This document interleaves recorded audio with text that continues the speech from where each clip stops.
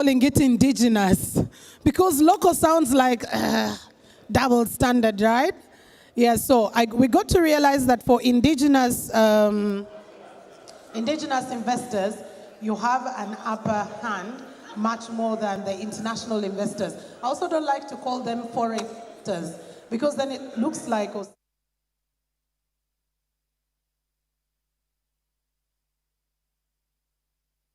to make it look a little bit fair.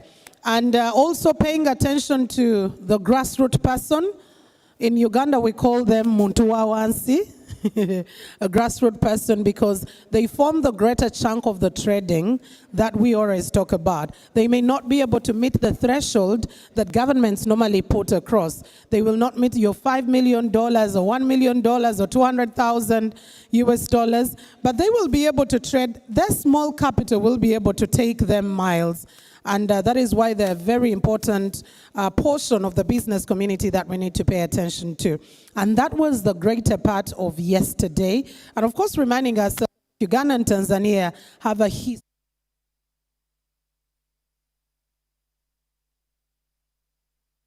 Standard gauge railway, if you talk about the East African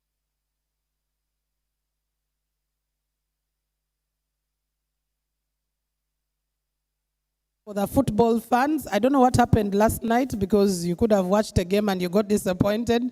But at least I know that with the East Africa Pamoja, we'll also be hosting the 2027 Africa Cup of Nations together as Uganda, Kenya, and Tanzania. That also continues to bind us together. And today we're going to start our conversations. And the first panel is really going to look at the opportunities and challenges in the mining industry value chain. Now, we all know that as looking at a shop downstairs next to the lobby, very beautiful stones and, very beautiful jewelry. This is the potential that we have as Tanzania, the potential that we have as Uganda. Now, in Uganda, we also have so many rare stones, and unfortunately for many of the countries, we have a greater portion of artisanal mining than, the recognized miners, the big scale miners, because it is huge in terms of investment when you talk about the mining sector. For example, Uganda's greater gold exports, we don't have a gold refinery, but we have one actually yet. But back in the day, we were looking at the gold exports literally being second after coffee, I think. And yet, unfortunately, then we didn't have a gold refinery and we were just being used as a transit point. We don't want to be looking at that either in Tanzania or in Uganda, because we have the gold deposits, we have a lot of minerals to do. But what are the challenges there? If it is artisanal mining, what do we need to do? How do we enhance the potential of the mineral sector in our different countries? And also, what are the opportunities therein that we need to pay attention to? For example, when it comes to the housing sector, I don't know what the section is in Tanzania, but in Uganda, we have a housing deficit of about 2 million households each and every year. Now, when you talk about the mining sector, and you have to be thinking about, all the minerals that are used in construction, you're talking about cement, you're talking about so many other things. What do we do to enhance that potential? I know that the Parliament of Uganda was discussing about 500 shillings tax on every bag of cement. And the parliamentarian said, no, you cannot do that. Why? Because you're going to make cement a little bit more expensive, and yet we have a housing deficit that we haven't been able to fulfill. So that's a conversation we're going to be going to right now, and without wasting any more time, I'd like to call our moderator for this particular session, who will be introducing to us the speakers who are industry experts in this section. And we'll be taking on that conversation. So, ladies and gentlemen, allow me invite our moderator for this particular session, Mr. Sebastian Kolowa. Let's give him some love. Yeah? He's going to be steering this debate. And welcome, Seba.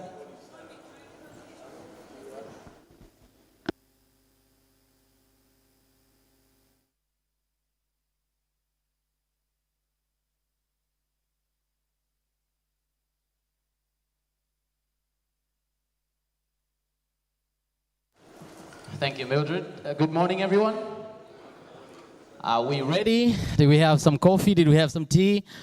I believe we are ready. So our first panel, or the panel discussion, which is going to open the second day and the final day, is among the most important industries in the development of any country.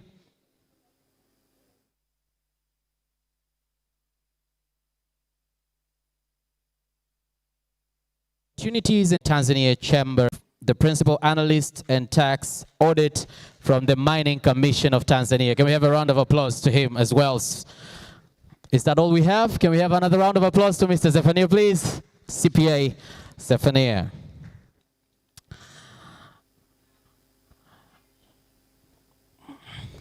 Welcome, sirs.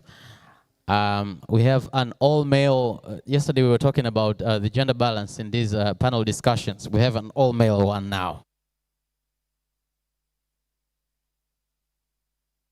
A bit of mixture. So, before asking these gentlemen the questions that we have here, we have to remember that the relationship, the mining relationship, or the relationship in the mining sector between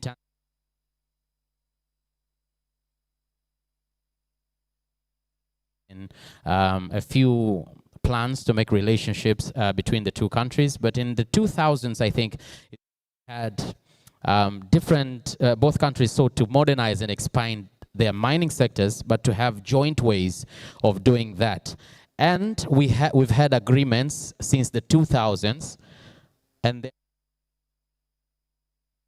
the projects, they were focused on technical assistance and training. They were focused on infrastructural development and as well as harmonization of regulations. So whatever we are going to talk about now is not the beginning of it. It is just an extension of what has already been done in previous. If you see that your neighbor is speaking,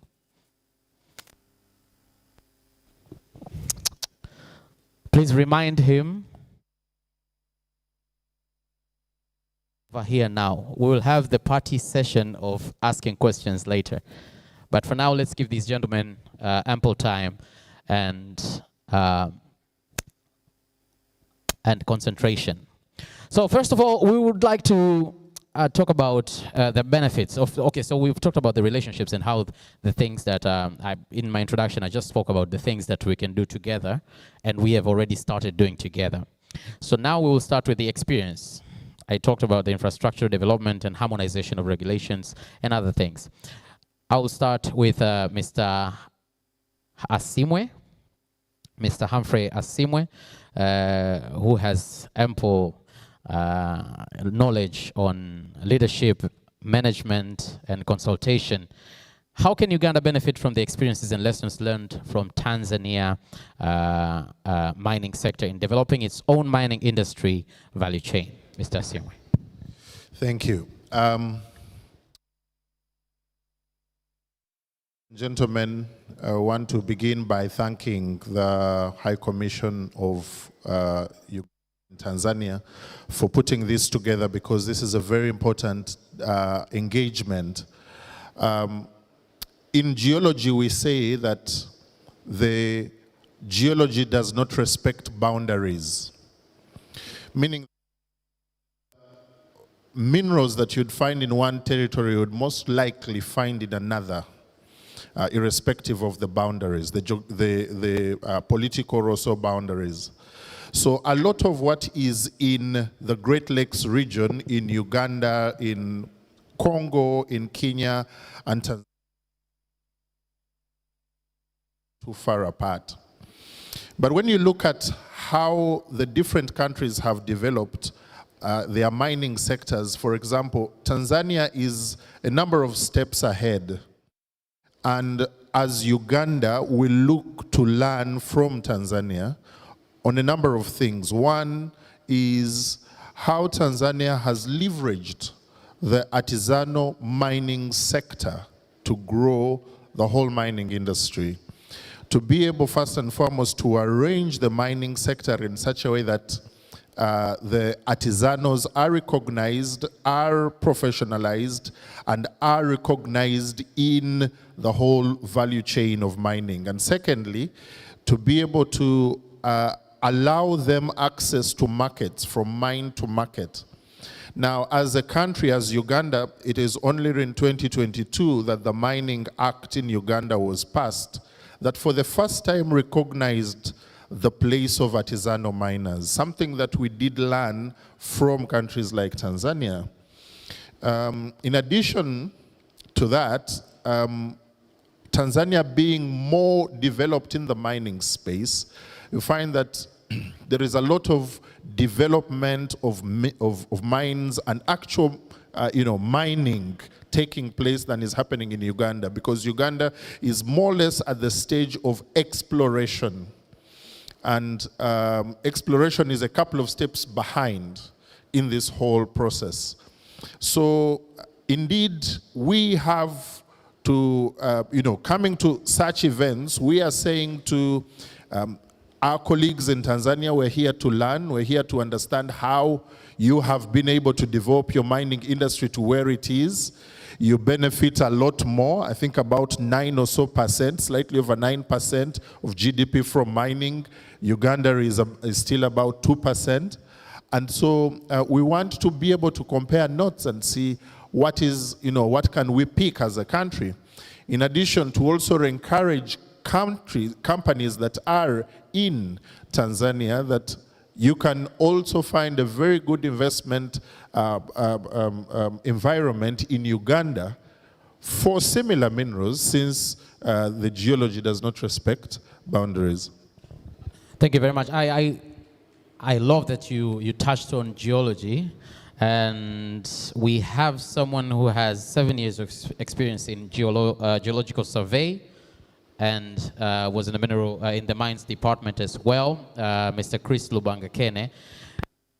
Because you're also from the Ministry of Energy and Mineral Development in Uganda, are there any specific regulations and policies or initiatives in Tanzania that Uganda could adopt or adapt to its own context?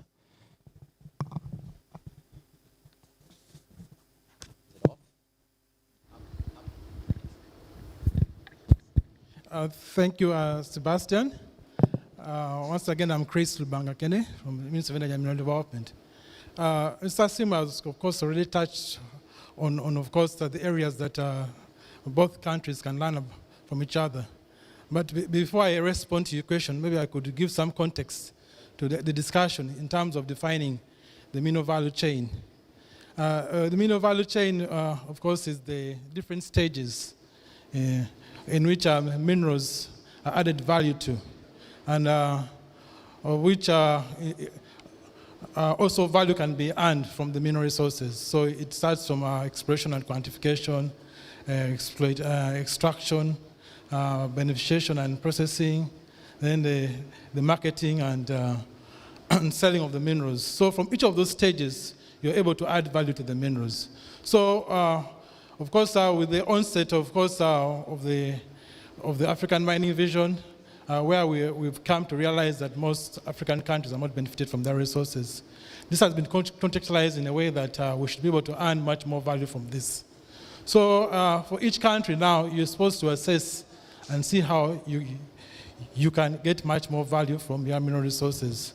So both Uganda and Tanzania, of course, have been able to assess the value chain for each of the mineral commodities and to see how we can optimize value. So some of the lessons we can learn from Tanzania, especially we're all aware Tanzania has a well-developed gold mining industry, and also they've had good experiences. So you recall in the recent past, Tanzania has had to renegotiate some of the contracts. Yeah? And this, of course, has been because of some of the challenges which have been experienced. So one side thing was, of course, not getting enough data on the mineral resources, because you're supposed to be able to invest in data and manage data. Because otherwise, if you don't do that from the very onset, then you run the risk of you not being able to negotiate on the appropriate contracts. and also to monitor, inspect and monitor. So you run also the risk of course, the licensees being able to erode the profit base for the mining project. So from the very onset, from exploration, you should be able to understand how value can be added to the mineral resource. So investing in data is one thing that we've learned that needs to be done. And this is a lesson from Tanzania. Then also, with our new mining law of 2022, of course, out of also optimizing benefits from exploitation of mineral resources, we are provided for national participation by incorporating the Uganda National Mining Company. So we've learned lessons from Tanzania. Tanzania had the State Mining Corporation, which was incorporated in 1972. Then it had also a roller coaster of events where about in the 1990s it was closed. Then it was again reestablished in 2015. So all these are lessons that we've learned, and we've planned on how to operationalize the Uganda National Mining Company. So there are quite a number of lessons that we've learned from Tanzania. Also, Humphrey has spoken about the ASM. So there are lessons we are learning from, especially Merelani, how Tanzania has strategized how to optimize benefit from Tanzanite. Then also in terms of local content, in gold mining, local content, if you take the case of one of the gold mining projects, you find up to 30% of services go to the indigenous Tanzanians. So currently Uganda also now is working on the local content bill. So all of the things which we're going to incorporate. So these are very good lessons there that you're learning, of course, informing all this. Yeah, I believe Engineer Mchompaka will be very happy to hear that. He's been in the sector, and he's been for more than almost 15 years. He's been Assistant Commissioner for Minerals. So I believe he knows a lot more about what you just mentioned and the lessons that Uganda have learned and are still learning from Tanzania. But I believe the learning process goes both ways, right? We all have our strengths that we can learn from each other. So Engineer Mchompaka, coming to you, what are the opportunities of collaboration between Uganda and Tanzania in the mining industry value chain? How can both countries leverage from each other's strengths?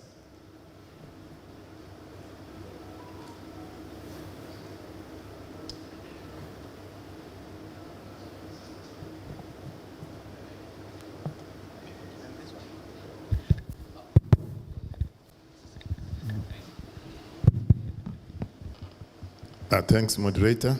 Good morning to you all.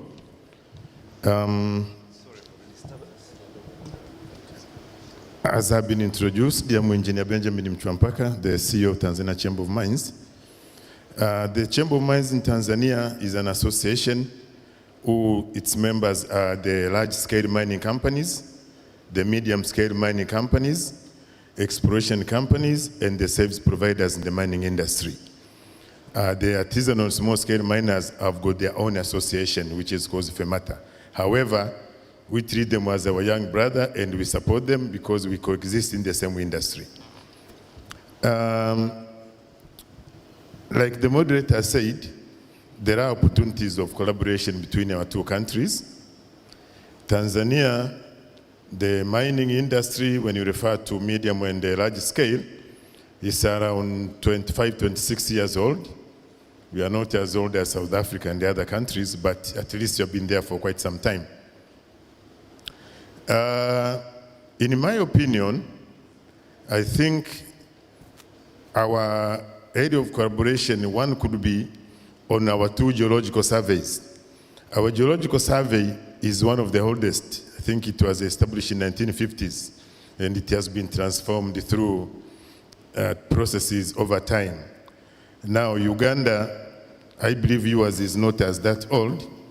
Possibly there are areas whereby you can, change expertise. For example, our country is mapped, yes, but it's not mapped to the level of what we call high resolution geophysical survey.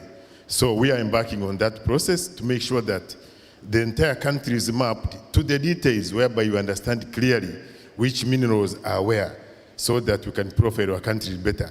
So I believe, like my brother said, minerals have got no borders.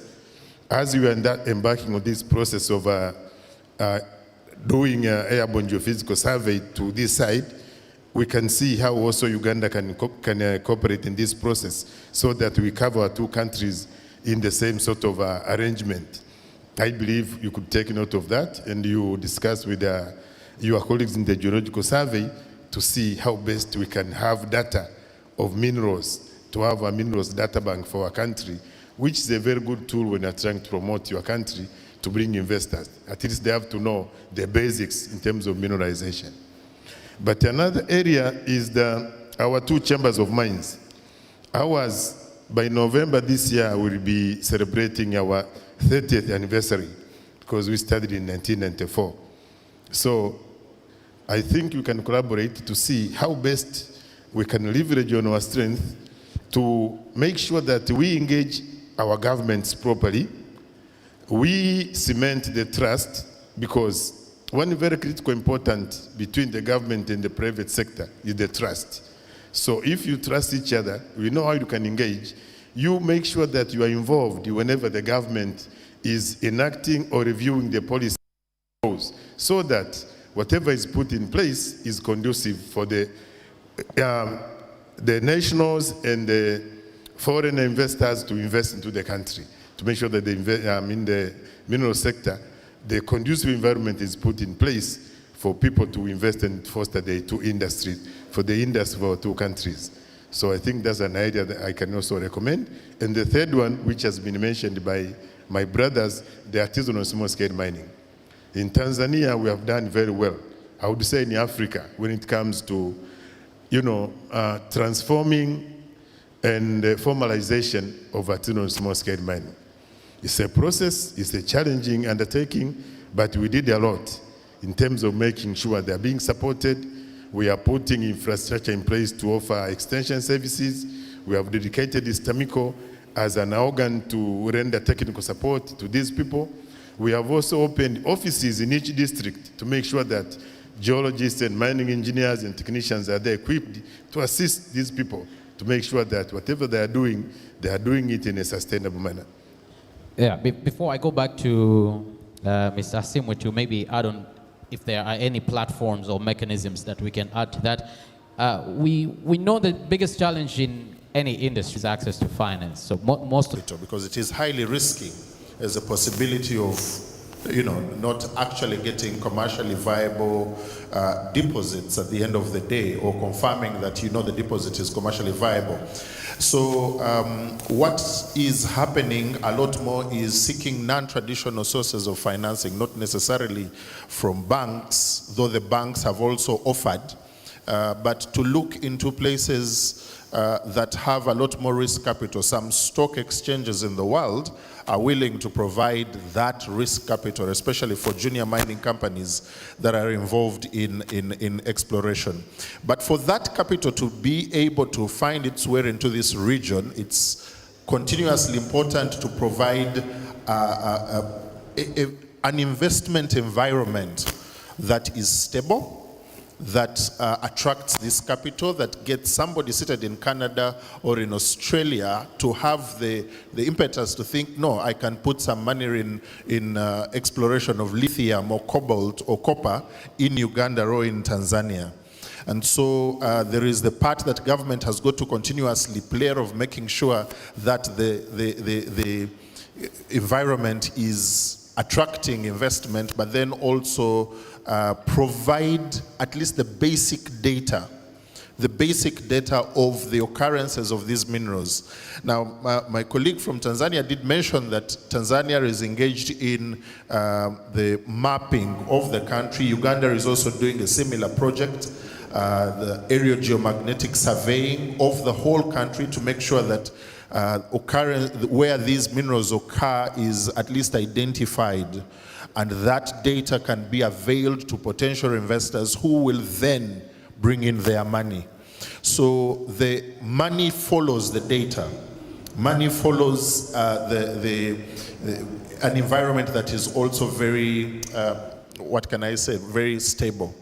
But on the question of collaboration still, which is something that I do believe we need to think outside the box. You see, both countries, Uganda and Tanzania, have regulations that prohibit exportation of ore and concentrates, which is, there is merit for that kind of regulation, that there needs to be value addition in country, and so that we gain maximum from the country.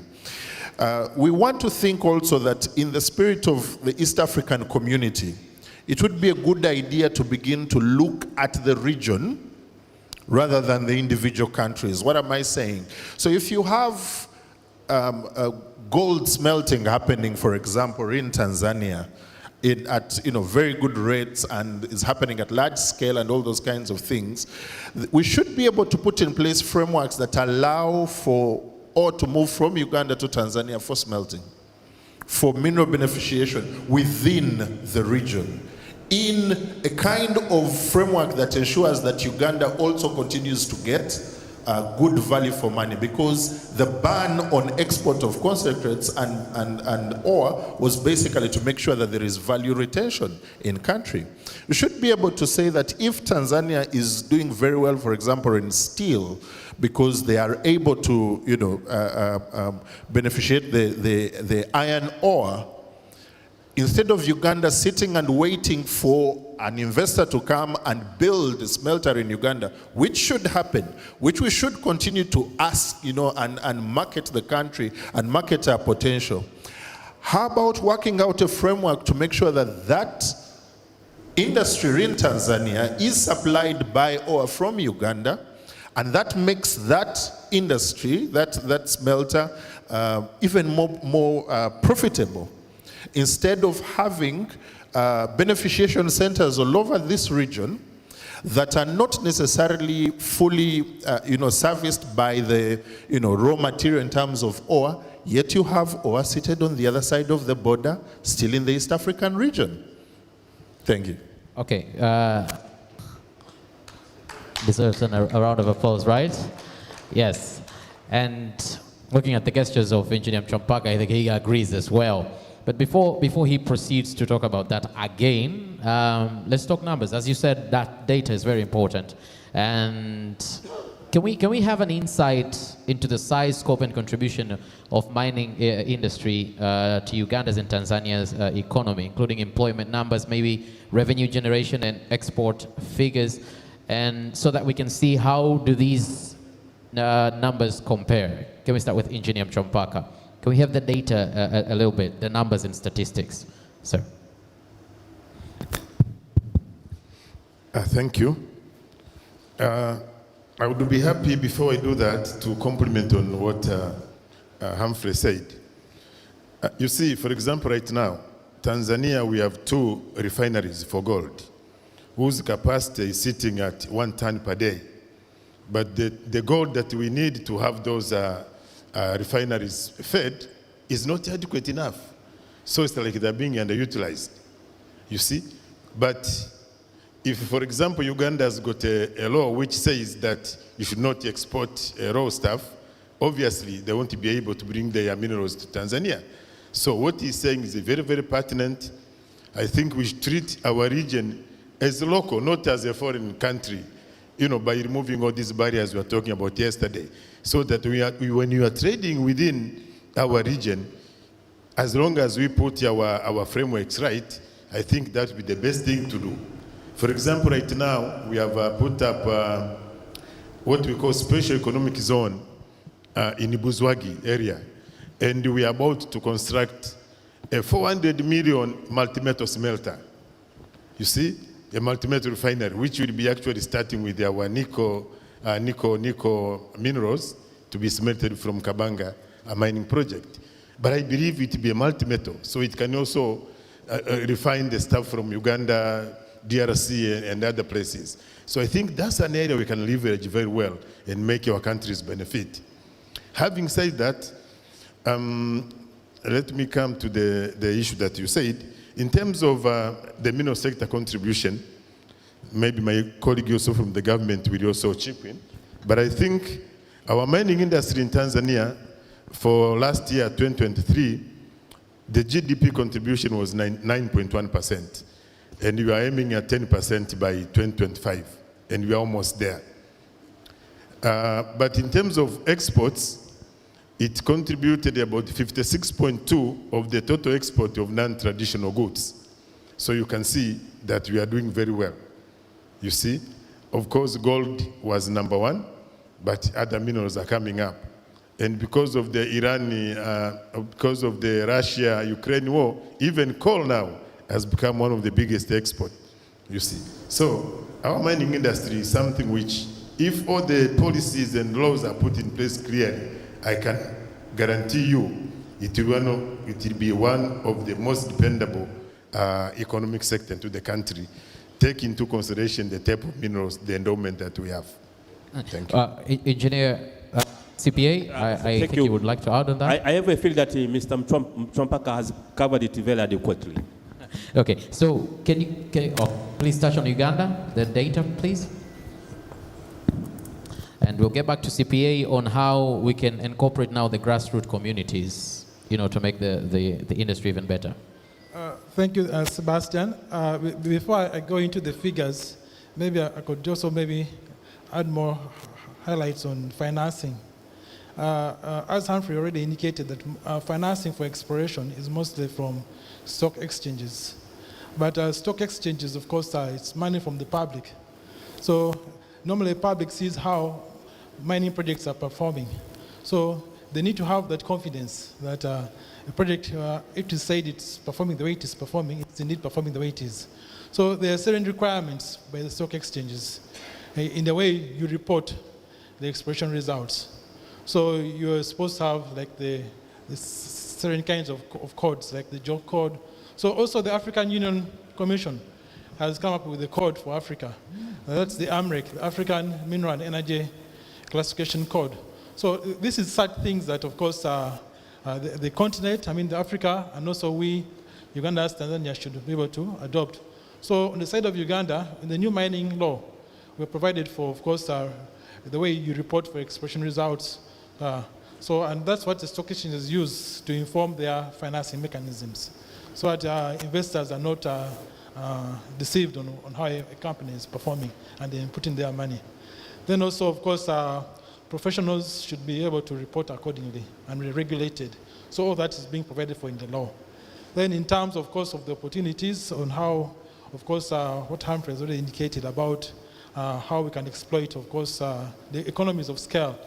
Of course, there are certain mineral deposits which don't occur in mass, like the 3 Ts. So like Uganda now has a tin smelter. 3 Ts don't occur like iron ore or copper in big quantities. So there will be no need for Uganda, Rwanda, Burundi, DRC to have their own smelters. So that's where we can come together and exploit synergies. Then there are certain mineral development projects which are so prohibitive in capital. Things like copper, phosphates. So at the ESC level, those are things that have been classified as strategic minerals, where you as a country should not necessarily go for it alone. So you can come together. If Uganda has phosphates, as we've done with the ECOP, you can invite Tanzania to also invest in that project. And similarly for the rare earths, we have been engaging the developer. Says the technology requires using salt water. So you can decide to put a refinery in Dar es Salaam as opposed to taking it to Ireland or elsewhere in the world. Then also Tanzania, of course, will. Then in terms of the economies and benefits of mining, mining in Uganda and Tanzania, of course, began over 120 years ago. In fact, in Uganda, the first mining permits were given in 1902. In fact, it was given to what was called the East African Syndicate. So it was a consortium of East African countries, the colonial governments. So from that time to the 1960s, mining contributed to about 70% of GDP of Uganda, and of exports to 30% of exports of the country. So it was majorly from copper, then the 3 Ts and beryl. Then of course with the political turmoil, then the global economic downturn, then way to the 80s when the copper prices went down. So that's when again the sector slumped. So we went even below to 0.1 of a GDP contribution. However, now with commodity prices coming back up, when also we experienced conflict in the region, the copper price came back up. So we have now mining contributing to 2.2 to GDP. And in terms of employment, the ASM sector alone in about 2018 was employing about 400,000 Ugandans. That's the ASM sector alone. So if you developed a mining project like the Kilembe mining project, which the government is now at the final stages of getting invested for, such a project would employ about 2,000 people. Then also we have developed the iron ore industry, where we have direct reduction of iron to iron, sponge iron and iron billets. Each of those plants employ about 500, and so far we have 2. But the capacity so far we have is for 200,000 tons per annum, whereas the rolling mill capacity in Uganda is over 1 million tons. So those are areas that we want investors to come in.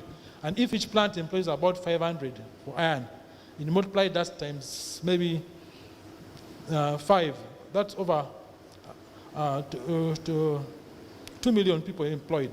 Then our phosphates, we have about 300 million tons of phosphates in eastern Uganda. So if you go the entire value chain, phosphates alone can employ over, one plant can employ about 2,000 people. So all of the benefits that we can see coming from the mining sector in Uganda. Yeah. Yeah, and we believe that the employment opportunities are provided to the local communities as well, which is my next question to CPA, Zephaniah Henry. How are the grassroots communities involved in the decision making, or do they? Are they just given orders, and are they just receiving, the people that are required to do the mining in their areas? And how and what are the best practices to ensure meaningful participation of these local communities for their own development, because they are the majority of people and they should be the ones benefiting from this sector in general? Okay, thank you for your nice question. In Tanzania, as far as mining sector is concerned, the local community involvement, this is within the what we call mineral policy as well as the legal framework. You know, when you are dealing with the communities, if you want to extract all the potential minerals, the first stage, our country recognizes to obtain what we call social operating license. And the social operating license is here whereby the potential investors has to go to the community to interact with the community. If you want to obtain, say, a mineral right somewhere, the community, most of the community, you may find that they have what we call a surface right. They are the one who own the area or the mineable area. Therefore, you have to undergo involvement. You talk with them. You talk in terms of the expectation. You go as far as the legal framework is concerned. Mean to say, before you operate smoothly, if there is a requirement for compensation, you have to make sure that the community is involved to be compensated. So for you as a potential investor to be in a position to operate smoothly as you expect, if you involve the community by compensating in the mineable area, if you go as well as to the legal framework, is here whereby you undergo the procedures for applying the license after obtaining the social license, which is you obtain it informally by compensating this community. Not only that is the end of the story. Maybe during the operation, as far as the community are there, when you talk community is a wide term. Involve those maybe at the village grassroots, even the middle class or somewhere else. In our country, that's why there is a classification in terms of mining sector. You find that there is a large scale mine, there is a medium scale mine, and small scale mines. Therefore, if you are under small scale mine, you may find that the number of people in the communities who are very small in terms of capital base, are the one who are being, challenged with some problems in terms of capital for operation, in terms of technology, and other requirements.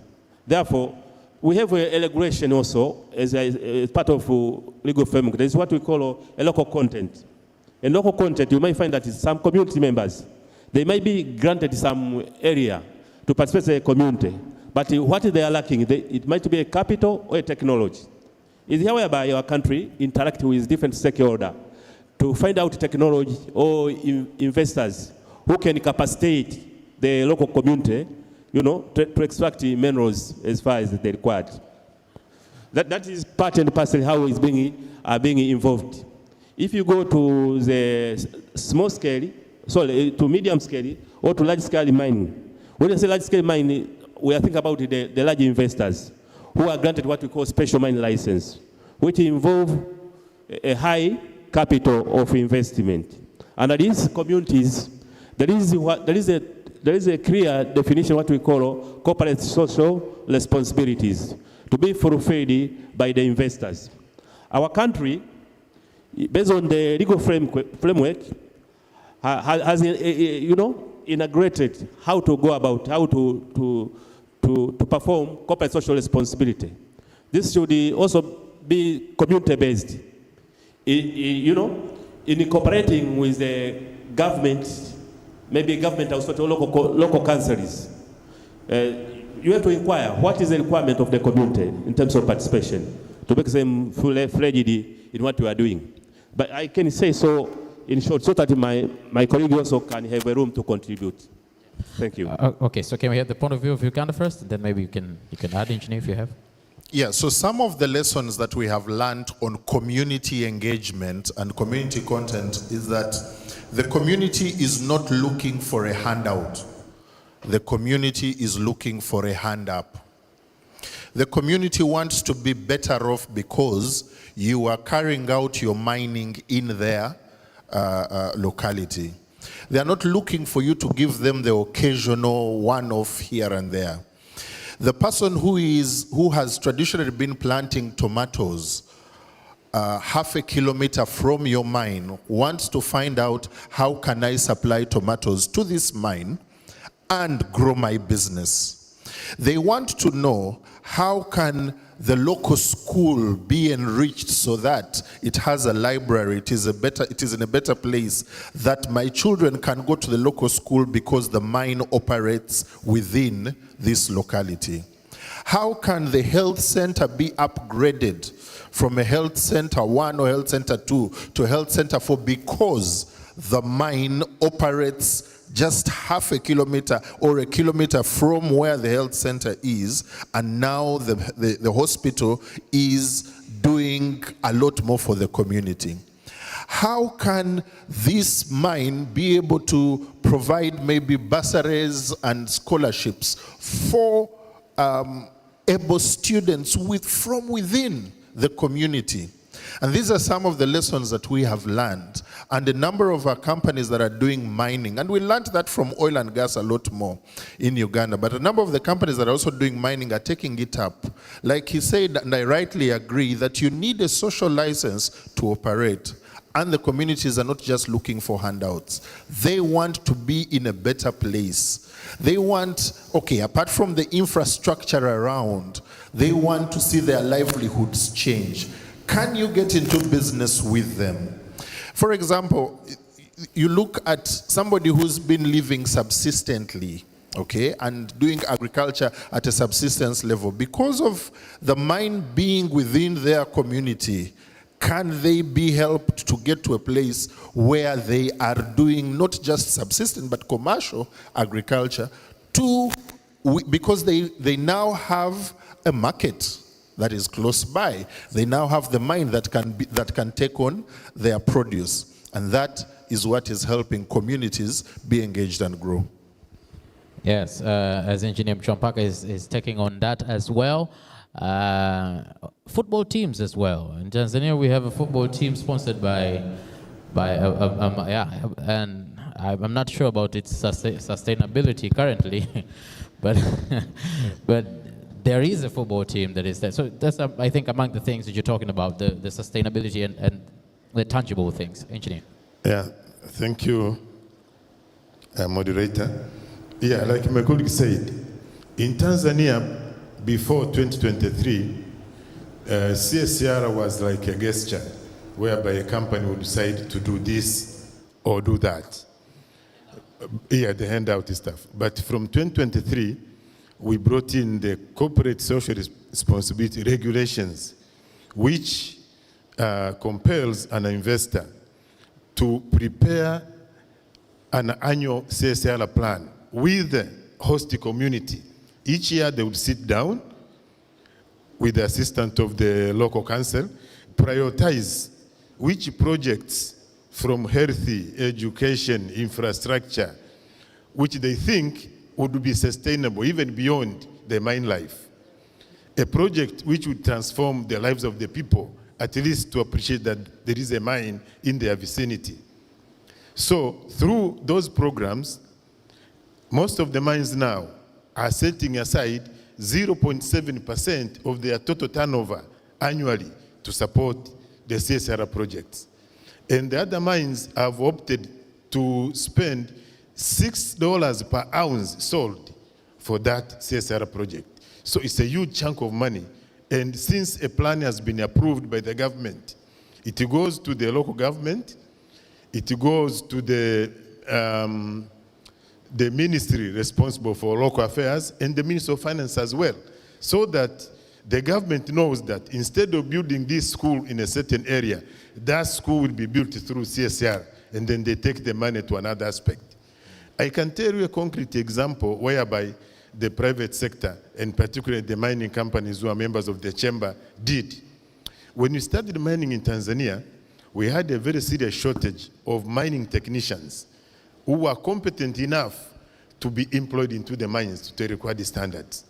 Most of the mine technicians from VETA, whereby they do 2 years, they were not qualified enough in terms of being able to be employed into the mines. So what we did, some two pioneering companies, they set aside $2 million US, and we went into a MOU with VETA. And VETA Moshi, after assessing the infrastructure that they have, it was selected as an area which can be set up aside to train the technicians. And a program of 3 years training was set aside. 6 training of trainers were taken to South Africa to be able to come and teach those, students through that program. And the apprentices were selected from the host communities where the mines are operating. And were sponsored fully 3 years to be able to learn those kind of skills. We had 5 programs: the welding, the auto mechanic, the heavy mechanical repair, and such kind of things. When we started, we were getting those guys from Ghana, from South Africa, from Liberia, wherever. From 2009 when we started, by last year, about 1,300 of our Tanzanian young boys and girls had graduated from that program. And the problem of technicians was adequately addressed. Right now, most of our mines have gone underground. The problem has come again because the underground techniques are different from the surface. So we are also embarking on a certain program of the same to address the underground requirements for our technicians. So you can see how the local communities could benefit by virtue of having the mines around. Thank you. Yeah, so among the challenges of completing corporate social responsibility is thinking about your company instead of thinking about the people surrounding you. And we are trying to make sure that the people listening to us have ample time for questions as well, so we can be a good example to them. So in concluding, at least 1 minute, what can we say are maybe future projects, or maybe we can say means of collaborating that can solve all these challenges that we talked about? We know we can't mention all of them here, but at least for 1 minute, each and every one of us can tell us what do they think is, in a few sentences, one of the solutions that we can start with. Yeah, thank you. I will just take on from where my colleague from Tanzania has mentioned about the skills, because right now in Uganda there is also a skills issue in the mining in some particular skill sets, which I am very certain are right here in Tanzania. I think one of the areas of collaboration would be where you have, where you are oversaturated in terms of skills. We should be able to look across the border and say, is there a need on our end, and vice versa, so that there can be those kinds of exchanges, rather than having metallurgists and these kinds of skills being brought in from Australia, from South Africa, yet there could be very, very good skills seated right across the border. I also do believe that it's important for us as the private sector players, the chambers of mines, to be able to sit and work through how do we work together a lot more to push particularly for the East African, to think East African and not just think in our own little enclaves or our own country first and all those kinds of things. Thank you.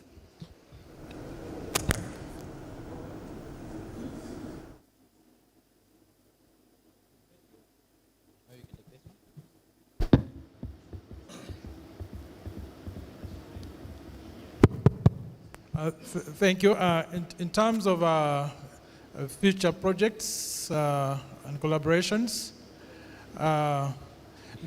Uganda currently, I think beginning from 2021, I think we shall be finishing this year, we've been doing airborne geophysical surveys of the remaining 20% of the country. That is in the Karamoja region and a place called Lamoa.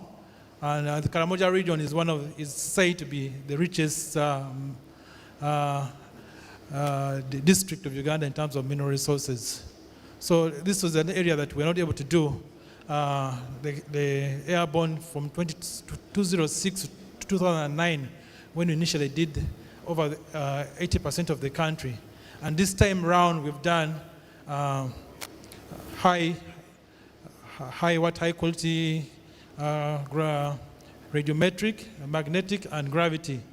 So there are going to be a lot of prospects, and the place has already been known to have copper, nickel, platinum group metals, phosphates, marble, chromite.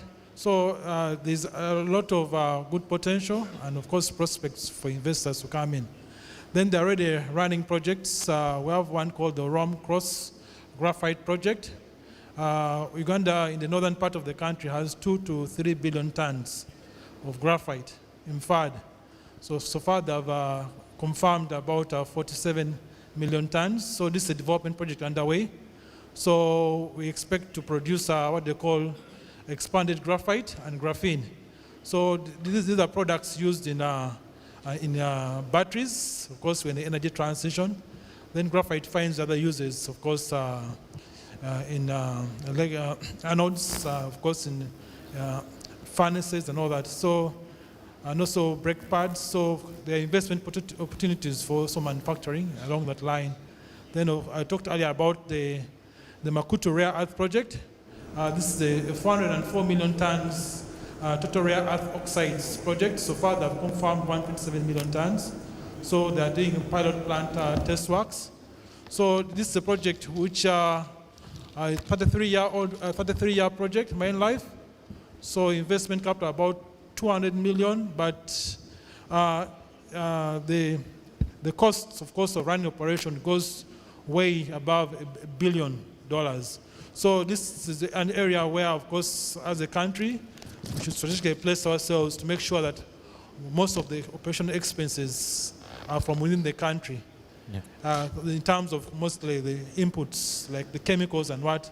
So if, for instance, you have caustic soda from Kenya or Tanzania or from within Uganda, it shouldn't have to come from outside of the region. Or the acids from another copper project like Kelembe should be able to feed such a project so that we don't lose that value to outside of the region. Yeah. So these are some of the projects. Thank you. Yes. Engineer, is there anything you think we can add on that before we finish with the PA? Yeah, I think we all know that now the world is going to clean energy. And both Tanzania and Uganda, we are blessed with the minerals necessary to be able to support that one.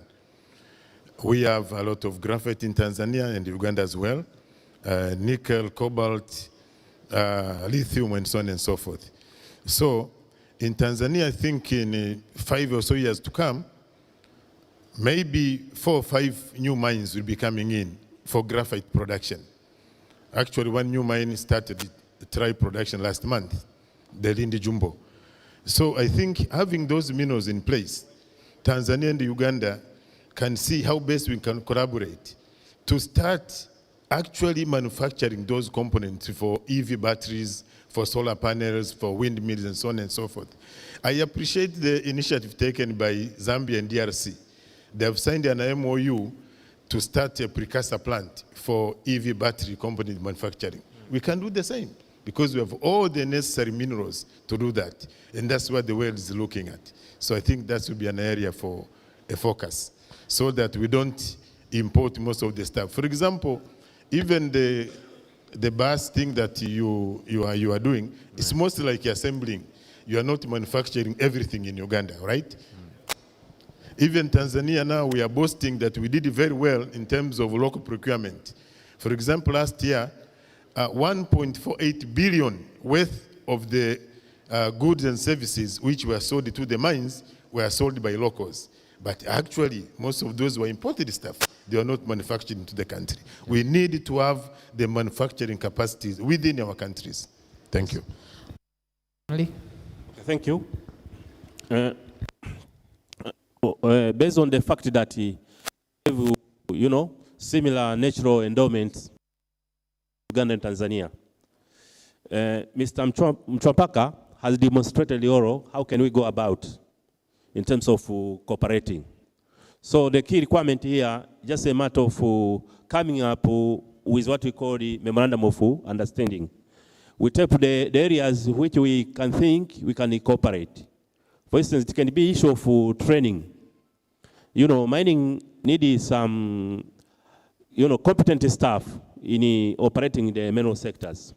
So based on those key terms, we can keep on exchanging in terms of knowledge and the requirement, as well as the interactions. We Tanzanians, we believe, based on, you know, our background of mining, we might be, you know, a bit far compared to Uganda. We have been, you know, interacting with the Canadian, Australian, and other countries. We are sure even Uganda have been doing the same. However, what you know differentiates us is just in terms of natural endowments and the availability. Therefore, we can cope the model which maybe can be applied even in the energy sector if it can suit in the mineral sector. That is what I can say so. Thank you very much. So anyone who has had a value from this panel, can we please clap our hands if you have had value from this panel? I believe everyone has had value from this panel. Can I please, I think we have 5 minutes. Can we have a few questions maybe from the floor? I think we can have like 2 or 3 questions and then they'll be answered before we conclude. Any questions? Okay.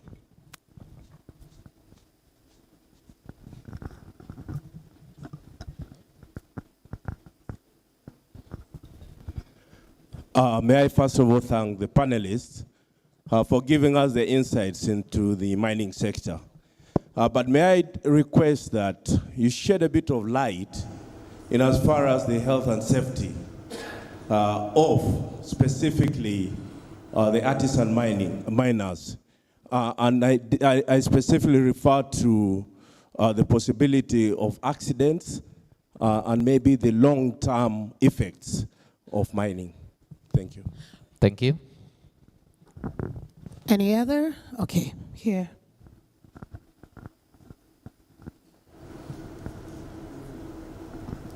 Thank you very much, panelists. For my question is about how are you dealing with the mineral costs generally? How are you trying to avert that? Did you get it? Okay, I see a question right at the back.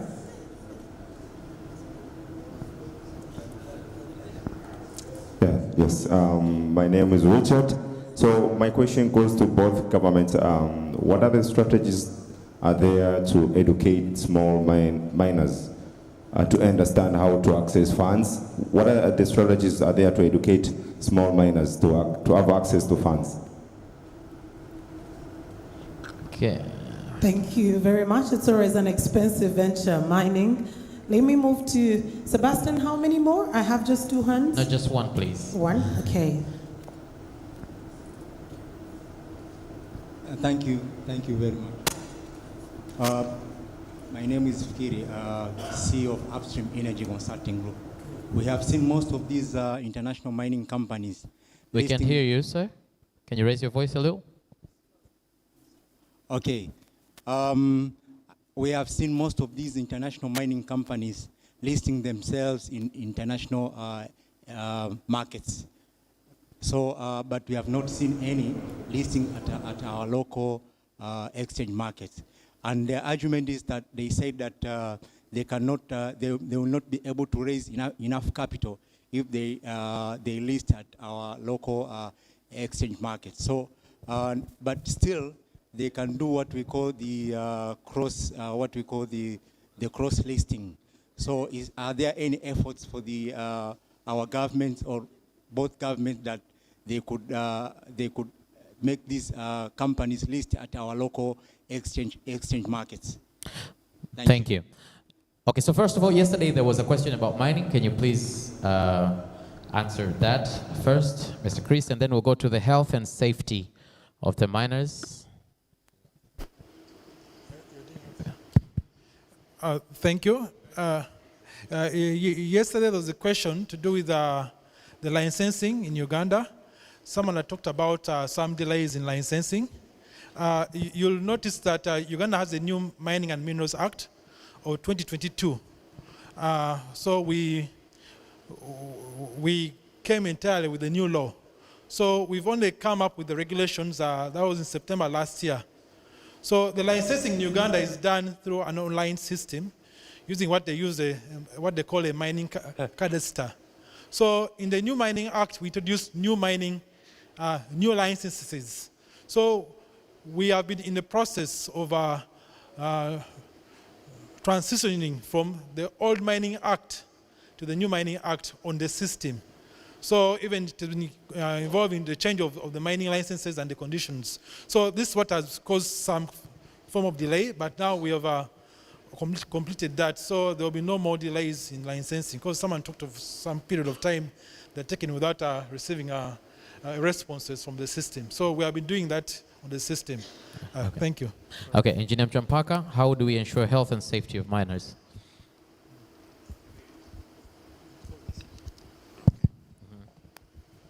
Thank you. I believe he's specifically referring to artisanal small-scale miners. That's where the health and safety issues are mostly.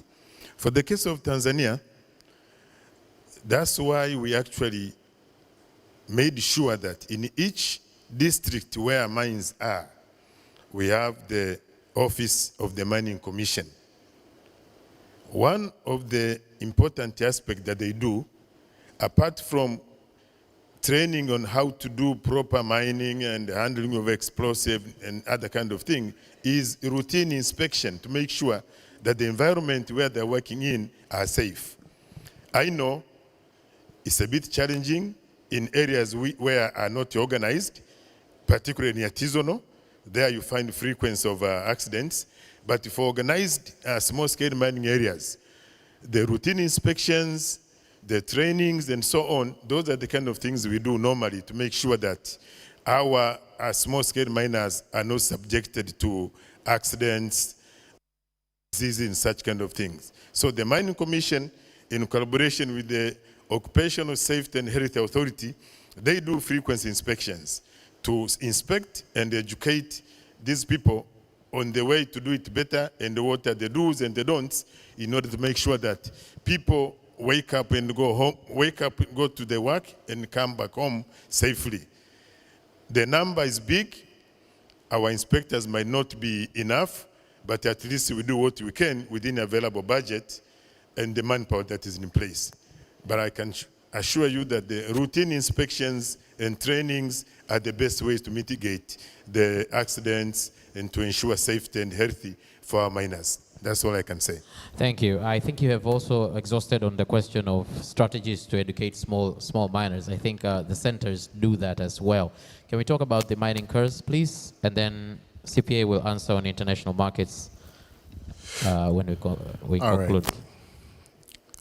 Okay, so the mining curse. The mining curse is basically the negative impact of mining on either the local community or on, say, a country that will probably over-rely on mining or on a particular mineral, and then at the end of the day, when the prices begin to fluctuate, that country is adversely affected. So to alleviate that, a couple of things are happening or need to happen. One, on the community level is what we talked about, the community engagement and being able to make sure that the community grows with the mining industry in the region. So that eliminates the mining costs within the community. But at a country level, Uganda, for example, is in the process of developing NDP 5, which should be from NDP 4, sorry, which should be from 2025. So in that, the economy is set to be, focused on a number of areas, not just one, and a number of minerals, not just one, so that you alleviate the shocks in the event prices fluctuate in a particular mineral, and that is what you relied on, or you're able to have a backup plan, a plan A, plan B, and move on those kinds of things. The volatility, and also to make sure that you have the right policies and regulations to ensure that you stamp out corruption. You don't have a scenario where you have lots of resources coming in because of your mining industry, and you know, as the resources are coming up, so are the weeds, the corruption on the other hand. So I think that is that's basically the solution to that. Thank you. All right. I think we have exhausted. Okay, due to time, because these gentlemen will still be here, we can ask them. I believe we have a lot more questions. Maybe we can ask those questions a little bit later. But for now, I would like to thank the panelists. Can we have another round of applause to the panelists, please? Before I return the microphone to our hostess.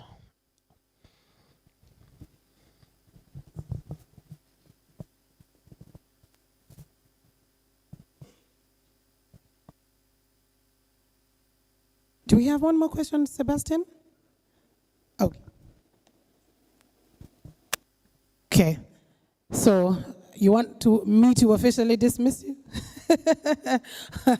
Maybe you could wind up that, and we'll have the ambassador, Your Excellency, come through, because we have awards to give out.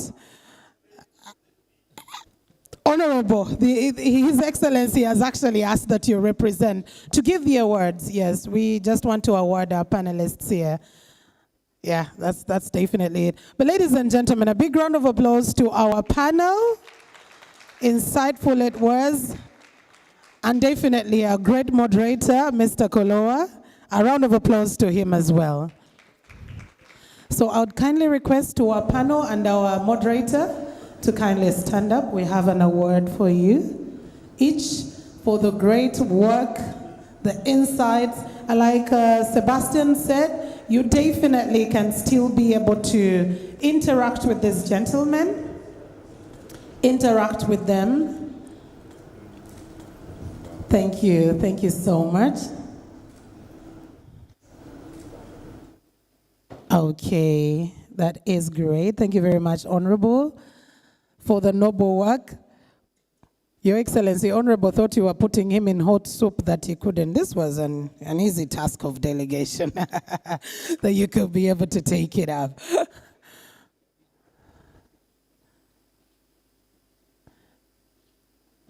Yes, we have one more? Okay.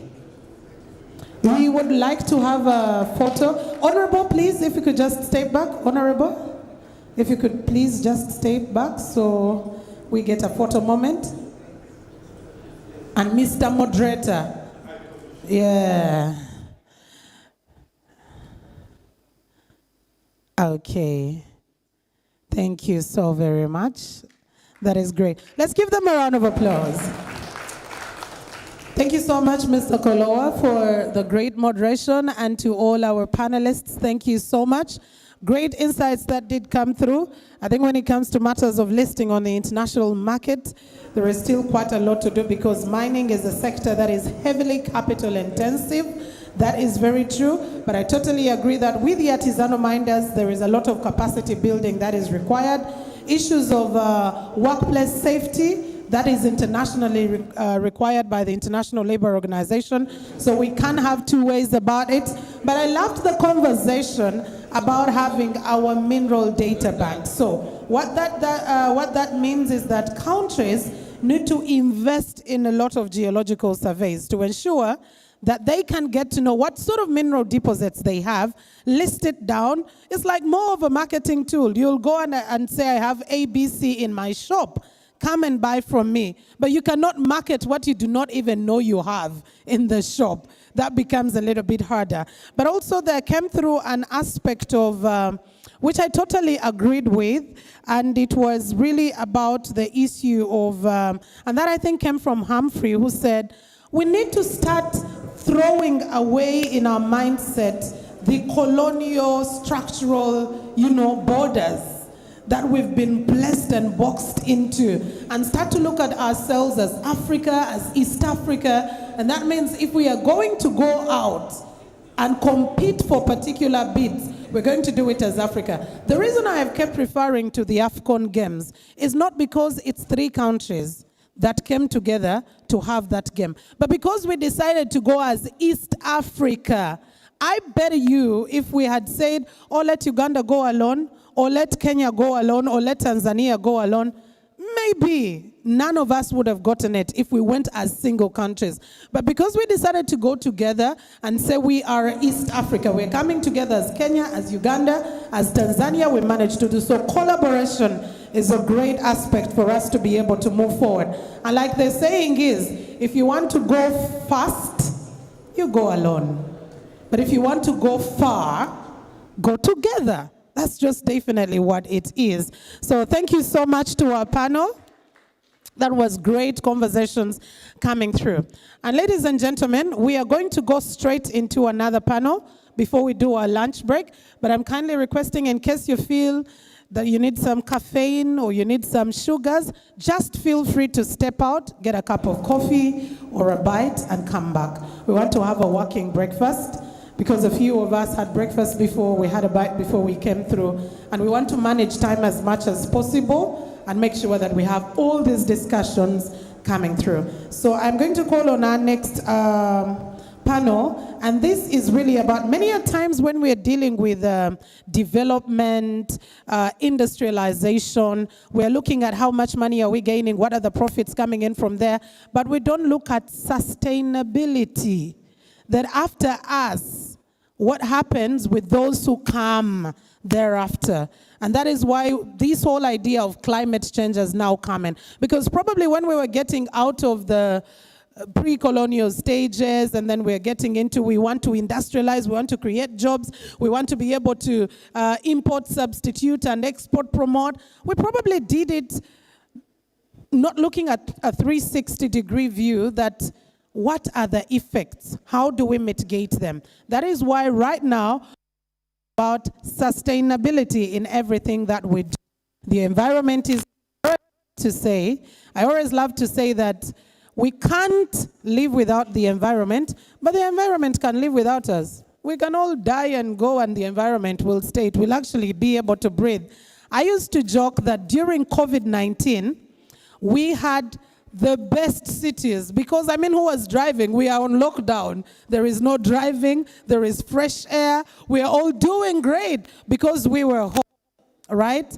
the environment got a bit of a break. Does it have that now? But we are not talking about environmental conservation alone. In our next conversation, it's going to be sustainable energy cooperation. Mr. Simwe kept talking about cooperation.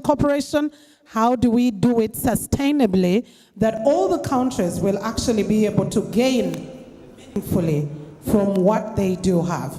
And without wasting any more time, ladies and gentlemen, allow me invite the captain of the ship for this particular conversation, Mrs. Margaret Kafero. Ladies and gentlemen, let's give her some warmth as she gets us back onto Sustainable Energy Corporation, which is our next conversation right now. Welcome, Margaret.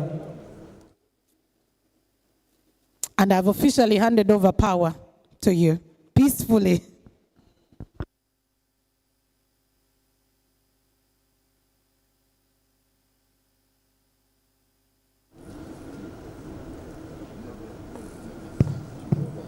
Thank you, Mildred. Mildred is quite the Democrat. Good morning, everyone. And I am Margaret Kafero, and I will be moderating this late morning's appointment. I hope everyone got their caffeine shot and you're all alert, because this panel is really going to wake you up. We've got some real practitioners in the subject matter, and I'm going to invite them. Allow me to sit down while I invite them.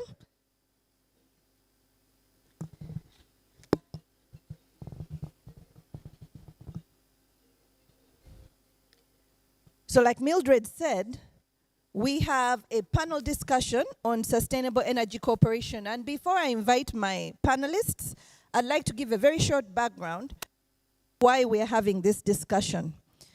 And this is most of the people in the room already know what the subject matter is about, but this is our attempt to educate. And so I'm going to say a little bit for the benefit of the public out there that is wondering what we're up to. I will say this. Sustainable Energy Corporation between Uganda and Tanzania holds immense potential for driving economic growth, enhancing energy security, and promoting regional integration in East Africa.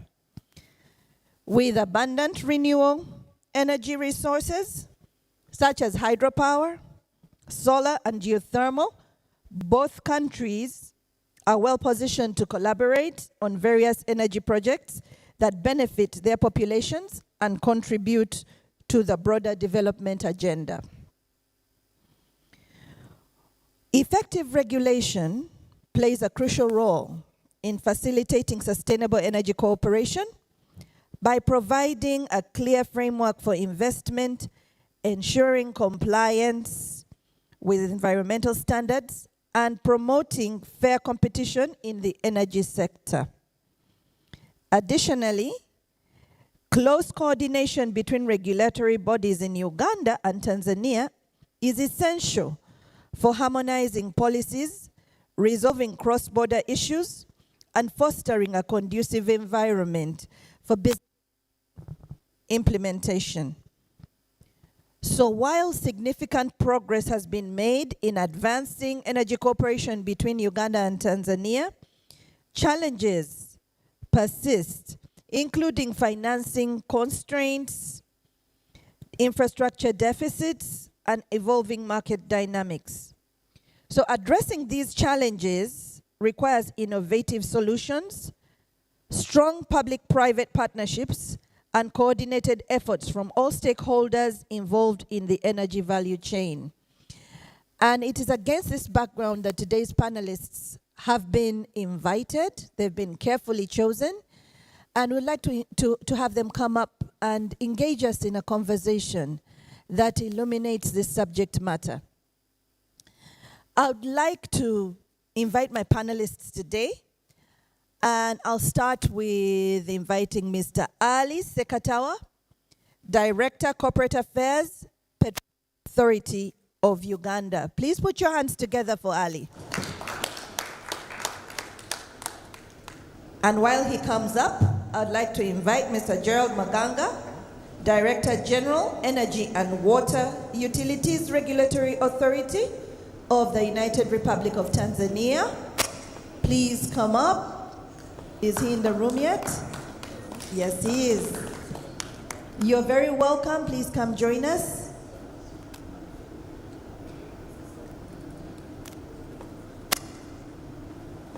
And next on our panel, we have the Honorable Abdul Rahim Abdul Samad, Chairman, Association of Tanzania Oil and Gas Service Providers. You're welcome, Abdul. Please come up. And last but not least, I'd like to invite Mr. John Bosco Habumugisha, commonly known as JB or Mr. ECOP. He's the Deputy Managing Director, ECOP. You're very welcome. Put your hands together for JB.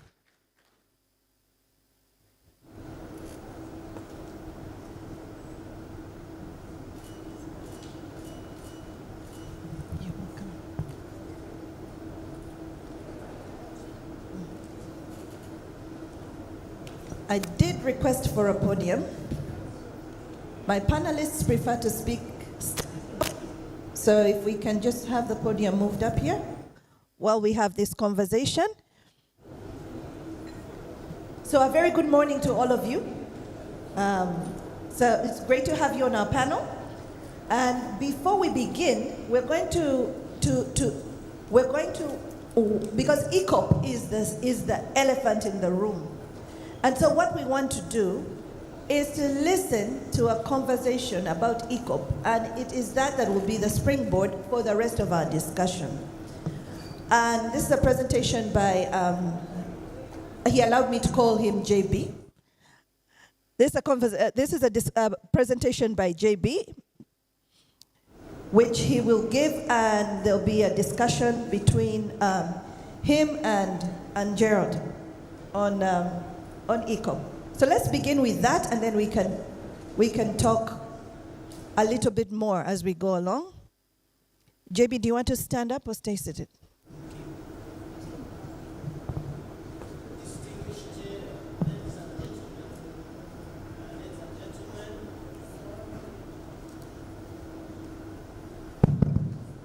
Distinguished ladies and gentlemen, as we go into the story of ECOP, nawasalamia kwa jina la Uganda na Jamhuri ya Muungano wa Tanzania.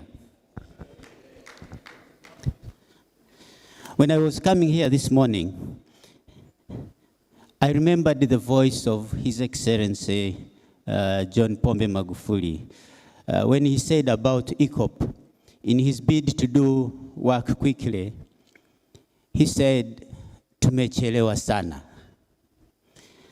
I could hear that voice in my head because I was there when he said it. And as I finished preparations coming here, I could picture him in his heavenly seat, smiling at us and saying, "Wafanyakazi, mwarakishe, lakini muweke bulldozer zingine." No wonder he was referred to as Mr. Bulldozer, the man who loved to do work, great work, and doing it quickly. The first slide about ECOP, and I hope the slides are coming. It's about what we always see as an umbilical cord that has come to be a symbol of what ties Uganda and Tanzania's long history together. We could go to the next slide. You may not see the whole of it. It's such a long umbilical cord. It ties Uganda's history and Tanzania and reminds us that we are one. It is a symbol of what does not respect boundaries. The boundaries have been broken, and wherever this pipeline passes, the history of Uganda and Tanzania is being written. So much is happening. So I will just give you a few slides of pictures just to show you what is going on. This is a summary of the legal framework.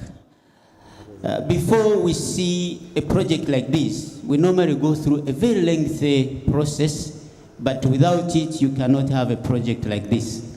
We had to have an agreement between the two states. We had to have agreements between the investors and the states. We had to have agreements between shareholders, and definitely agreements between the pipeline owners and the owners of the oil. So it's a whole array of agreements that define a project like this. Proceed.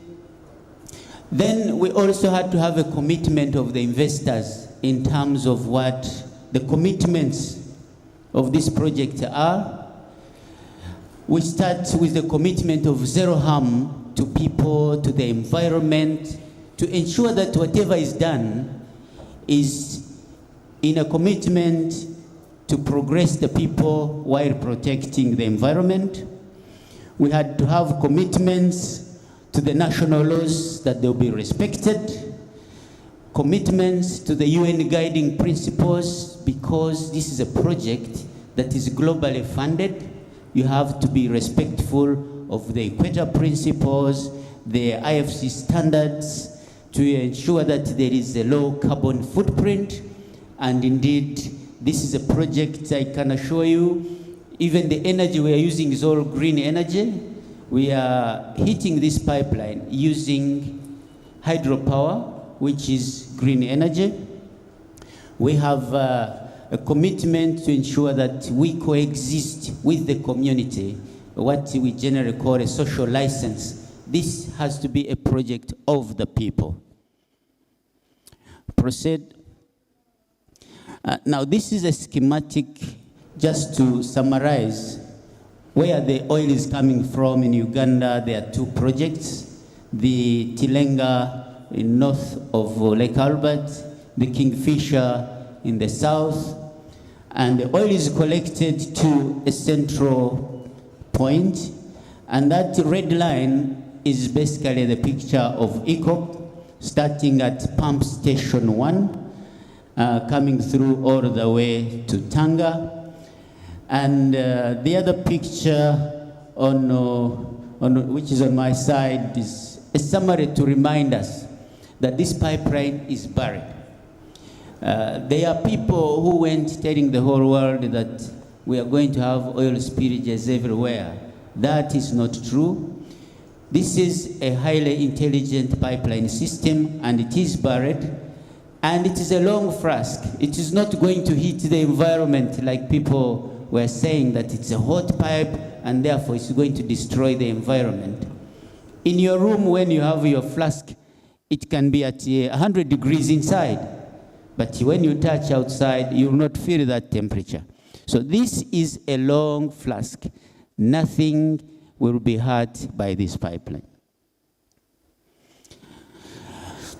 So just to magnify the picture, to remind you that this pipeline will be 1 meter below the surface, and we'll be having intelligent systems. We will be able to detect any leakages before they happen. We have added a SCADA system basically to monitor the entire pipeline. We can see this pipeline, the entire pipeline, from 2 points, one in Tanga and another one in Bulisa. So we are able to visualize the system as it operates. We have all the controls available so that where there is an issue, we are able to deal with it immediately. Now, this is a picture of the flask itself. You can see the pipe inside, insulation systems, so it will be insulated. Now, this insulation process is happening here in Tanzania, in the north of Tanzania, where an insulating plant has been set up. And of course, if you go there, you will see that there are locals working within that system, supported by a few expatriates who ensure that the technology is working well. Now, on my side, before we go to the next slide, when the pipeline system has been buried, we will restore the environment and we'll go back to a green corridor. Just as we found the environment, we shall restore it. And where we find some trees that we can save, we'll save them. And as we speak, this project has also started planting trees, because where the corridor passes, we'll be taking out some trees. We have signed a commitment to plant twice as much as we shall ever affect. Now, the routing of this pipeline, we ensured that we do not affect any Ramsar site. This is one of the commitments we made. So we routed this pipeline to ensure that we avoid all the sites that are protected by the International Union for Conservation of Nature. And these are very, very essential international commitments. This is just a summary to emphasize that fact. Now, as we build this pipeline, we need land. So land acquisition has been completed in Tanzania much faster than Uganda because of the legal framework in the two states. In Uganda, we have affected 3,660 persons, and in Tanzania, 9,904. All of these people have been compensated and left in a better state than they were found. We have built 177 houses in Uganda, 340 in Tanzania. Houses that our people in Uganda call manna from heaven. And the symbols are there. This young man, you can see his house before and his house now. These are completely different states. And I will show you more pictures as we go. These are more images of a happy family. You can see them where they were before and their current home today. These are not states you can compare. So we talk about sustainable development, and we are showing it to you in pictures that this is actually happening. This is an old lady, how we found her and how we left her. These are some of the units around the routes in Tanzania, what we found and what we left. So these are images just to re-emphasize the fact that this project is a project of the people. This is to confirm to you that indeed the pipes are coming, and every pipe that is coming to build this pipeline will come through the port of Dar es Salaam. We have received, I think, up to 500 kilometers of pipe, and a number of them have already reached the coating plant. Others are still here at the port, being shipped to the coating plant. Lots of movements. The picture of trucks, these are trucks that are here in Dar es Salaam being driven by local people, ensuring that every pipe is delivered safely through the logistics system. Now, when we finish coating, where you see the red circle, then we shall have to redistribute the pipes to where you're seeing the green circles, to the main camps and pipe yards. And all that is happening using our local logistics systems. And this is a summary to emphasize the fact that work is happening everywhere. The main camps, civil works, early civil works have been done. And at Tanga, that brown picture is where we have the terminal. There's a lot of work going on in Tanga for those who have been there. This could actually be even an older picture We are now preparing the bases for the tanks. And all this work, if you go to these sites, over 95% of the work is being done by locals. Now, this is a picture of the coating plant where the work is being done. And just to emphasize the fact that these are real situations of what is going on. In this picture, this was the commissioning of the plant. I think His Excellency, the Ambassador of Uganda to Tanzania, may have been part of this event. And this is not a story I'm telling. Some of you were there to ensure that this is actually realized. Again, a summary of what is going on in Tanga. The terminal, those of you who have been to Tanga, you know, Tanga is an old port. It has been there for many years. I think it may have been the first East African port. Today, as we speak, what is happening in Tanga is like a revolution. That port is going to be one of the busiest ports in this country because of the friendship and brotherhood that we share as Uganda and Tanzania. This is a construction of the jetty. The ship that takes oil will not be reaching the shores because of the required depth. So there is a jetty that is 2.5 kilometers into the ocean, and this construction is already happening. Local content, as I mentioned, over 95% of the work that has been done is being done by locals, and we thank the regulators who are ensuring that what can be done locally, what can be supplied locally, is done as such. And so, speaking to this slide, communication. We are the East Africans, we are investors, we want to do business together, but there are people who come from afar who are against the progress that is being made. And this story is important that you get interested, collect the information so that you can tell the story of what is going on. Is it true that this pipeline goes through Lake Victoria? Of course not. Is it true that this pipeline project is killing elephants? This pipeline is not anywhere near an elephant habitat. Is it true that people are starving? Of course not. This project has compensated people more than any project has ever compensated.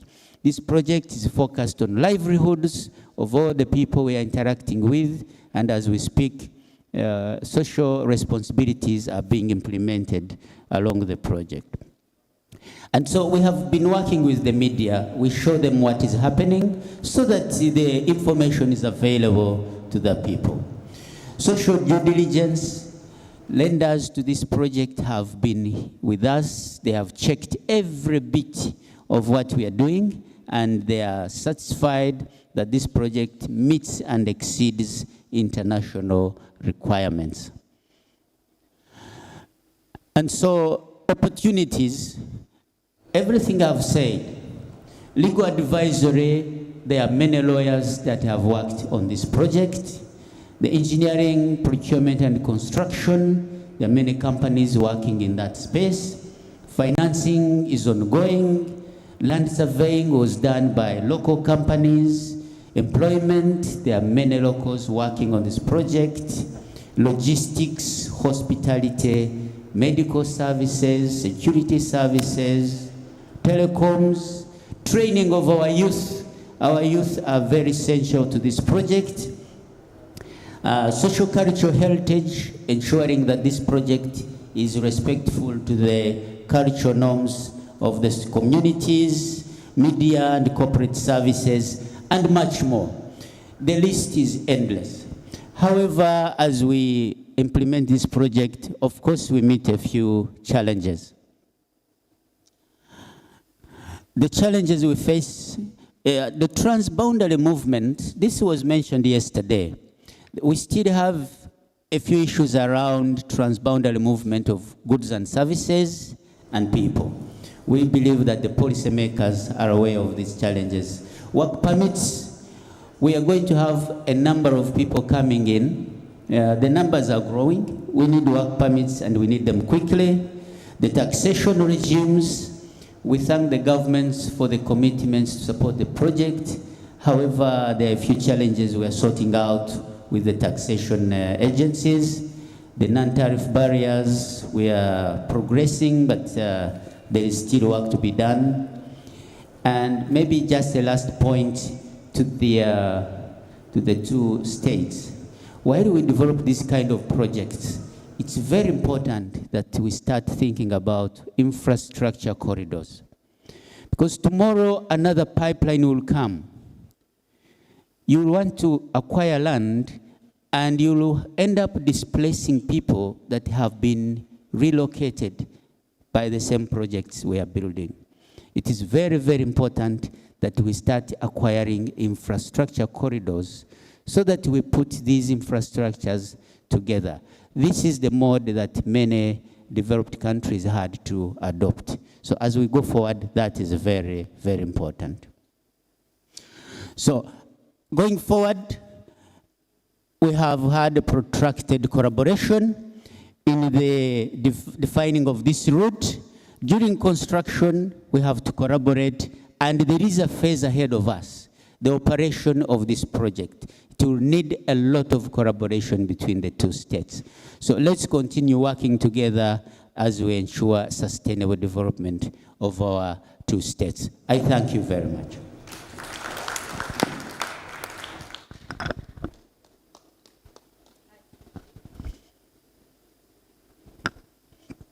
I think we need to put our hands together again for JB.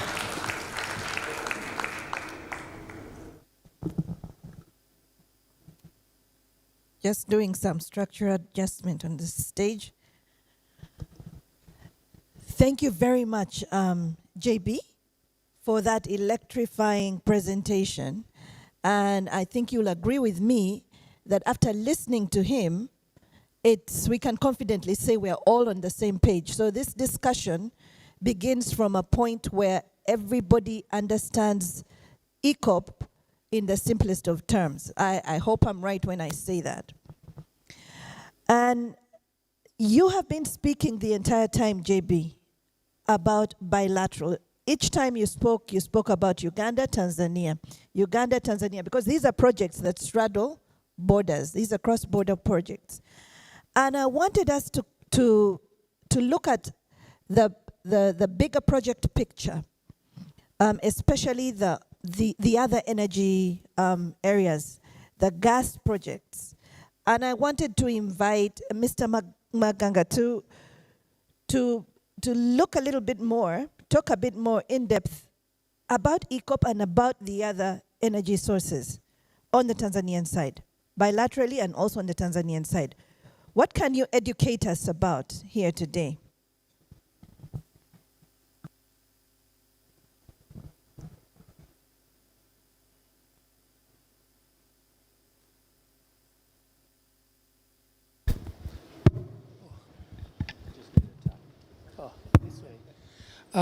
Good morning, everyone. Thank you, moderator. Coming from the Energy and Water Regulatory Authority in Tanzania, EWURA, I'll just highlight on the roles of a regulator on these projects, the ECOP projects and any other energy projects which are bilateral between Tanzania and Uganda. The roles of a regulator is to ensure that there is a smooth implementation of these bilateral projects because it benefits the economies of these two countries. On Tanzania, we have EWURA, and on Uganda, we have Petroleum Authority of Uganda, who are our regulatory counterpart. On ECOP, we have harmonized all the regulatory requirements to ensure that there is a smooth implementation of the project. We work together hand in hand with our counterpart PAU to ensure that we monitor the implementation of this project, to ensure that the project is being implemented in compliance with the existing regulatory and legal and regulatory frameworks, but also the host government agreements which are in place. Particularly on Tanzania, we are looking at technical matters and also compliance to the local content regulations. Local content and regulations are the same with the national content in Uganda. The only difference is naming and some very, very small areas. But in general, they are the same. So here we are, as it has been presented. We are monitoring on a daily basis the development in the project, ensure participation of our mwananchi, our Tanzanian and Ugandans in the project, of which my colleagues also from the private sector, ATOX, will talk about it. That is all on the ECOP project. Just to inform the business community from Tanzania and Uganda, we have bilateral projects which are coming in. We have recently announced the expression of interest for procuring a consultant who will undertake feasibility study for the natural gas pipeline from Tanzania to Uganda. And we have also another project of the petroleum product pipeline. Currently, petroleum products to supply to Uganda and most of the Tanzanian part is done by trucks, road trucks. But the efficient way and the most efficient and economical way of transporting petroleum products is through pipelines. And the second way is a railway, particularly on the land side. We are coming up, the two governments have agreed to come up with a very good project which will be supplying petroleum products from Tanzania to Uganda. We have already finalized the terms of reference for procuring a feasibility study. This pipeline will be a reverse flow pipeline. By the time when the Uganda have not started the refinery, refine the crude in Hoima, then the product to Uganda will be received at Tanzanian ports and pumped to Uganda. And by the time the refinery in Uganda is ready and is producing enough white product to supply our region, then we'll be receiving also the product from Uganda refinery, but the same also pipeline will be interconnected with the other neighboring countries. This is a regional project. We are looking at a project which keeps the integration coming together, both in terms of economic and social. Another project I can highlight on the electricity subsector. We have been enjoying power supply from Uganda. Our northwestern region, Bukoba, Kagera, for instance, the whole Bukoba region is supplied with source electricity from Uganda. We always get around 28 megawatts from Uganda, but we also have other projects. Electricity project is Mlongo Chikagati, with the installed capacity of producing 14 megawatts, 7 of which will be supplied to Tanzania. The construction has been already done, and we have also another project in the pipeline, which is in Songezi, within the Kagera River Basin, which is anticipated to be producing about 39 megawatts or will be shared between these countries. Many more projects are coming in. Once the refinery in Uganda starts producing liquefied petroleum gas, the feasibility studies indicate that there will be a huge production of LPG, which is in a way is considered to be a better clean energy for cooking as compared to other biomass. So we'll also be depending on sourcing the LPG from Uganda in a very, very near future. Thank you, moderator. Thank you very much. From your presentation, Mr. Maganga, anybody that says that we're not busy probably isn't living in East Africa. The border between Uganda and Tanzania is busy. The energy sector, the shared energy sector between Uganda and Tanzania is busy. And my next question is going to go to Mr. Sekatawa. Ali, you're a regulator. How does your sector, how does it assist businesses? How do you assist businesses in implementing energy projects as a regulator? What is it we need to know? What measures are you taking to streamline regulatory processes and to reduce those bureaucratic hurdles that I know we are going to hear about when Abdul takes the floor? Share with us a bit about that. Okay, thank you. I join my colleagues to thank the organizers of this forum for inviting us to come and share the experience, but also to stand in solidarity for Uganda and Tanzania. As my colleague JB and Mr. Maganga have indicated, we have worked together for quite some time as Uganda and Tanzania in respect to these projects and the sustainability of these projects. But the first, I think, item to answer is the infrastructure under which we work, which is the setting up, the negotiation of the IGAs, the intergovernmental treaties, which were facilitated again through our foreign affairs. I think I've seen Ambassador Cabonero here, who was at that time helping us.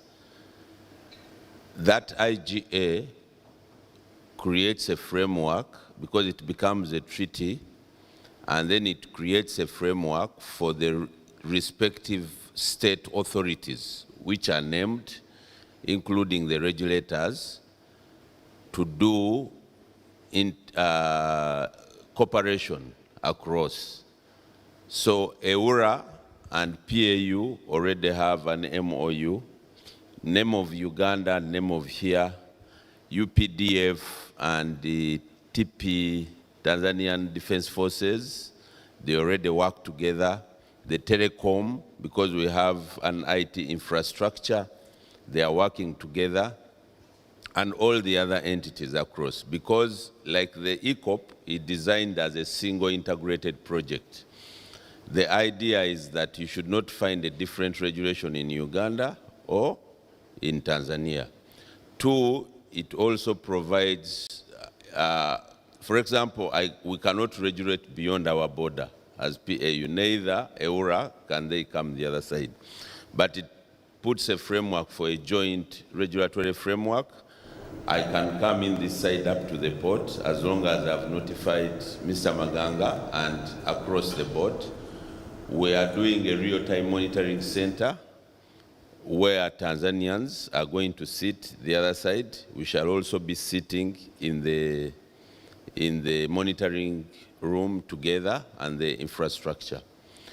So that framework has helped to regulate as a way of facilitation, not as a policeman.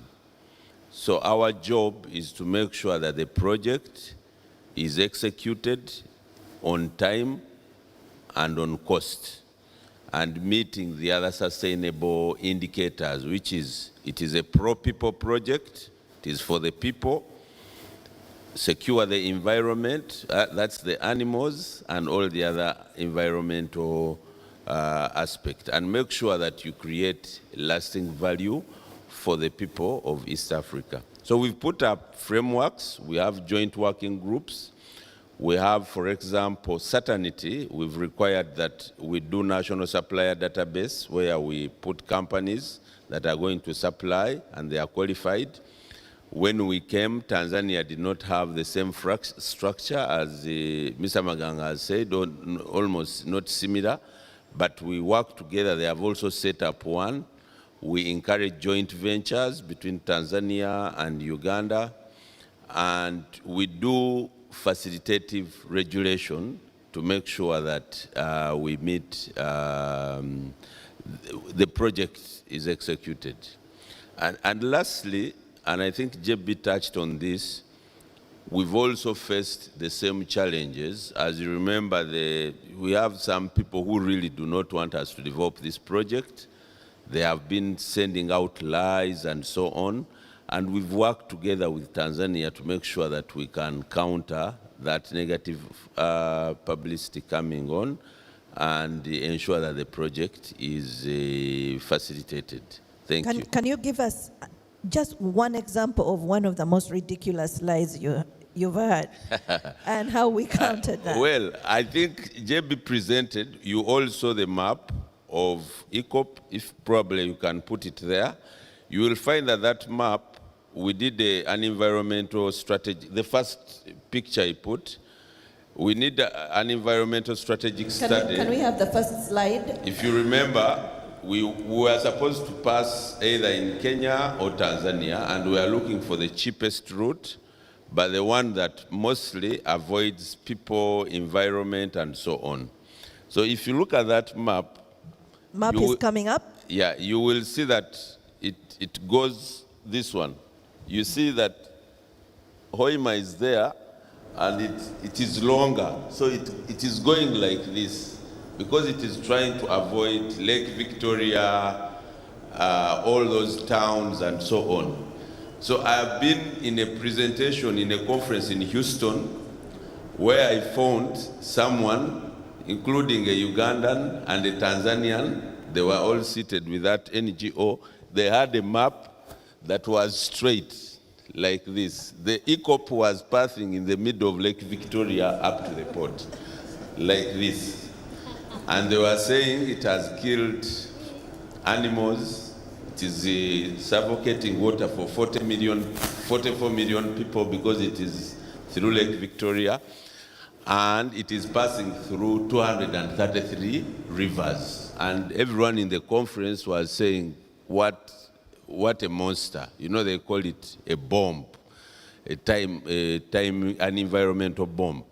So, and these people are serious, they are not joking, because you can see how much effort they have put on opposing these projects. If you know, there is close to over 1 million pipelines in the world. There are close to 24 pipelines being constructed now or expanded, including some here in Niger and so on. But all of them have, for whatever reason, concentrated on opposing our project, which, from a world perspective, contributes almost 0.01% to the whole discussion. So, in the face of that opposition, which we think has nothing to do with the project, it has nothing to do with the environment or the human rights, it has its neo-colonial perspective.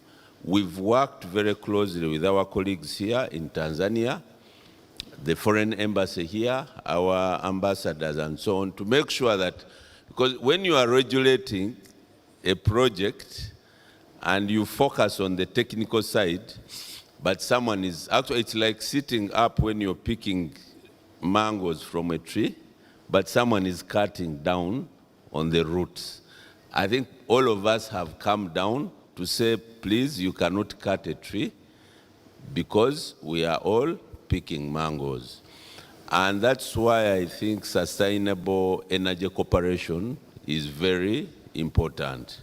When the EU sat and made a resolution that our project stops, I think the first stop we did was actually Tanzania here to say, can we go and make a joint position?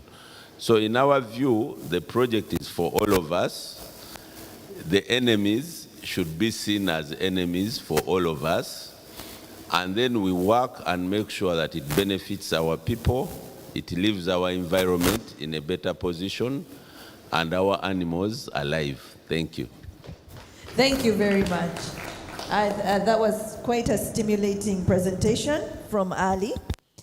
And I'd like at this point in time to move on to the person on the ground, the person who stands to benefit from projects of this nature. And Abdul will ask, and he asked me, why is everybody here today? They're here because they simply want to do business, and they want to know how to do business, and they want to know what to avoid in doing that business. And I just want to invite him to pick up a mic and share with us. Speak from the heart, Abdul. What is it you'd like to see?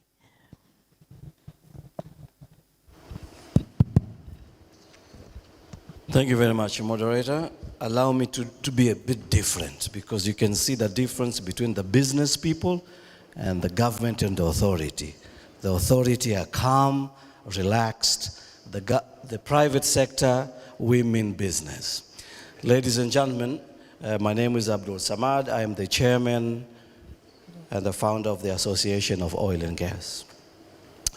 I decided to stand. If I may please ask, how many of you here are business people? Just raise your hand. How many of you are business people? Okay. And how many of you are from the authority or the government? Okay. So thank you very much. It looks like we have more business people than the officials. Your Excellency, thank you very much, first of all, for inviting us to be here. Thanks, moderator. We've exchanged emails. I know everyone is anxious. Is Abdul Samad arriving to Tanzania or not? I arrived this morning at 8, and I'm here to be with you because we are Africans. We are East Africans. We are business people. Your Excellency, allow me to also recognize the presence of my brother, Richard Cabonero, which we have worked tirelessly hard since 2016 to ensure that this pipeline comes here. So, Richard, it's always a pleasure. Madam Moderator, when I looked at the title, Unlocking the Full Potential of Sustainable Energy Cooperation. Ladies and gentlemen, I'm a businessman. I'm not here to tell you where to find the policies information. I'm not here to bore you. I'm here to tell you, we are Tanzanian. We are ready to do business. We don't have bureaucracies. We have a fair fiscal and regulatory regime. I saw the good pictures of His Excellency Museveni and Mama Samia. These leaders are working day and night to ensure we do business. And yet, I am very disturbed, and this is why I called Ambassador last week. I tell Ambassador, I am coming to this forum, but I'm going to speak the truth. I'm not going to sit here presenting presentations and tell you and bore you. No. I'm here to come and tell you the truth, but also to wake you up. Ladies and gentlemen, I've seen the figures of trade between Uganda and Tanzania. They are shocking. They are shocking. We are not trading as brothers. That's the truth. We have $4 or $5 billion project, EACOP, which we've all worked so hard. The government have made sure there is an intergovernment agreement, there is a host government agreement.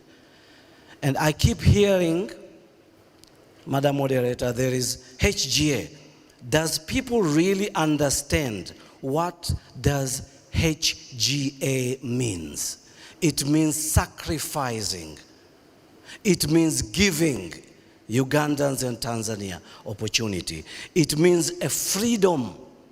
The word freedom of transit, freedom and free movement of people, movement of goods from Uganda to Tanzania, Tanzania to Uganda, free. No taxation on this project that is the backbone of us. So, ladies and gentlemen, when it comes to unlocking the projects in Tanzania and Uganda, allow me to say a few things. One, the government is collaborating very well since independence. But as a business community, we need to really be serious. If you want to be rich, billionaire, this is your home. If you want to be rich, heart, this is your home. If you want to be rich in trading, this is your home. But we need to seriously trade as brothers. I have seen this presentation millions of times. EACOP, EACOP, EACOP. But the project is here. This project is no longer a talk. The project is already here, looking for partners, looking for service companies. I saw the big numbers of the coating yard. They are currently struggling. They need supplier of food, vegetables, butter, bread, flour. We need to seriously create joint venture with Uganda and Tanzania. The boat, you are rightly so, my brother Bosco said, Magufuli did say many things, and Mama Samia is saying the same thing, but the boat is leaving the dock. We really need to work together. I've looked at various discussions and I've been picking the brain. We have a good governments of Tanzania, Uganda. B2B has been talk, but guys, there are so many tenders out here. For both EACOP, there is new pipeline between Tanzania to Uganda, a gas pipeline. There is another gas pipeline from Tanzania to other regional countries. Tanzania has the biggest project in the whole entire East and Southern Africa that can unite Ugandans and Tanzania. $40 billion LNG. They need services. They need you. They need business community. So my pledge here today is not to board you. We have so much incentives. Our government are working day and night. If you go to TIC, go to the ministries, everything is there. But we need to trade seriously.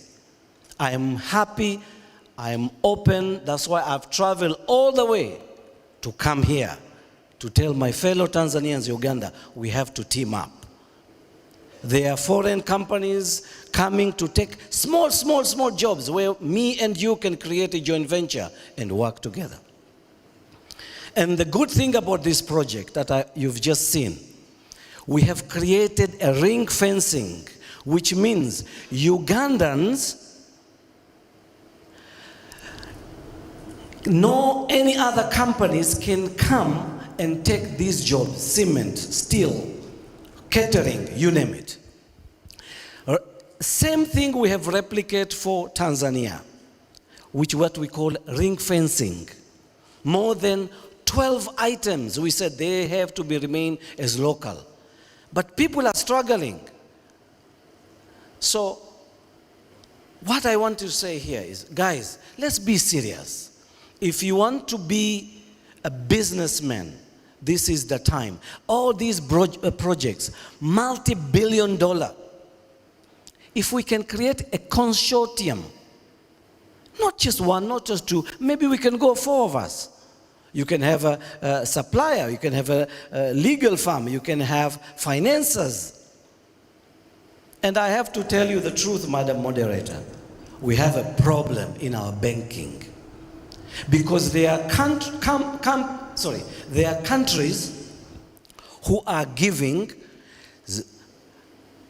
0 interest rate, and yet here our people, we push them, we nail them, high interest rate. And then someone comes from China, India, 0 interest rate, comes here, takes your job. And our banks with the big collaterals, they are asking for the huge collateral. So I think it's time we need to team up together and say enough is enough. Ugandans and Tanzania are able to work together. Mama Samia, we have just come from France. Clean cooking. She's the champion of clean cooking. It's not just Tanzania, it's Uganda also. There is a big pot of money. I'm telling you, multi-billion dollar clean cooking resources are there. We need to tap into that. It's you, service providers. It's you, business community, the catering and so forth. So I'm going to end here by telling you guys, it's time we need to stop the talking and do the walking. If you want to be a millionaire, this is your home. Ugandans, this is your home. But we need to work together. Create joint ventures. Let us work together. Consortium. This is how United States, United Kingdom, United this and United this. If we can create United Ugandan and Tanzania, we'll be really rich like them. Thank you. Thank you so much, Abdul. I promised you it would be an exciting panel.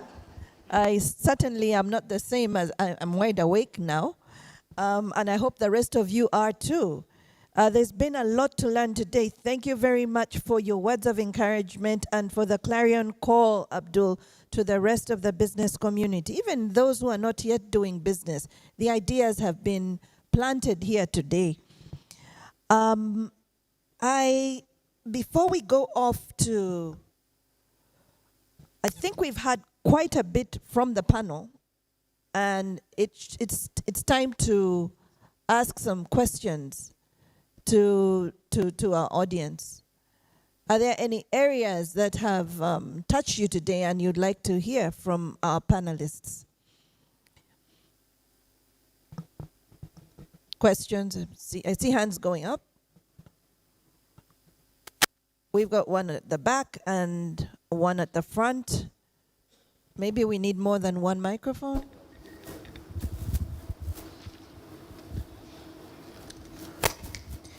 Please stand up and introduce yourself.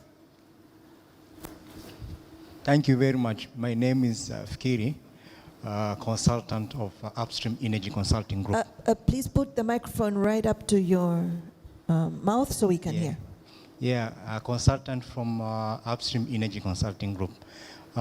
Thank you for the presentation from Balozi and others. I'm not sure if it's the volume of his microphone or his.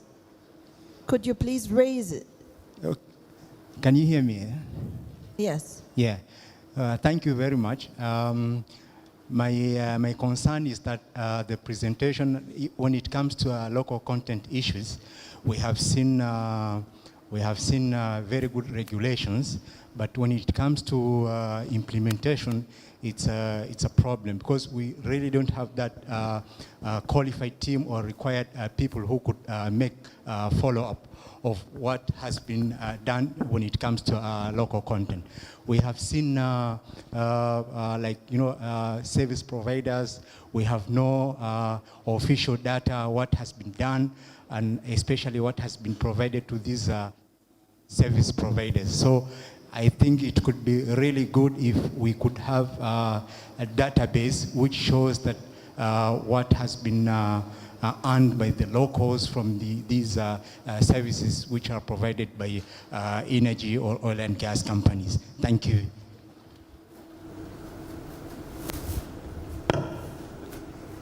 Thank you, the panelists.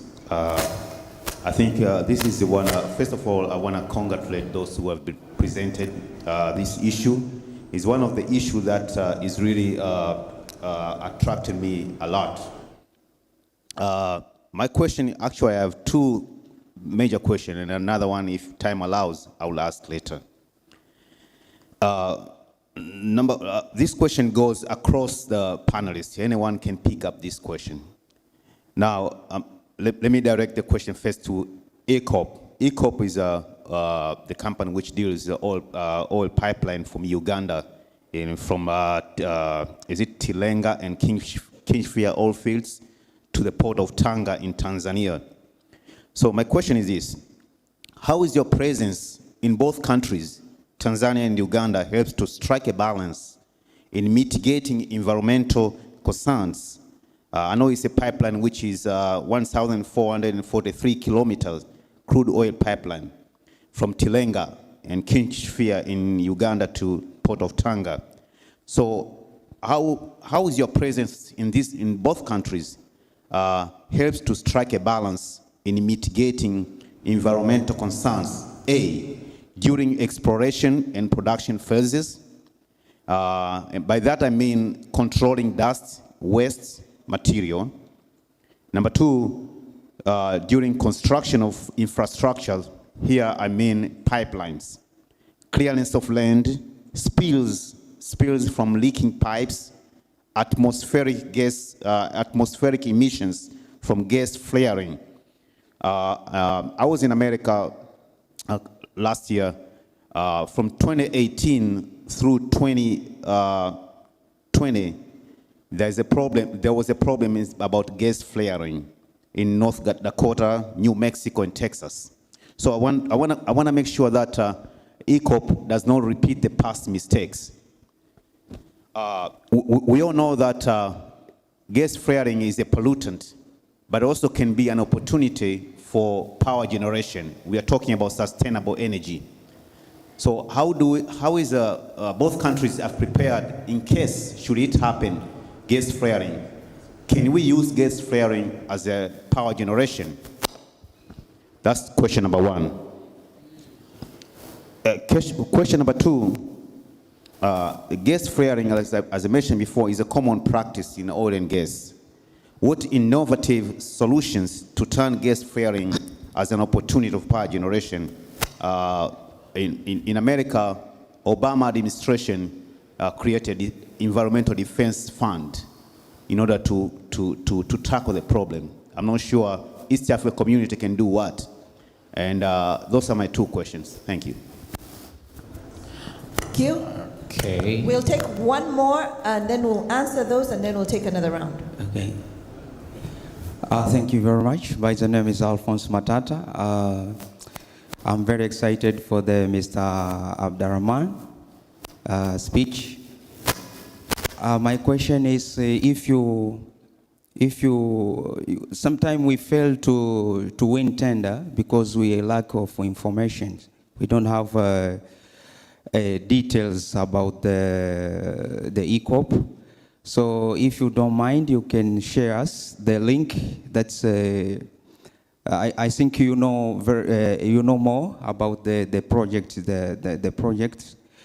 So you can share us a link that you use for send the tender in the link, so we can apply there. Thank you. Let's discuss the first couple of questions. Ali, do you want to take a hit at local content implementation?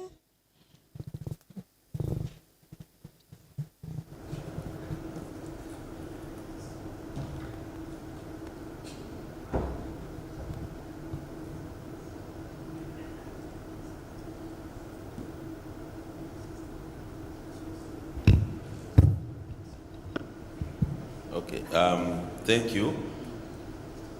National content data.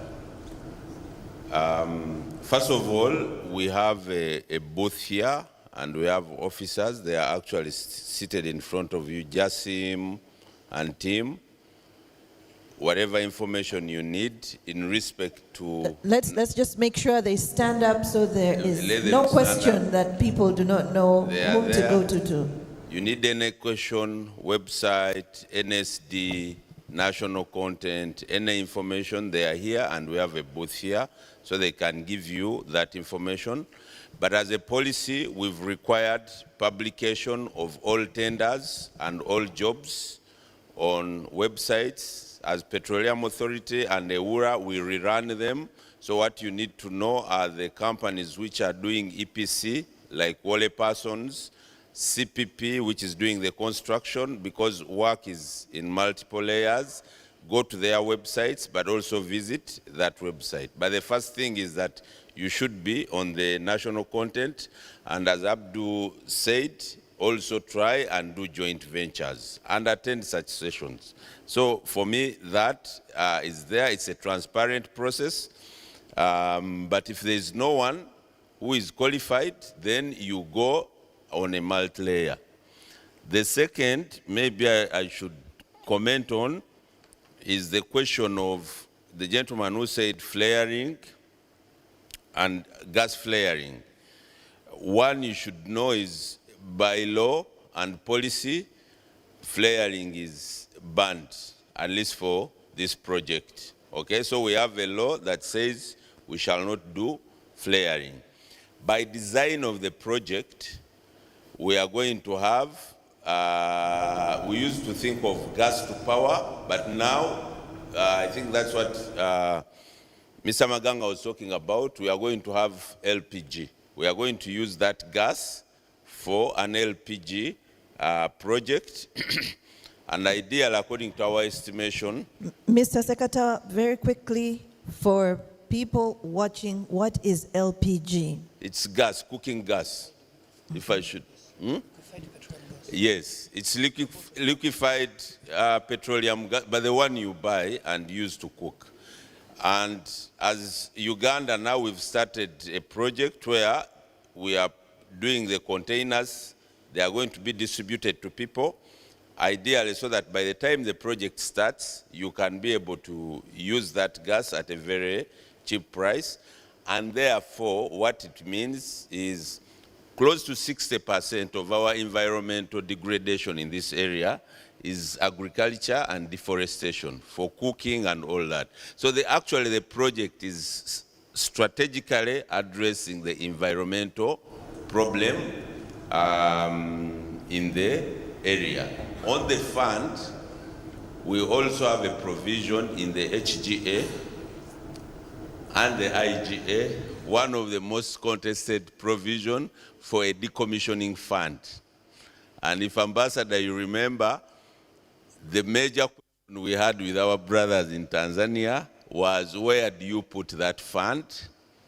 And who is going to be a signatory? Because Tanzania was saying we need the money put in Uganda because the biggest part of the pipeline is in Uganda, in Tanzania. Uganda was saying we need the money kept on our side, and then the other discussion whether it goes into a neutral country. And then we have the two governors. You imagine, sign on it. But there is a provision that once the project starts, 5 years I think, then it will start putting a certain amount as a decommissioning fund for purposes of environmental risk that will arise at the point and can be called on at the point of decommissioning. Two, we put an environmental insurance clause in the IGA and HGA, and therefore you're required to insure for that. And then the third layer is the oil spill contingency plan, which is based on a 3-tier process. First tier is the operator is responsible. The second is if you cannot handle, call on the other operator. For example, if it is on the Total side, they call on CNOC to come on at that level. That's the first tier between the operator. The second is we have a national center as Uganda and Tanzania for oil spill. So you do it nationally. And then the third tier is we've agreed that you can immediately call on Tanzania, or Tanzania calls on Uganda for a cleanup, just in case it happens, and then the cost of that will immediately be invoiced on the project. So that 3-tier mechanism, again, guarantees, on top of the other aspects JB spoke about, the engineering aspect. The project is like, the pipeline is like a flask. It is insulated, double-coated, barred. It is, I always call it, it is like iPhone 16. If you look at the phone, the TAZAM rail, the TAZAM pipeline that you have here, built in 1967, Nyerere and Kenneth Kaunda, it is still operating. So if it's a phone, it's, I think, a landline, but it's still operating. This one is an iPhone 16. We are going to be using internet. We've bargained for extra fiber. For that internet, it's going to create the second cable. You know, Uganda, we used the cable from Kenya. So what we've done is that pipeline is going to give us the second internet cable from Tanzania, and Tanzania is also going to get, the districts along will get, because it's going to be operated in real time using internet. Should there be a problem, you can be able to see it. It has valves along the way, and so on. But most importantly, the nature of our crude is that it is like shoe polish. It solidifies the moment you open it in an environment. What does it mean? It means that even if worst case scenario there was a burst, the moment that crude comes out on the normal temperature, because it is moving at 50 degrees, that's why it's heated. So it means that if you have any situation, God forbid, it will not spill. It just solidifies under normal circumstances. I'm saying this to show you that there has been detailed either engineering, environmental, and scientific understanding of the project to make sure that at least any risks are minimized. If they happen, there are structures to address them. Thank you. Thank you very much for that. Mr. Magaga, do you want to say anything? Or I think it was Abdul. Do you want to say anything on environment? Or Mr. Just Magaga a small first? thing to add. Yes. Just give a comfort that to add on what Sekatawa has presented, that the details environmental studies were done in accordance to the acceptable international standards, national and international standards, including IFC. Thank you very much.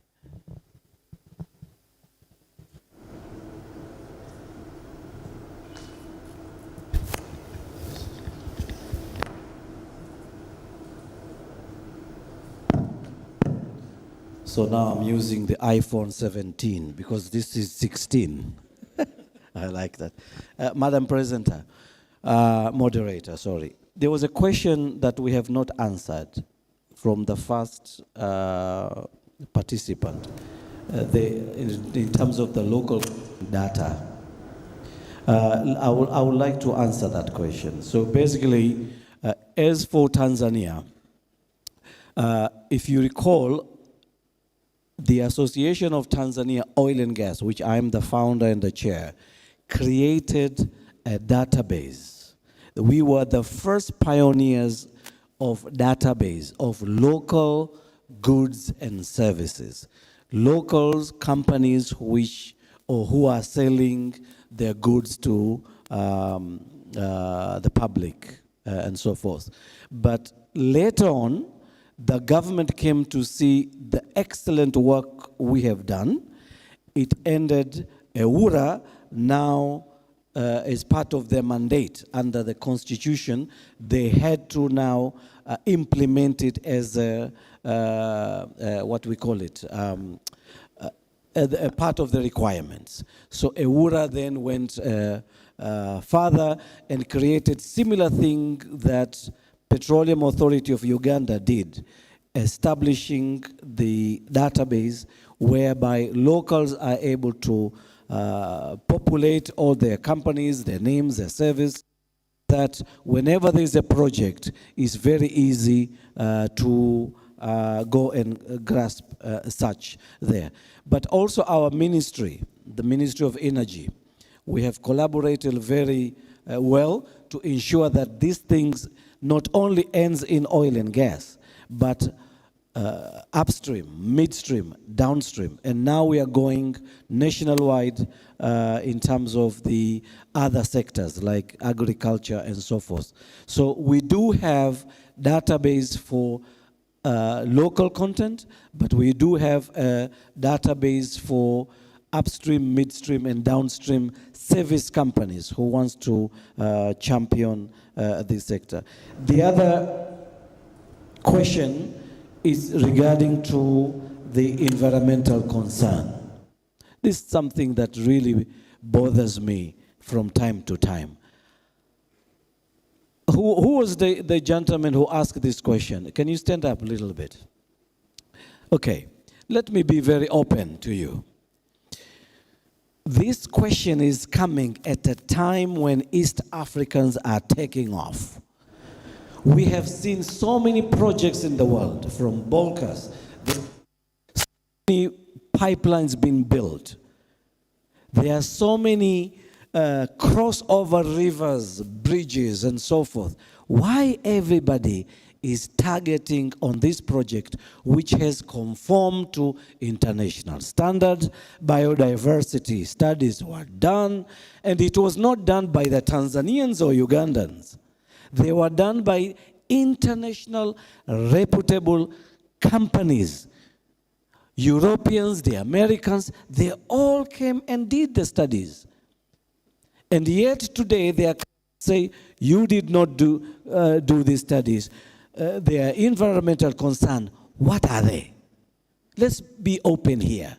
If there is an agenda to derail this project, if there's an agenda to derail the interest of our East Africans, Uganda and Tanzania, let them come onto the table, but not this excuse. Sorry.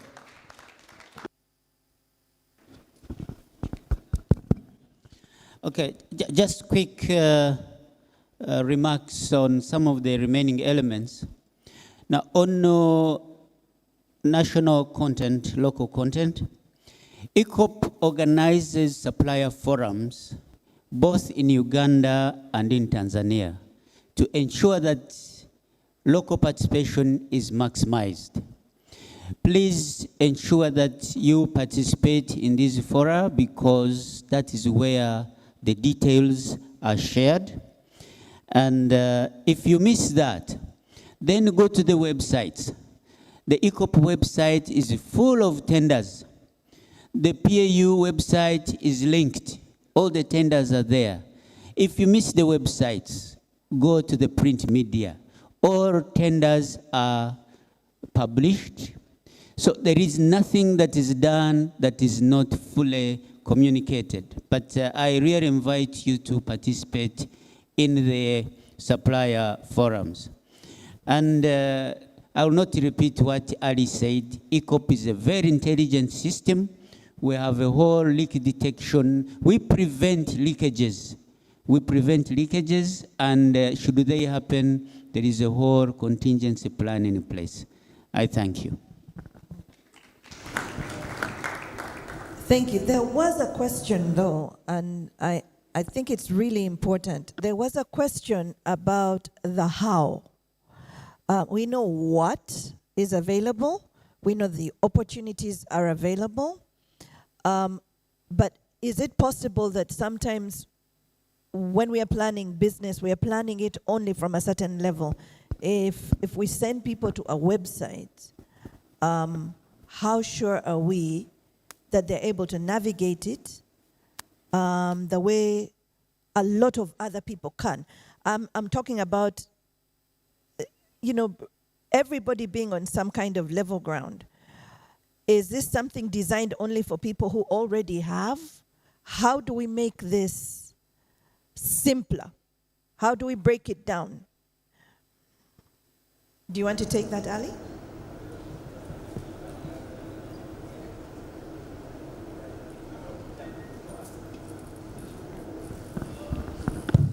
Okay, it's on. The how is a challenge, and I agree, but I think from maybe 2018, 2019, we've been trying, first of all, to bring the conversation in public, which you're doing very well, to do what the Muslims call muazzin, because every morning at 6, the imam does a muazzin. He reminds you to go and pray. But you know that some wake up and go and pray, others continue sleeping. So from 2018, we've been doing the muazzin. There are those who woke up. Abdul Salam is here, and his team, he's been a very good advocate in here in Tanzania. He created the association, he brought around people, but some remained sleeping. When we came here, as JB said before, with the meetings, negotiations with the late Honorable Magufuli, he used to say, hapa ni kazi tu. That time we were on speeches. The project has started. You've seen the pictures. And this project mostly started in Tanzania first, because by its design, first sort out the port, come this side. So what first is this, is to say, can we meet, do the muazzin? Those who wake up, they will wake up. Some will leave, even here, they go and sleep. 2 is what JB has said, workshops. 3, the people are there. 4, we've been running a project, I think, for 2-3 years. We got funding from Africa Development Bank to do SMEs, training with the different experts who have been training local people along the chain, businesses, so that they can develop. 5, at least for Uganda now, we've signed a contract with what is called an industrial enhancement center. I would encourage Tanzanians to also look at that. It's going to set up, and when it sets up, the purpose is really to take through businesses, small businesses, on how to do procurement, what are the requirements for HSE, how, and so on. That one is already there, it is ongoing. But the other one is also real. It is business, as Abdul Salam said. It is self-help. It is for you to know that this is business. If I don't do this, my colleague will do it. Why? What do we look at our level? It is that at the end of the day, this work has been done by a Tanzanian or a Ugandan. I don't mind which Tanzanian or which Ugandan. So the one who woke up and prepared will do the work, as long as he is the one which is gazetted. I think then it is incumbent upon everyone to see what are the requirements with the platforms which are there. Thank you. I think we've got just maybe a minute. I want to give the opportunity to someone who didn't speak at all on this side. And I think, Honey, you want to make a comment or do you want to ask? I called him, it's his name. I said Honey, but that's his name. So very, very quickly, because I know the moderator will be here soon. Over there, and Honey. Thanks for the clarification.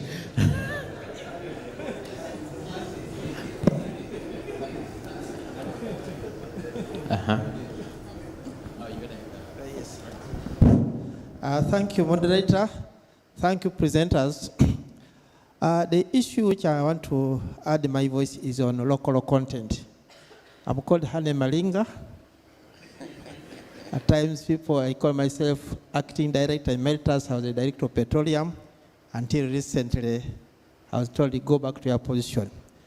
As Minister of Energy and Environment, we are in charge of policy, and national content or local content falls under us. What are we doing to enable local companies to participate in this sector? We are working with Uganda National Bureau of Standards to make sure we create standards, we domicile those standards to the country, so that when we are competing with the standards which can be compared with the whole world. So that is part of our engagement as Minister of Energy and Mineral Development. Under the new program, under NDP 3, we are working under programs. So you'll find that under the Sustainable Petroleum Resource Development, where I'm the coordinator, we have Minister of Foreign Affairs has a role to play. National Bureau of Standards has a role to play. Universities have roles to play. Uganda Police has a role to play. So we work under one group. So with that similar engagement, and from what my colleague earlier said, for example, we have the Industrial Enhancement Center. We are now going to see how best can we have participants from Tanzania coming to see what we plan to do, so that when we are talking of offering services, they should be uniform. So I just want to tell colleagues here, participants, that national content or local content is something which we can benefit if we make ourselves active. We don't want to sleep, as my colleague has said. Thank you. I want to end there. Thank you. Thank you, Honey. Next.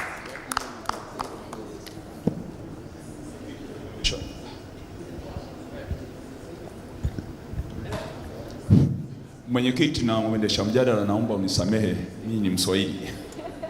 Nashukuru kwa comment ambayo Mheshimiwa Chairman amesimama hapa kwenye podium.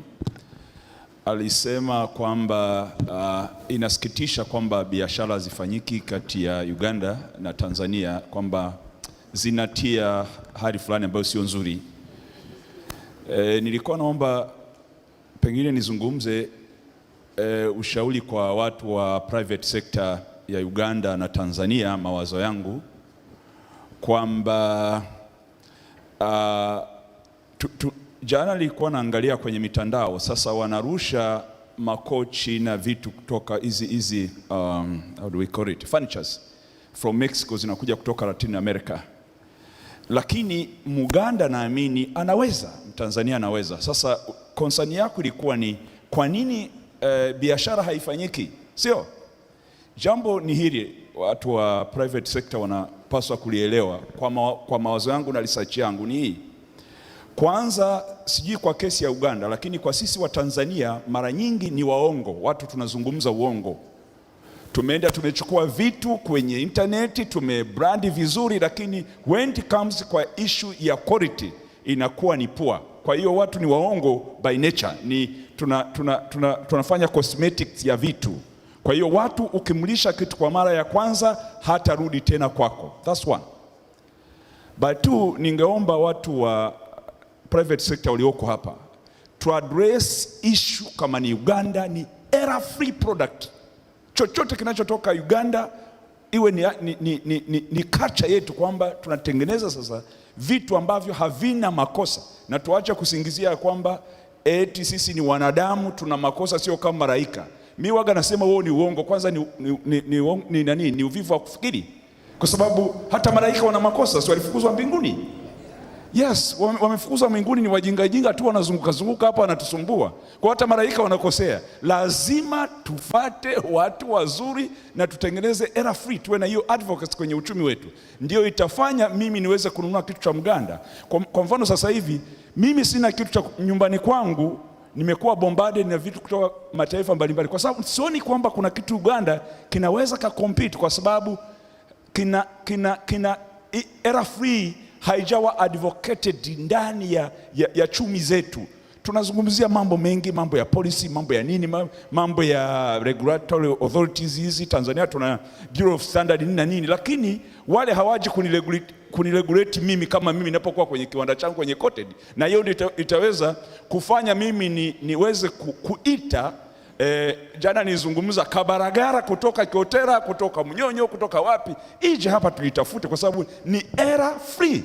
Kwa hiyo na hiyo huwa haifundishwi na Bureau Standards za Uganda wala za Tanzania, ni yako wewe. Kwa hiyo ningeomba private sector hiyo ndio itakayo promote vitu viende juu, kwa sababu siku hizi watu tunakula vitu vinavyotoka vinavyotengenezwa na angels vinavyotengenezwa kutoka paradise. Unakutana na kitu kutoka chini utafikiri kimetengenezwa sio kwenye dunia hii. Alright? Sisi tunafikaje hapa? Ndio inayofanya nguo kutoka Uganda niinunue kwa sababu inaonekana kama hivi imetengenezea watu walioko kwenye paradise, kwenye bustani ya mfalme. Asante sana, nashukuru kwa kuzungumza Kiswahili lakini nafikiri mmenielewa. Thank you. One last final question at the front over here.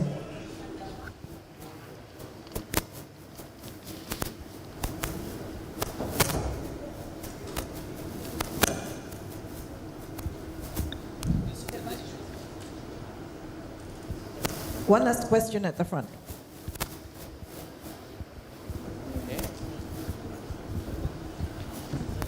Thank you very much. My name is Isaiah Ruanyechiro. I'm from Uganda, breathtaking Uganda. I have a quick question to ECOP. Have you put in place mechanisms for educational tours, tourism, so that as we continue to tell the story, the locals are able to acclimatize with the pipeline story and to understand it better, educational tours and things like that? Also, I think we only have time for one question. It's just a quick remark. Do we foresee creation of towns along the pipeline, or that's something you don't foresee? Thank you. Okay, we've got literally 2 minutes, so I'll give 1 minute to Abdul and 1 minute to JB. Yes, thank you for that question. As we develop ECOP, we are aware that history is being made, and so we have put the communication teams to collect information and build the story of ECOP. We are working with the communities to ensure that the story of ECOP is fully captured, and working with the Ministry of Energy and PAU, the Petroleum Authority, and also coming across to Tanzania, we are ensuring that this story does not go without being recorded. And that, in addition, we have also had a number of cultural heritage aspects. We are working with the cultural institutions in both countries to capture the story and have it in the museum. So that is being done indeed. Thank you for that. I think for me, I will just translate the gentleman what he was referring to. He was basically saying that we have local goods that have manufactured in the region or Tanzania, but not able to be sold outside. All right? Now, there are a few things here. We kept saying time to time, compare apples and apples. If we are told to manufacture goods that are conforming to international standards, we should not take corners. If we are told to abide by the ISO certification, do a training, compile ISO standard, you'll be successful. But also there are really good people who are manufacturing the goods. Yes, we know there is a challenge for these goods to go outside, But we are also the problem ourselves. We are not following the process and procedure.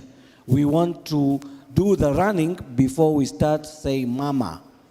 So I encourage everybody, those who are here, whether you're a manufacturer or business community, ensure that you have standards, ensure that you're conforming to HSE, QSE, but also some of these goods, in order to travel outside, they need the originality, barcode. So people need to understand that it's just about selling goods. They might end up in Kariakoo if you do not have the standards, if they are not certified by the authorities in order to go outside. But again, I understand that there are some issues of in-country value and value addition. This is also our problem, which the government, both governments have been addressing. So I just wanted to say one thing to my fellow Ugandans and Tanzanians. Let us be aggressive, assertive, knowing all these challenges, they should not hinder you from doing what you are doing best. Work around it, find a solution. If, if Steve Jobs created MacBook, why can't we do it? It's just a mindset change. If we're able to change our mindset, if we are able to be aggressive, assertive, change few things, we might be able to be successful. And we are seeing Tanzanians now are leading international. We are seeing the Ugandans in the champions. We are seeing our people in East Africa competing with the rest of the world. So it's not that it's impossible. It's just we have to change our mindset and the comfort zone. We are too comfort. That's what I would say. Thank you.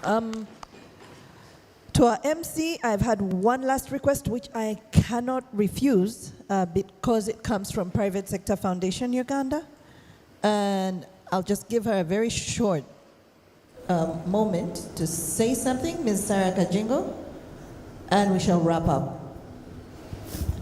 Thank you, Margaret, and you're such a fantastic moderator. I thought I should clarify on our colleagues' concerns on standards. Lakini nitapima kuzungumza kwanza kwa Swahili. Sasa Private Sector Foundation namna TPSF, Tanzania Private Sector Foundation, ni associations za wafanya biashara, and for us the portfolio is really big: manufacturing, oil and gas, professional services, ICT, tourism and hospitality. But on the specific issue he has raised on standards, it concerns all of us, small and medium enterprises, the big companies, because you cannot penetrate each other's markets without those standards. And both of our countries have National Bureau of Standards. So what we've done back home as Private Sector Foundation, because we partner with several valued partners, MasterCard Foundation, European Union, World Bank, and we are collaborating with the Uganda National Bureau of Standards to ensure that all our products, be they agriculture, be they furniture, have a standard and they acquire that certification. We have so far, in the last 1 year, paid for over 500 products to be certified. We take up that cost.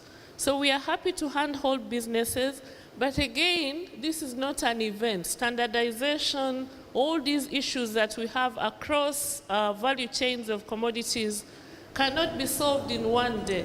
The reason we are here is to listen and to ensure that when we go back home, we continue to collaborate with TPSF and our two governments to ensure that we eliminate all those issues. But for me, the key takeaway from everything we are discussing here today is that we are moving towards eliminating non-tariff barriers across the board. Thank you very much.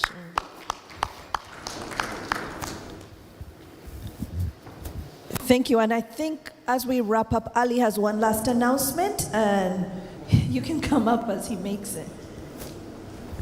Helen, are you here, Helen? Can you stand up, please? Okay. Those Ugandans, this is very important. Those of you who travel everywhere from Uganda or East Africa, if you have any issue, query, if you need assistance in Tanzania, if you need something responded, if you can see this young lady here, Helen Clark, please, she's your focal point. She is the head of the Secretariat for the Association of Tanzania Oil and Gas, which we are collaborating with TPSF, East Africa Business Council, and the rest of the region. So she can be your focal point. If you have any questions or anything that you need, you are not alone. And then the Ugandans are coming with the iPhone 18 now. I was saying complete it with Mr. Simwe there. He can also stand on the Ugandan side. Thank you. Thank you all so much. I think we've had a powerful panel this morning. I think we've really heard a lot that has now stimulated our appetites. We're going to have a happy lunch, I suppose. But to our panelists, we're really honored that you responded to the invitation to come today to engage with the people. Thank you for all the lessons you have taught us and for the information you have disseminated. And thank you all for being a wonderful audience. Please put your hands together as we end this session. Well, thank you, Margaret, for being a wonderful moderator, and thank you, the panelists. So can you please join me in welcoming Madam Nora Bigirwa Nyendoha, Member of Parliament and Chairperson of Foreign Affairs Committee, Uganda, to award the accolades to our esteemed speakers here. Can we have a round of applause to Madam Nora, please?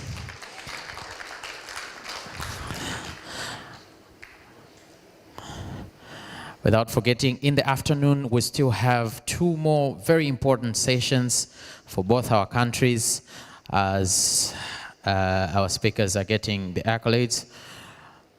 Thank you very much. Thank you very much.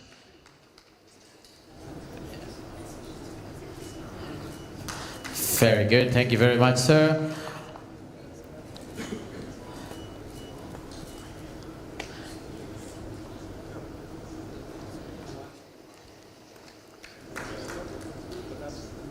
A round of applause, please. A round of applause.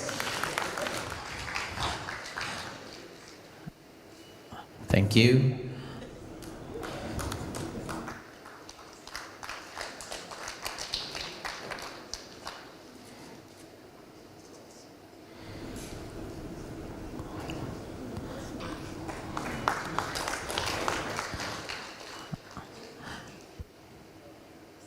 All right, we'll have a picture. For the first time in the panels, we have 2 ladies in one picture. Can we have the picture now? Yes,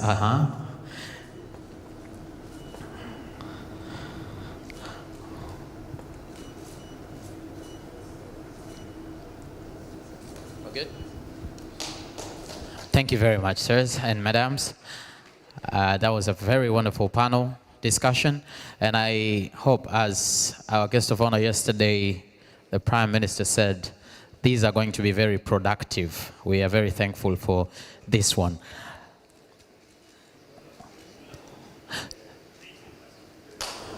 Thank you.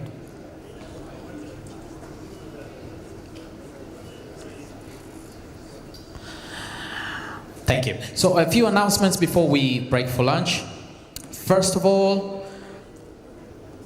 we are going to have the closing ceremony. We're going to have the guest of honor here in the afternoon session. From the afternoon session, we're going to have the guest of honor here. So please, after lunch, make sure you make your way up here very quickly to make sure that we have all the logistics covered.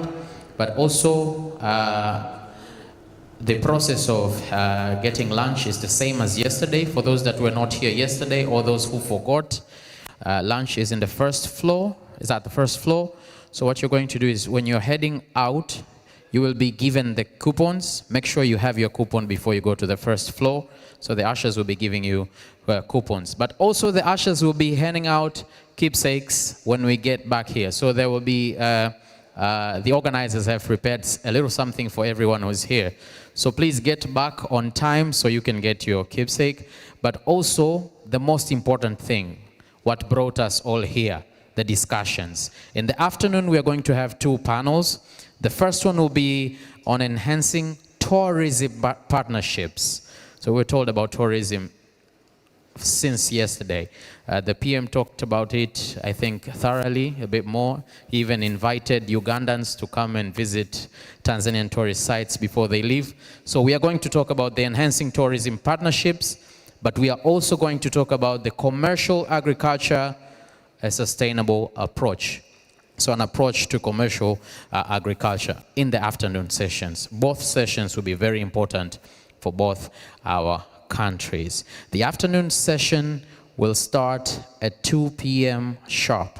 So okay, if we can have everyone here at a few minutes before 2, a few minutes to 2 p.m. sharp, so that we can start the afternoon session. So as we did yesterday, can we have the VIPs please move first and head to a lunch, and then we'll have everybody else following up. So can we have the VIPs first, led by His Excellency Ambassador, and the VIPs, can we all move together please? And then we'll have everybody else move to the first floor for the lunch break.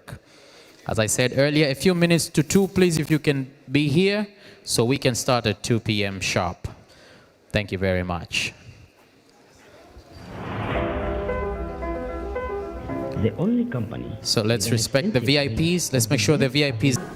I don't know where you're standing, you have a bit of space, eh? Create some heat. And so when I say left, you step on the left. So if we're doing this and I say left, you step on the left. When I say right, you step on the right, yeah? We're going to gauge our listening capacity. Okay, let's go. Quickly, we do it quickly. Left.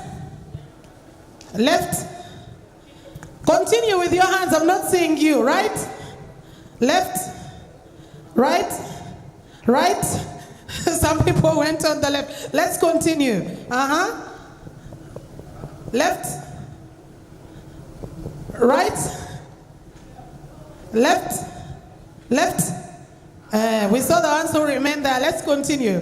Okay, I'll ask you to touch one body part, okay? We go. 1, 2, 3, 1, 2, 3, your head. Some people are touching their shoulders. I say the head. We go again. Back to our hands. We go. Head. Shoulders. Head. Head. Knees. Some people are touching their backs, eh? Okay, let's stretch out a little bit and make sure that our hand, stretch your hands, stretch your waist together. This is how we keep dodging gym. Most of us, you get onto your car, you're chauffeured to your office, you use the lift, you sit all day, and then let's go a little bit. Some of you, even when the gym is at office, you never go. It is very important for your health, okay? Your head. We'll go back to the toes. Your back is very important. It has your nervous system. Touch your toes. We see everyone who is not healthy. They don't want to touch their toes. I didn't say cuffs. I said toes. Okay, thank you so much. Let's get seated. But please, I still do request that whoever is at the back to just draw closer. This is not going to be very long. Mr. Koloa, do we have communication before we can go for a panel? Please, here you are.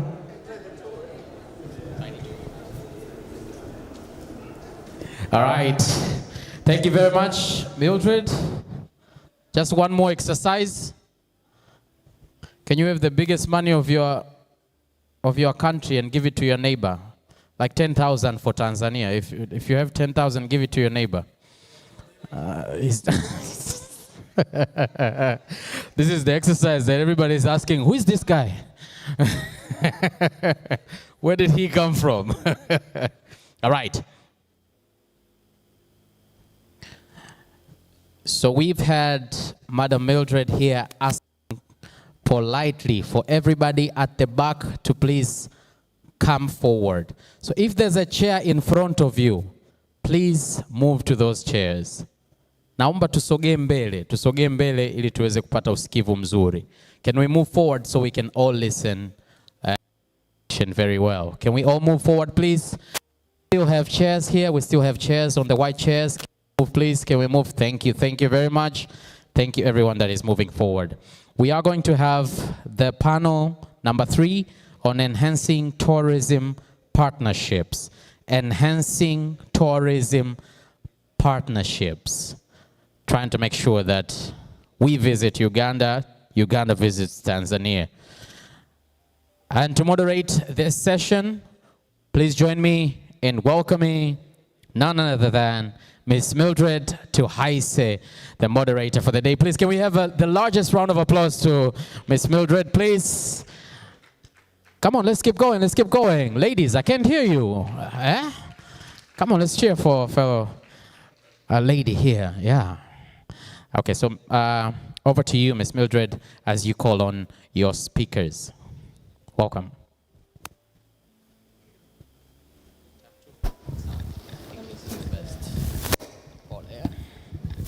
Thank you, Mr. Koloa. And yes, it's time to visit each other. And someone said when they moved from wherever they moved and came to Uganda and toured what Uganda looks like, they said, this is the Pearl of Africa. And that's definitely who we are. But also when you move to Tanzania, there are things you see and you ask yourself, am I in Africa or I am somewhere else? Now when we're talking about tourism, we're talking about gifted by nature. We're talking about God-given aspects. And unfortunately, this is the wrong thing that sometimes is done, that we think we can only depend on that which God has given, which is true, but how do we enhance it? When we're talking about tourism, what kind of products are you selling out to the persons who are coming? Because in most of the times we have, like earlier on in the mining conversation where they say geology does not know any boundaries, what you find in Tanzania, you might find it in Uganda. It's the same kind of thing, that we might have a bit of homogeneity with the kind of products that we do have. But what twist do you give to it?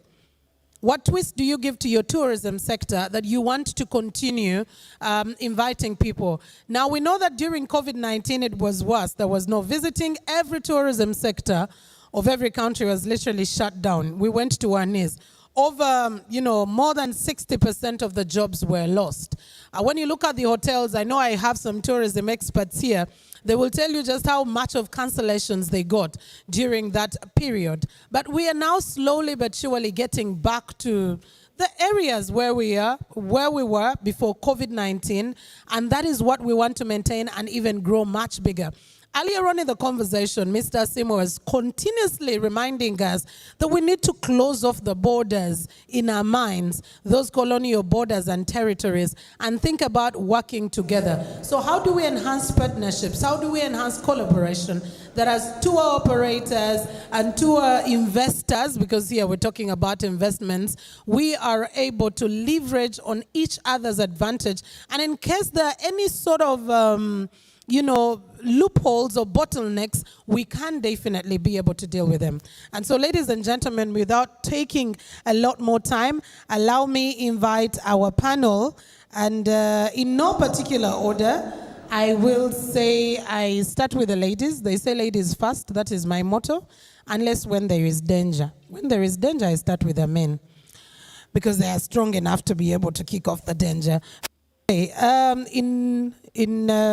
to begin with, let me have Miss Lucy Ismail, who is the country manager at Uganda Airlines. Miss Lucy Ismail, wherever you are, let's give her a round of applause. Lucy is right at the back, and she will be coming, talking about flying the crane across the world. How do we get to do that? And also, allow me call in Mr. Isaiah Rwanyechiro, who is the Chief Executive Officer of Breathtaking Tours and Travel Uganda. I love how people get to get the names of their businesses. It depends. There's someone who went, who traveled and got a name of, it was a flour milling factory, and they were getting a French name. When we asked what is the meaning, there was no connection to flour, but they just loved the name. But even the customers could not pronounce it. I said, what is that? And wherever they traveled, it was the name of bread. And here you're selling unga, and you want to call it that exactly. So Breathtaking Tours with us. I also have Mr. Rujimbana Richard, who is the Executive Director, the Executive Secretary of the Tourism Confederation of Tanzania. So wherever you are, Mr. Rujimbana, where are you, Mr. Richard Rujimbana, from the Executive Secretary, Tourism Confederation of Tanzania? I think he's still outside, but we'll definitely start off. And this one, when you talk about Uganda, I think not Uganda anymore. If you talk about tourism across East Africa, across the region, it is a household name. The Chief Executive Officer of Great Lakes Safaris and Lodges Uganda, Mr. Amos Wekesa. Let's give him a round of applause. Definitely. And as we get Amos, I hope that Laura, if you kindly help see where Mr. Rujimbana Richard could be, the Executive Secretary, Tourism Confederation of Tanzania. We don't want to make this feel like it is lopsided, right? And at least we have a lady on the panel. We have a lady on the panel this time. No. Amos, if you don't mind, please, let's just get a bit closer. There is no much social distancing. COVID is a little bit still far away from us. So ladies and gentlemen, our conversation is going to be around tourism because after all, you might work a lot. You might need to take that break. Not might, but you will need to take that much needed break because it is very important. Sometimes when you talk about tourism, we think, those are things for the rich. No. There are things for everyone else. And that is why even on this panel, we're going to be focusing on the aspect of domestic tourism. And so when we're talking domestic, how do Ugandans visit Uganda? How do Tanzanians visit Tanzania? And then how do we start crossing over to each other's countries? And without any further ado, ladies and gentlemen, thank you so much for making time to come and be with us. And I would like to definitely start with Mr. Isaiah Rwanyechiro, who is, you started out with basically aspects of domestic tourism, and now you are starting on the regional trips. First of all, let's look at the overview of the tourism sector. And when we talk domestic, in most of the cases, not all of us want to visit our own countries. When we're thinking about tourism, I want to go to Dubai, I want to go to everywhere. What are some of those challenges in dealing with or enhancing domestic tourism in your country? Thank you very much. My name is Isaiah Jobs Rwanyechiro, like you've been told. When we mention domestic tourism, we're talking about people of a certain locality or country visiting their country. Maybe Ugandans visiting Uganda or Tanzanians visiting Tanzania. And from the research we did in the beginning, we discovered that many Ugandans didn't know their country. In the past, people used to go to different schools across the country, but eventually, people started going to schools closer to their homes. So you find a lot of Ugandans didn't know their country. So we initiated a behavior change campaign and worked with different partners, Ministry of Tourism. We worked with some celebrities, Miss Uganda,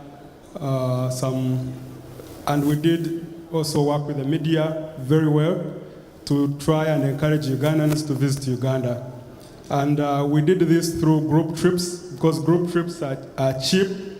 You create a lot of vibe when people travel together, and it's easy. So we created packages that were cost-friendly, and we encourage people to travel in groups to different parts of Uganda.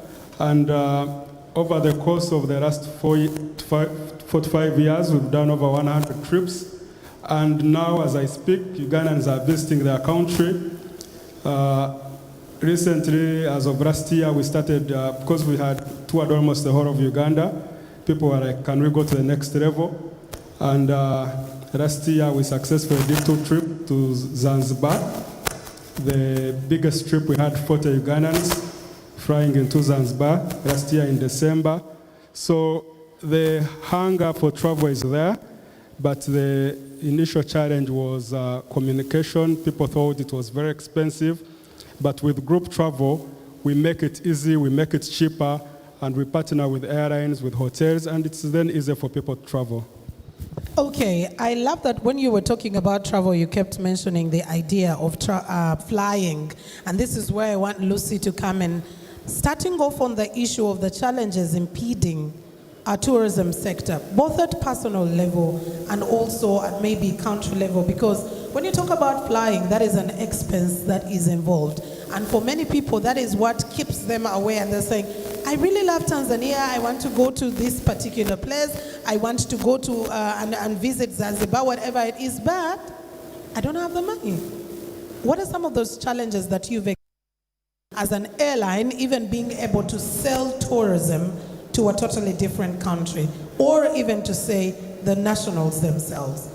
If you could use the mic.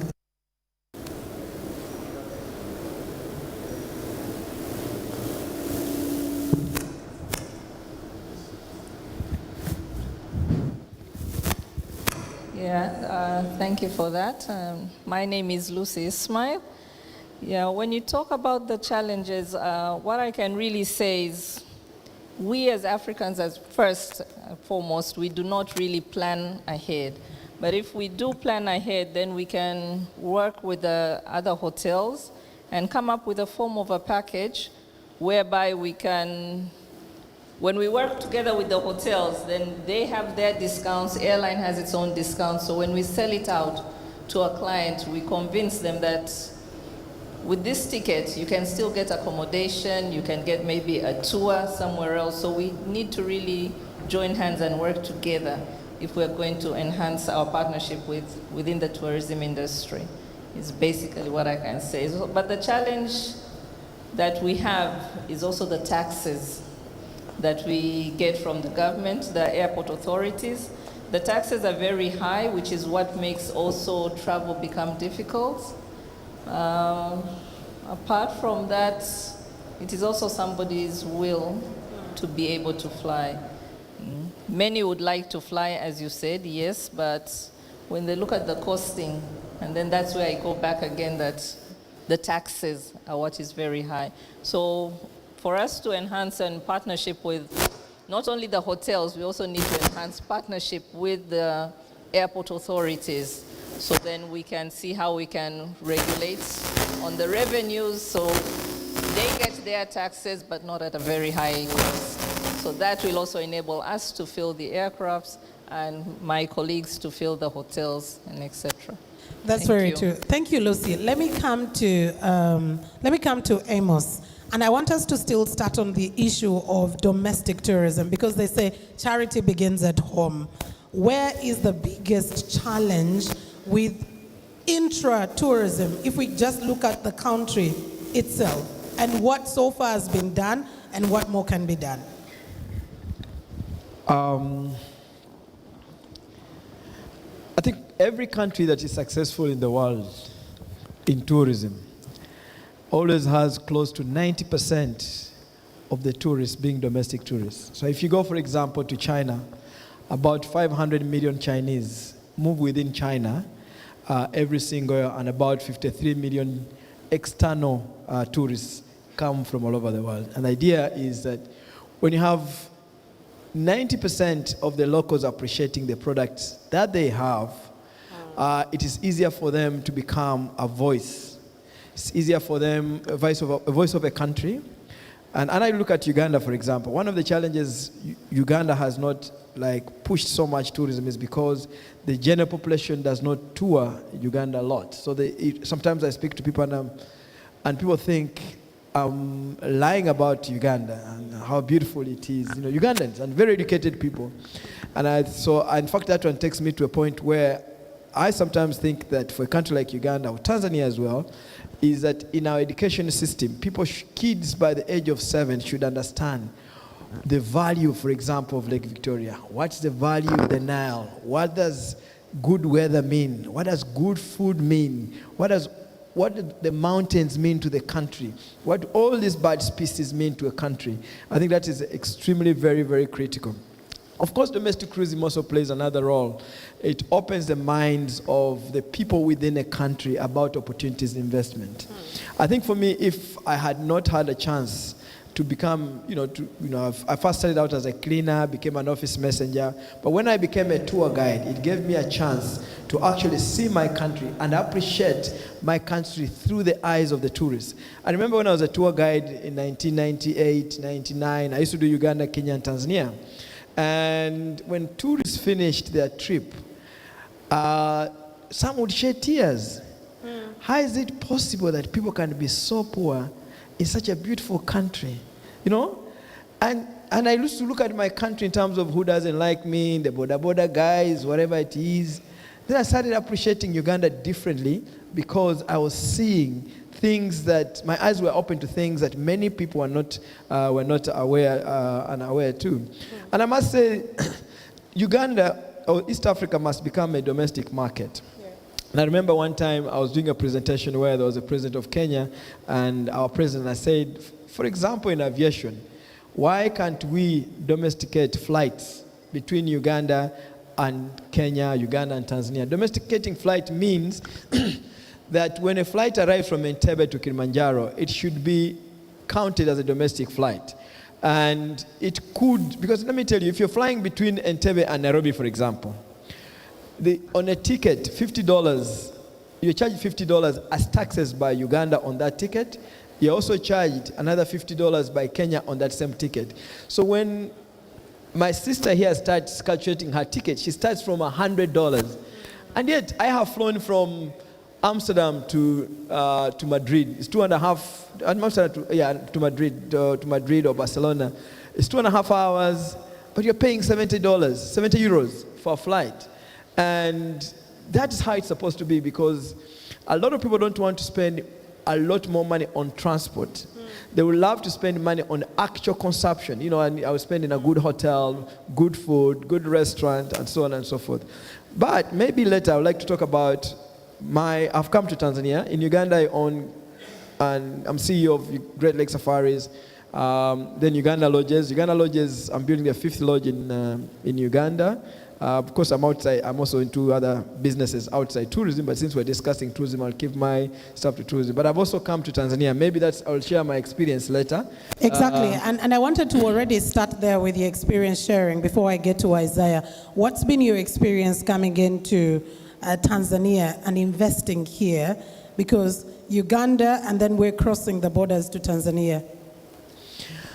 Well, I think one thing that I've appreciated in the last, the first project which I'm finishing, my first lodge is opening in the first week of July, and it's in Tarangire National Park. It was called the Boundary Hill Lodge, for those who can Google, but now it's going to be called Mwamba Lodge Tarangire. Then we have 3 other places that we're going to be developing within the next 2 years. I must say that I started pushing for this particular spot in 2015. I only got it last year in December. So it was a bit difficult it's a good project, it's a good space. Good things don't come easy. When I came here, I also appreciated the fact that I was once a tour guide, and I did Uganda, Kenya, and Tanzania. In 1999, some people here in this room probably were not born. The landscape was different. The beauty was even much better than what it is today. We'd come in, enter, Arusha, get all Land Rovers. The roads between, the roads generally in East African national parks were really bad. The road between Arusha and, say, Tarangire or Gorogoro, like Manyara or Serengeti, were extremely tough roads. You would arrive to Karatu with all, you look like dust yourself. But now things have improved. There is a lot of interest. Roads have become a lot better in Tanzania. There's a lot of focus on the tourism. Now, the other thing that I also appreciate is the fact that as a kid, I spoke Swahili. So my Swahili had rusted over time. But coming to Tanzania and investing now, my Swahili has improved so well. I mean, so much that I'm so proud of myself. You guys don't have to be proud of me, but I'm so proud of myself of how much I have learned. I mean, I can tell you what mukataba means now. That's an agreement. But the other thing that I've also witnessed, just like Uganda Investment Authority, Tanzania actually has extremely very proactive Tanzania Investment Center. And what amuses me is that, and there's a particular person, I think there's a lady called Vera, I've not met her, but she's the one who based in Moshi and coordinates a lot of the tourism investments on that part of Tanzania. They will tell you, we'll call you in 15 minutes. Within 5 minutes, they will call you, coordinate with everybody. And it becomes now my problem. You know, at the end of the day, it's me who is like slower than the guys themselves. They've been calling me now about incentives. I'm bringing quite a number of containers coming in, which arrive maybe in 2 weeks' time from different parts, you know. And they're helping me coordinate it. They're asking me, what do you need in terms of cars? Of course, what is happening in Tanzania now is that from now to about October, Tanzania has 3 problems. Number one is that they're going to run out of tour guides. Number 2, they're going to run out of cars in terms of, and then they're going to run out of accommodations. Now, for me, that's a fantastic problem because it means that I should actually invest more efforts in trying to tap into the opportunities available in Tanzania. The other thing is that people are actually very friendly. You know, you don't find the animosity that you would find in many places. I think Tanzanians, generally speaking, have a very good, warm relationship with Ugandans. They have a very good, warm relationship with Ugandans. They're excited to see a Ugandan speak Swahili.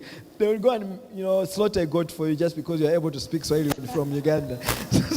So we're extremely in good hands. And I can also tell you that even before we start, the amount of push, everybody's pushing me and saying, when are you opening? Bookings are coming in, even before the lodge is done. So for the Ugandans looking at investing in Tanzania, you have to go through proper registration. You have to get a good lawyer. You have to make sure that you actually registered with the Tanzania Investment Center. And I can tell you they're extremely very good at what they do. But on the other hand as well, if you're Tanzania, there are lots of opportunities in Uganda. Uganda is a part of Africa, not by mistake. You know, the world best weather, you want to see the mountain gorillas, you want to see chimpanzees, you want to see some of the toughest mountain on the African continent is actually in Uganda. The toughest range of mountains on Africa is actually in Uganda. It's only the highest point that is in Tanzania, you know. There's just the Nile and the people, the culture, the food. I always tell people when I travel, my biggest problem, at the age of 51, I'm now 51 years old, at the age of 51, it's very difficult to be flexible on food and weather. When I go to Europe, I am thinking, when am I leaving this hell and going back to Africa? But Tanzania, of course, has food close to what Uganda has, but it's nothing that beats Uganda. When you go to Uganda and enjoy the food, you never eat a pineapple anywhere in the world, even in Kenya or Tanzania, that is as good as Ugandan pineapple, and the people, the friendliness. It's a fantastic thing that we need to appreciate. So Kenyans or Tanzanians in the room, I would like to encourage you to also invest in Uganda. Just as an example, because I've invested here, I have a reason to tell you to actually go also and invest in Uganda. Sure. You're doing it. And Isaiah, I totally agree with Amos. That's the biggest problem with many Ugandans. They've been spoiled by the Ugandan food. And every time you travel, like, I want to go back home and eat food. I want to go back home. But Isaiah, let's get on the experiences, especially as well, now that you started on regional tours, Kenya, Uganda, Tanzania, Rwanda as well coming through. What's your experience with having to get people on board to visit their own continent, to visit the proximity that they are in? I think the biggest challenge is lack of awareness.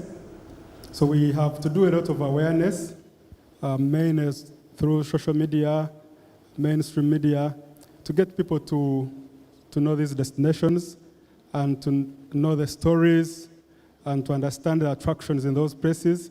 But these days it's very easy with social media. You create videos, you create pictures, flyers, you boost them, you push them around, and people come through. People come through, they book the trips, and we take them around. And when they come to Rwanda and Tanzania, they are happy because they are seeing a different world, they are interacting with different cultures.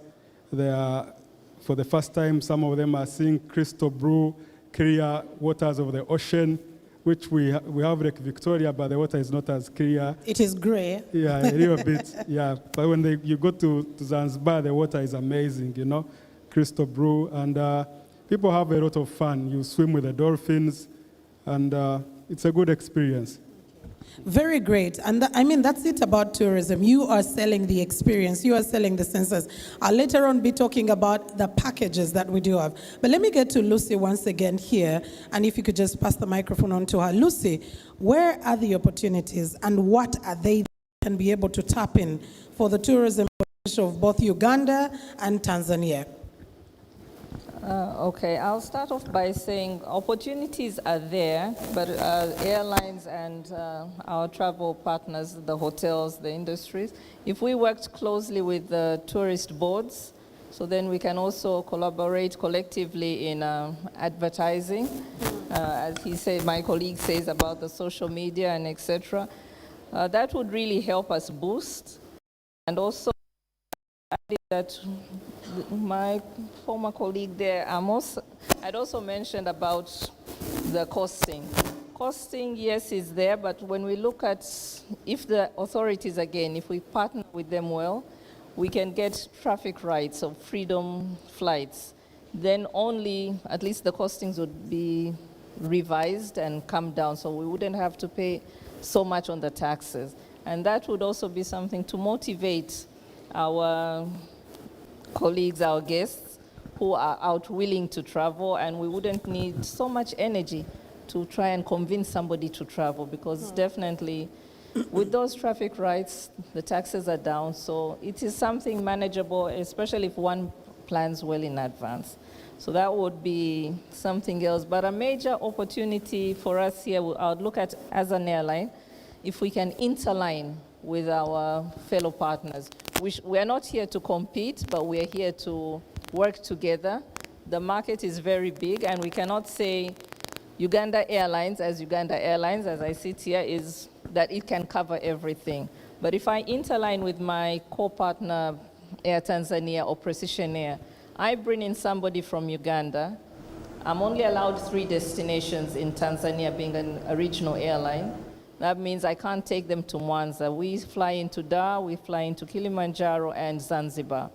But I can get somebody from Entebbe who wants to go to Mwanza. So if I interline with another airline, Air Tanzania or Precision, I can still bring them in, connect them on Air Tanzania or Precision, and we still do make a sale. So that is a major opportunity that I see at the moment. Thank you. All right, I totally love the interlinking, and that is where I go back to Amos. Quite related to what you're talking about. Amos, packaging is very key, because it's not just about the flora and fauna, which we do have, and like you clearly said, I mean, things are changing. The kind of beauty that you would see is still existent, but not as intact as it was in the past. And then I see gorillas today, and I want to come back tomorrow and see gorillas, and the next day I'm going to see gorillas. How do we turn around the packaging, both for Uganda and Tanzania, with regard to what we are going to? Because with tourism, you're selling the 5 senses. I want to be wowed and be able to remember, but I also want to touch, I want to feel, I want to eat and understand that, that is a very sweet pineapple that I've never found anywhere. Let's talk about the packaging of our tourism sector. I think the key thing for my observations is that before you think about packaging, if I am a tourist in Europe and I want to come to, say, a country in Africa, I have appreciated, say, Tanzania. What comes to my mind? The 2 things that come to my mind. One is how flexible is it for me to get a visa? So this has been already solved between Uganda and Tanzania. So that's no problem with that. What we're also expecting Tanzania to do is to do what we do with Kenya. You can actually use your national identity card and go to Kenya, fly into Kenya. We still need a passport to be able to come to Tanzania as a Ugandan. And that's a big problem. Number two, I would think about air transport or means of transport. If, for example, I'm coming from Europe and I have to go to Dubai before I come to Uganda or before I come to Tanzania, to reduce the chances of me coming to the country, because I don't want to spend 8 hours when I have opportunities with other 196 countries, of which maybe 100 of them have direct flights to their own countries. So key thing for us is making sure that every Ugandan or every Tanzanian gets to learn that is so free for you to enter Tanzania. And it's okay, very okay for you to enter Uganda. The same, that the process will be so easy for you. Number two, we need to make sure that we engage our national carriers as well. I think one of the things that I spend 2 weeks in Uganda now and 2 weeks in Tanzania now. Every 2 weeks I'm here, every 2 weeks. In a month I spend 2 weeks here, 2 weeks in Uganda. One thing that I've observed is that our airlines are not as full as they should be. Sometimes you're in a plane and you're the only person. I came from Uganda last Friday with Air Tanzania. I was the only client. I was the only person in business class, and it wasn't a few other guys in the plane. The reality is that it's a small plane compared to the population of 45 million Ugandans or 56 million Tanzanians. For Ugandans who are not aware, Tanzania has a population of 56 million Tanzanians in a country that is 4 times bigger than Uganda. I think Tanzania is almost 940,000 square kilometers. So it's actually a very big country. But there's a lot of wealth here, a lot of wealthy people in Tanzania that have no single idea about Uganda. So I think, for example, Uganda Airlines should have a way in which works with the tour operators. I've actually already, Air Tanzania approached me to work with them in terms of doing packaging of Tanzanians coming to Uganda. I'm hoping that that deal is signed soon so that we can see many Tanzanians actually coming to see Uganda. And so many Tanzanians are actually coming for the Rwenzori Marathon, which I started in Uganda. We have quite a lot of people who have registered to come for the marathon. But the other thing that I see about, say, Air Tanzania and Uganda Airlines, they do not quite behave like they're an infrastructure. You see, an airline is not first a business. An airline is first an infrastructure. When you have you have a flight between the direct flight between Entebbe and say Dar es Salaam, you have actually created an imaginary road in the air, and that road is supposed to facilitate either trade of products or bring in the tourists. So that's number one. Number two, of course, then it becomes a business. Now, when you package it well and have, they call it bums on the seats in the plane, in the aviation world, you need to have enough bums on the seats for it to make sense. I think that the few flights we have should never come empty. And the packaging should be clear. Now, of course, Tanzania is a mature market.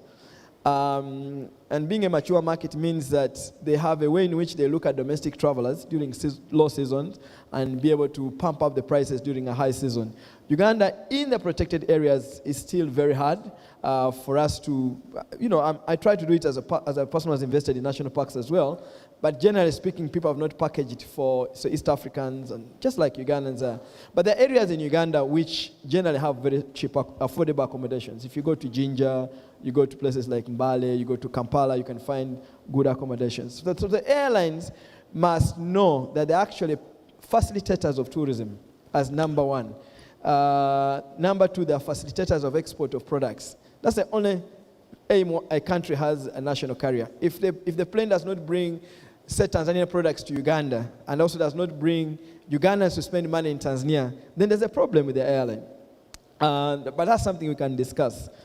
Okay, thank you very much. And Isaiah, let me get back to you on the issue of the opportunities that are available as well, as we continue to enhance the partnerships between Tanzania and the partnerships between Uganda as well. What opportunities do you see there? I think the biggest opportunity that I see today is Lake Victoria Uganda, Tanzania, and Kenya, we share Lake Victoria. As I speak, I think Tanzania has, His Excellency was telling me the other day, they have completed the construction of the biggest marine vessel, MV Mwanza, hapa Kazi 2, which should start sailing very soon. It has the capacity to carry 1,200 passengers, over 4,000 tons of cargo. It has a nightclub, it has a clinic, it has areas for entertainment. I think we need more vessels. We need more vessels like this on Lake Victoria, because then it's easy to connect all the three countries.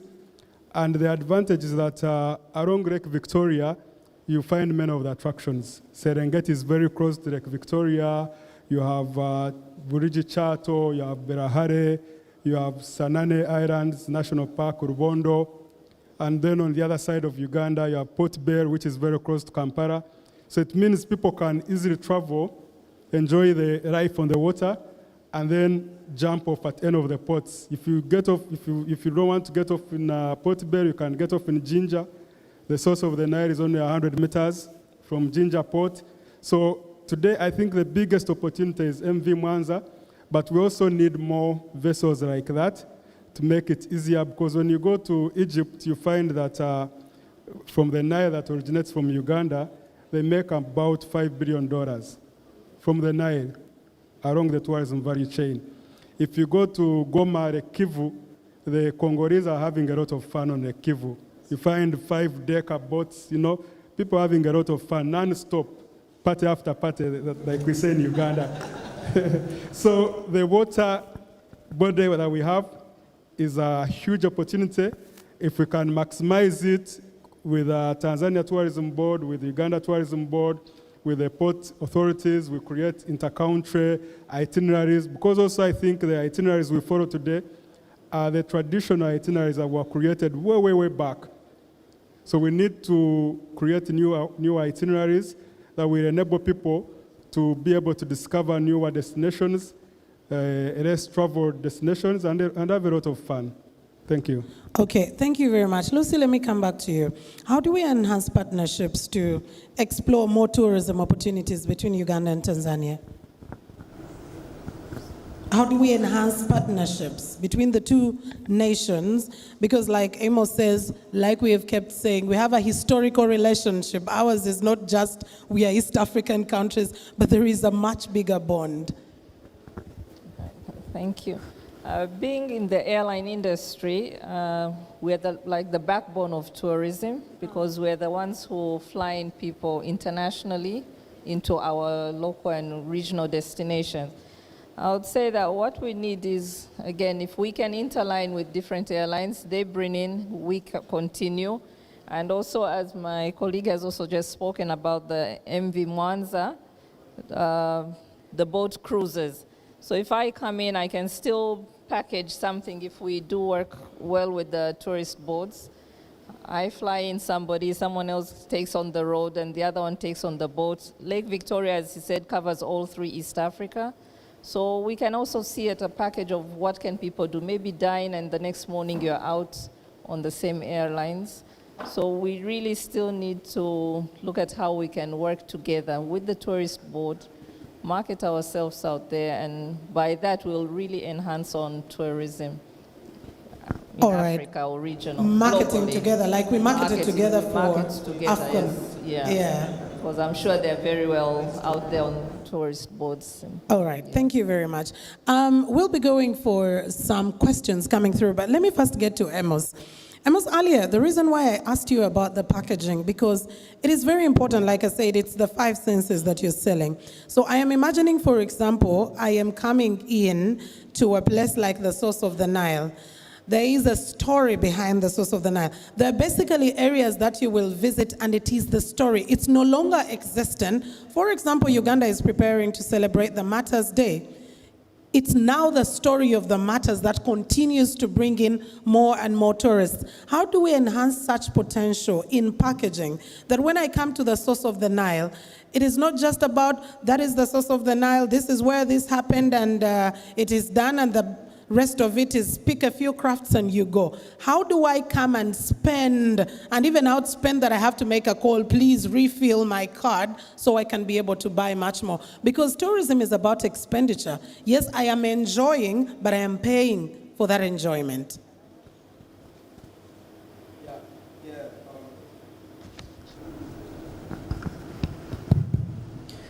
Thank you. The thing is, I think as countries, we need to take tourism as an international product. So that when we package it from a very professional point of view. And we need to know that we are constantly in a competition with other countries that are so well positioned, that have trained enough people. I mean, a Tanzanian should not prefer to go to Dubai and be explained to how the sand works. And when they can actually come to Uganda and see the source of the Nile, eat the pineapples we're talking about, climb the Rwenzoris, you know, enjoy the weather that Uganda has. A Ugandan should not give a priority to going to Turkey, for example, as opposed to saying, I am going to Kilimanjaro, I'm going to climb Mount Kilimanjaro, I'm going to do Serengeti, I'll be in Ngorongoro, I'll go to Lake Manyara, I'll go to Tarangire, I'll go to Raha. There are many places but that starts with education. And of course, there's something we all have to try and sort out. The two countries have to sort out. The reality is that, generally speaking, if a Tanzanian came to you, quite a lot of Tanzanians actually have a lot of money. I'm getting into the circles of the rich boys in town here. I'm getting to know them because they say when you hang out with 10 fools, you become an automatic 11th fool. So I want to become wealthy, so I have to hang out with wealthy people, you know. So I'm trying to, so that in future I become wealthy. So I'm actually getting into the circles. And I feel many of the guys that have so much money actually don't like or don't speak English. So if they came to Uganda, they would struggle being able to be interpreted in Swahili, you know. And then Ugandans, if you put $1,000 and said now here, or $10,000 and said, we need you guys to make 5 sentences each in Swahili, many of the Ugandans will walk out from this room looking at the man and saying, pass. 99%. And look at them, all of them. They actually don't speak either good Swahili or they don't know Swahili. Now, if they came as tourists, they would struggle in Tanzania. Now, one thing that actually shocks me about Tanzania is that the Tanzanian may not be interested in speaking English, but they will speak nice Italian. They will speak German. I was just so impressed that these guys can speak Spanish, German, you know, they can speak Dutch, you know. But there's not as much interest in speaking English as they are with those other languages. So we need to make sure that either Ugandans learn Swahili, or if we learn Swahili, every Tanzanian speaks Swahili. And maybe I must also say that Tanzania makes me very envious. I wish we had like Luganda as a language that let me tell you, in Arusha, every Muzungu speaks Swahili. As long as you're gonna stay there, you're forced to speak Swahili. I wish every foreigner that came to Uganda actually was forced to speak Luganda or something like that. It'd be really, really, really nice. So the thing is, there's an opportunity, but this opportunity is to be achieved. We must learn how to package, but we must have the right people to be able to unveil or unpack that package. And there are human beings that do that. If you met me 25 years ago or 26 years ago when I was a tour guide, I would take probably half an hour just talking about a lion, about an elephant, about any primate mentioned. And the other thing is that it's not just about us having domestic tourists, but I think we can also interconnect. I tweeted about it recently. I said, so I find some American guy in Arusha, we start chatting, he introduces so many people, and I bring him to Uganda. He comes to Uganda for a discussion on something, different. Last week he signed a deal to get vanilla out of Uganda 60 tons a month to Italy. So a Ugandan has now signed a deal to supply 60 tons of vanilla every month to an Italian company, and he's the middleman. Then I go to sit at Grand Melia in Arusha and I meet a friend, and this lady says, I have 120 tourists that are coming to Tanzania, but they want to come to Uganda and do the gorillas before they do other trips. So packaging Uganda and Tanzania is not just packaging for Tanzanians and Ugandans, it's also packaging for an external market. And so I'm actually coming to talk to Uganda Airlines to see how, for example, we can have affordable packages between, Entebbe and Uganda. And the other thing that I've said, if you go to Zanzibar, the number of charter companies that are actually dropping tourists from TUI, Condor Airline, the big boys. If, for example, Uganda Airline went and engaged the ground handlers of companies and said, we can do bush. And beach to bush can also happen in Tanzania, but we can have a special bush to beach where you come to see the primates, the chimpanzees of this world, the mountain gorillas, and those guys are in big numbers. They arrive in big numbers. So we have to understand and read the situation and take advantage of it. All right, thank you very much. Lucy, let me come back to you.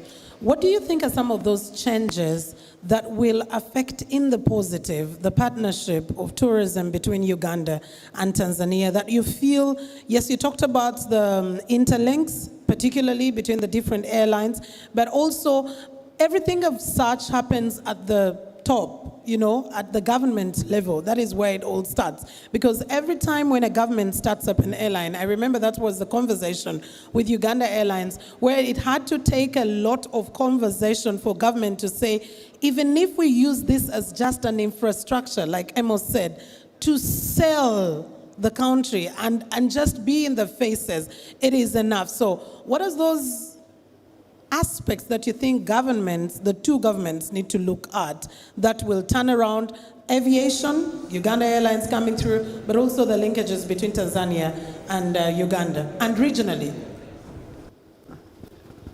Okay, thank you. What I want to say there is basically, again, I would go back to the interlines. If we can cooperate, we should not compete, but work together.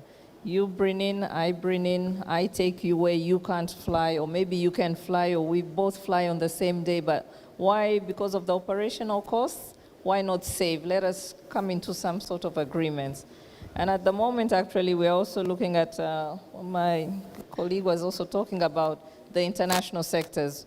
We're actually about to sign in some MOUs, which will allow people who come into Zanzibar or chartered flights to be able to get packages to go down to Entebbe and likewise. So I guess that is all I can say. Okay, it is still, I love that you continue. I love that you continue to enhance the fact that it is not competition, it's collaboration. It's not competition. Yeah. Yes, we should cooperate together. Thank you very much. Isaiah, I come back to you on what do you think are how do we enhance partnerships? What are the changes that we need to do to see this intra-regional tourism put on a totally different pedestal? I think traditional tourism runs on the 5 A's: access, attractions, activities, amenities, and awareness. So for us to successfully achieve partnerships, we have to look at access, the airlines, we have to look at the road networks, we have to look at the railways, because without access, it's very difficult for people to get to the attractions. And then also we have to look at the attractions, because the reason it's very easy for people, or traditionally it has been easy for people to go, for example, to Dubai, is that any day from Uganda or Tanzania or Kenya, anytime you want to go to Dubai, there is a flight available. So it's very easy for people to fly into Dubai, and when you get into Dubai, all the attractions are there. There's a multiplicity of attractions, but you find countries like Uganda, one of the complaints we get is that for people they have to take 8 to 10 hours to move from Entebbe to Kisoro, where the gorillas are. Sometimes you find the airports are not very functional, so access becomes a problem. When you get to the areas by air, the roads are also a bit of a challenge. So we have to work with the governments or encourage them to ensure that access is worked on. Once access is worked on, then it's easy to get all the other people moving around. And that's, for me, that's one of the key things when it comes to enhancing partnerships. And I see Tanzania is doing a lot. They are building the standard gauge railway. They are pushing it to Dodoma, Mwanza, and that should make it easier for people to travel because the railway is cheaper. So access is very important when it comes to partnerships. And that's why the Uganda Airlines are here. Thank you. Thank you. I love the 5 A's: access, attractions, activities, amenities, awareness. Amos, as I come to you and we get back to the audience on the questions, I will still get to the attractions and activities. Because back in the day we would say, you want to see gorillas? Come to Africa. You want to see the wild animals? Come to Africa. Come to Uganda, come to Tanzania. Now Dubai is telling you they're creating their own zoo in the desert, right? And they're going to create whatever it takes to have that zoo. And someone will be asking themselves, why do I have to go and see an elephant in Uganda when I can still meet it in Dubai, and I'm having everything else becoming easy? Where I'm driving the point is, what more? How do we expand our horizons? For example, in Uganda, you were just boasting about the food. Our culture, if you look at Tanzania, the culture of Uganda, diverse. In Uganda, the reason why we don't even have a national language is because everyone has their own language somewhere, and it's unique in its way. How do we get our Africanness and make it a product that we can actually be able to sell out? No, I think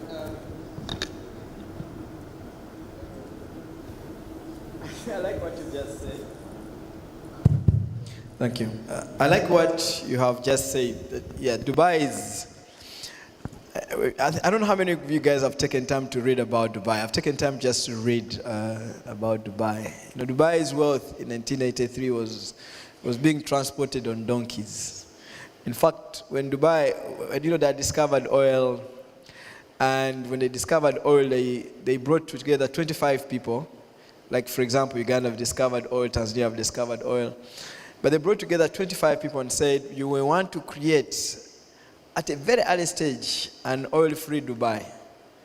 And actually one of the guys was a Ugandan working in the bank there from Arua. And they created 3 sectors: tourism, real estate, and finance. Now, when they created those 3 sectors, they did everything around infrastructure and everything to try and make sure that it does actually work. I can speak about that story of Dubai for a long time, but that's not the issue today. The thing is that they are showing us that they admire what we have.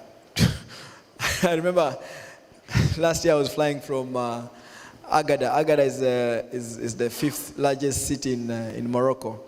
And we're coming back from, we're going to Dubai. We had to pass through Casablanca, going to Dubai. And somewhere 3 hours to landing, the hostesses and air hostesses started jumping and celebrating. So I asked one of them, why are you guys jumping and celebrating? They said Dubai's weather has improved tonight. It's a hot place. It's a desert. It's a tough environment. But they have also understood how to actually market this and position the product. And that's one thing that, as Africans or East Africans, we must know that yes, what we have is something that the world will not reflect. Let me tell you, when you see an elephant in Tarangire, it will never be the same as seeing an elephant in the desert in Dubai. It's never going to be the same. The landscapes are different. And for those of you in the room, I was having a chat with the infrastructure boss of Aga Khan Group called Riaz on a flight out of Nairobi recently. And he says, Amos, as Aga Khan Group, we have done a study on which area we should concentrate on longer than all other areas. And he said, we have decided that tourism is a future because the desire to see an elephant in an African environment can only grow. The desire for people to see the Nile in this setting can only grow. So their future as a group, through studies, tourism is an area where they're investing. In fact, when you see their dreams now, a lot of their dreams, going to Burundi, going to Angola, those countries, the first thing they're entering and going into is actually tourism, because they have understood where the future is going to go. But the reality also is that, I mean, look at Tanzania. Tanzania, over about 50% of Tanzania is actually a protected area. It's protected environment. There are places in Tanzania where you can easily say human beings have not even been there. This country is so rich in terms of attraction. And Uganda, of course, we've reached everywhere, but still, but the world must know, you know. It's like selling a car. If I have a car in the garage and I'm looking at selling it, the chances of me selling it and sparking the car are chances are very, very small. But if that car moves on the street and there is for sale sign, chances of it being bought are much higher. We must put our product, our countries, on the streets of New York, in the streets of London, the people where actually buyers are. And the reality is that there is going to be more money there. I don't know, you know, that it's the fastest growing industry in the world. This year, the world is going to earn $8.9 trillion from tourism. In the next 10 years, the world will earn $17 trillion from tourism. The highest amount of jobs in the world in the next 10 years will come from tourism. And because the more people get richer, the more they want to experience, they want to buy experiences. And the more you go to the richer people, because we're poor, we need the richer people to come to us. The other day I was telling some friends of in Uganda, I was saying, I was booking clients in one and only one in Rwanda. And we booked a room. The room was $26,000 a night. And that room is booked throughout the year. And those rooms are booked throughout the year. Anyway, we could talk about this until cows come home. But we need to do something about it.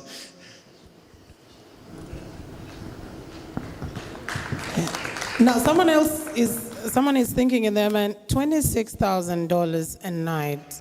What business can I do with that money? But anyway, that's a conversation for another day. But as you grow richer, like he said, Maslow's hierarchy of needs, self-actualization is right there at the top, and it's totally different.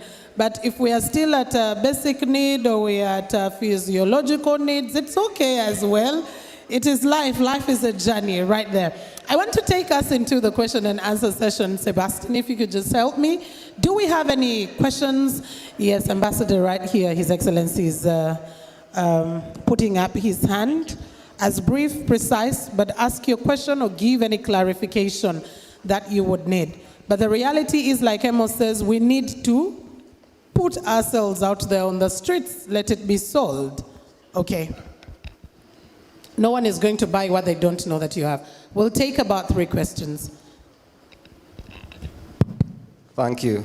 Mine is really a figure, and I'm glad to see the veterans in the room, Mr. Wekesa, Lucy, and the others. 904 billion US dollars is the global MICE market, the meetings, incentives, conferences, and exhibitions. And the challenge, the lacuna we have, is who do you call? Where is the one-stop for MICE? UIA there's a one-stop center. But if I'm WHO, I want to book 500 doctors in Uganda, who do I call to organize transport, visas, tours? There's really a gap there. I don't know in Tanzania, but I know in Uganda, we don't have a convention bureau. You have to call Uganda Tourist Board, but they don't have all the information. So I really want you to speak to this. Thank you. Wow, very true. And many African countries that are positioning themselves. So many meetings going on, but who is organizing and how do they get organized? Okay, let's get to another question. Right, okay, all right. What did you say? Thank you. Right in the middle there, yes. Please, go ahead, sorry. Thank you very much, moderator. Thank you, the panelists. Chris Kaganda is my name from Uganda. You've talked about other areas we can tap into. Actually, I want to ask, have you assessed the factors that influence why Ugandans or why Tanzanians are able to travel to the so-called developed countries and they are not able to visit their own tourist attractions? I so happened to tell someone, to go for gorilla tracking, just here in Windy. And he told me I grew up seeing monkeys. I grew seeing up monkeys. What do I have got to do to go in Windy to see monkeys that I've grown seeing? He couldn't even differentiate between the difference between a monkey and a gorilla. Two, I would have liked seeing some, like city authorities, heads of city authorities. You realize that most Ugandans like to go to take pictures in this such texture, beautiful buildings, beautiful streets. But look at our cities. What are we doing for our cities? Okay? I think that will be also another area that will market us. Thank you very much. Thank you. Thank you very much. Yes, Sebastian, over to you. Good afternoon, gentlemen. Good afternoon. In 2020, the coronavirus ruined the whole tourism industry in TZ. I took a trip to Arusha, and all hotels were empty, no tour cars moving around. So how did the tourism industry prepare itself for these events to happen in the future, and how can you insure yourself from losses and damages? Thank you very much. Amos will tell you how many bookings were cancelled during that time, and operating hotels and lodges, he knows what exactly it is. Yes, Sebastian said it's 3, and I want to respect that. I know there's so many questions, but these people are still here. So let me start with you, Amos, entirely on some of the questions that have come through.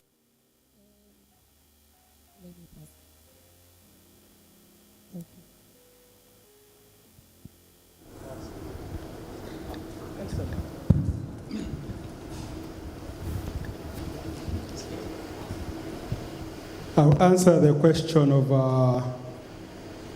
why is it that people find it easy or they find it more attractive to travel to developed countries and much faster than they want to travel around their countries. Like we've mentioned, and I think like Amos has mentioned, we need to continuously have a behavior change campaign. I like to give this example. About 10 years ago, in Uganda, people were drinking whiskeys by the totes. You would go to a bar and everyone would be buying whiskey in a tot. And I remember, say about 6 years ago, the breweries started a campaign where they were encouraging people to buy whiskey and drink whiskey in bars by the bottle. Today, if you go to Kampala, you literally see no one buying whiskey in a tot. But there was an intentional effort. There were huge campaigns. Money was spent on advertising. Ambassadors were created. People were actually told to drink whiskey by the bottle. And everyone now is buying whiskey by the bottle. So I believe in a similar fashion, tourism needs to do the same thing because tourism is driven by curiosity, information, awareness. These need to be amped. More of it needs to be done. People need to be tour operators who do group experiences. They need to take people more around. But I also think that as Uganda and Tanzania and all these other countries in the region, we need to add value to our natural attractions. It's not enough to have the source of the Nile. It's not enough to have the Makshon Falls. It's not enough to have Zanzibar, the blue beaches we're talking about. Good hotels, good amenities. Also encourage people then to realize that, well, I can easily get this here in Uganda. I don't have to travel so far away.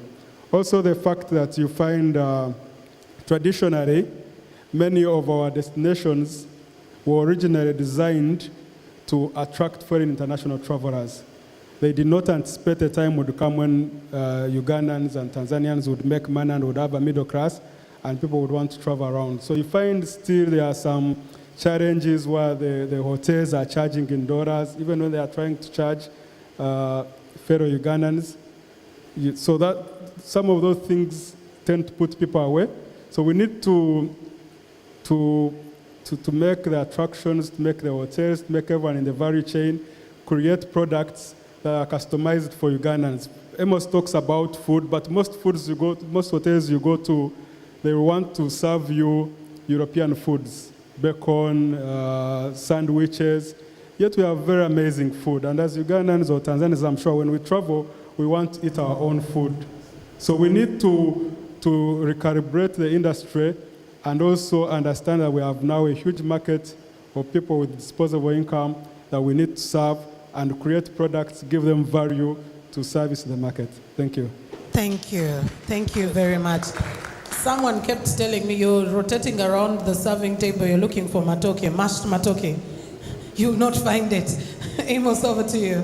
Yeah, just to add on what my brother just said, I think the key thing for me is education. In fact, if there's anything I'm advocating for in Uganda now, is to make sure that Ugandans from primary school are taught and examined on the country called Uganda, such that a lot of the challenges we see today in Uganda is because a lot of Ugandans don't understand the gold that we have. They don't understand the value of the Nile, like Victoria, and I guess that could also be partly in Tanzania, though there's a lot of awareness in Tanzania. But we should not be examined about the prairies, and I've never examined you about the Nile. You see? That's Tennessee Valley Authority. Yeah, absolutely. I think so. To sort that, education must be the number one thing. Two questions, Ambassador. Thank you for asking about maize. To be honest, I think Kenya and Rwanda have done a much better job in taking advantage of the maize. The maize is meetings, incentives, conferences, and events. These are big time. The number one is actually Cape Town is the biggest destination for maize on the continent. Right now, Rwanda is among the top 5 on the continent now. And a lot of people just think, oh, people have gone to Rwanda. Next year, they will be the first country in Africa to host World Cycling Championships. They are thinking about Formula One. It's not about the Formula One. It's not about the cycling. It's about how much money that comes with crowds. So there is an attempt by Uganda and Tanzania. Tanzania has had a natural opportunity in Arusha because lots of different people come to Arusha and spend money in Arusha, coming for different meetings. As I speak right now, they're building African court, you can see coming up. And I think all of us in the room must know that it's important for us to follow. Me, I failed in school. I was written off. But you know one thing I do? Every day I read. Every day I read. The reason why I bought a property in Arusha, big property, I mean, quite a number of acres, is because I have read. I know where Arusha is going. I know where the new stadium for AFCON is going to be. I had to calculate how many kilometers I'm buying land from that stadium. I know that I'm putting up a bus park there. I know what they're doing with it. I know the government of Tanzania is planning on making Arusha the maize center for Tanzania. I know what that means, you know? So when I'm investing, I am not investing without knowledge, you know?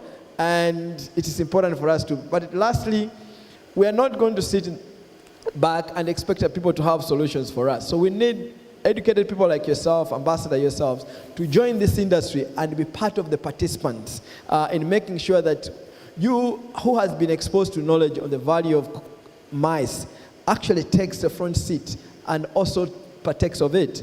COVID. Ask me about COVID.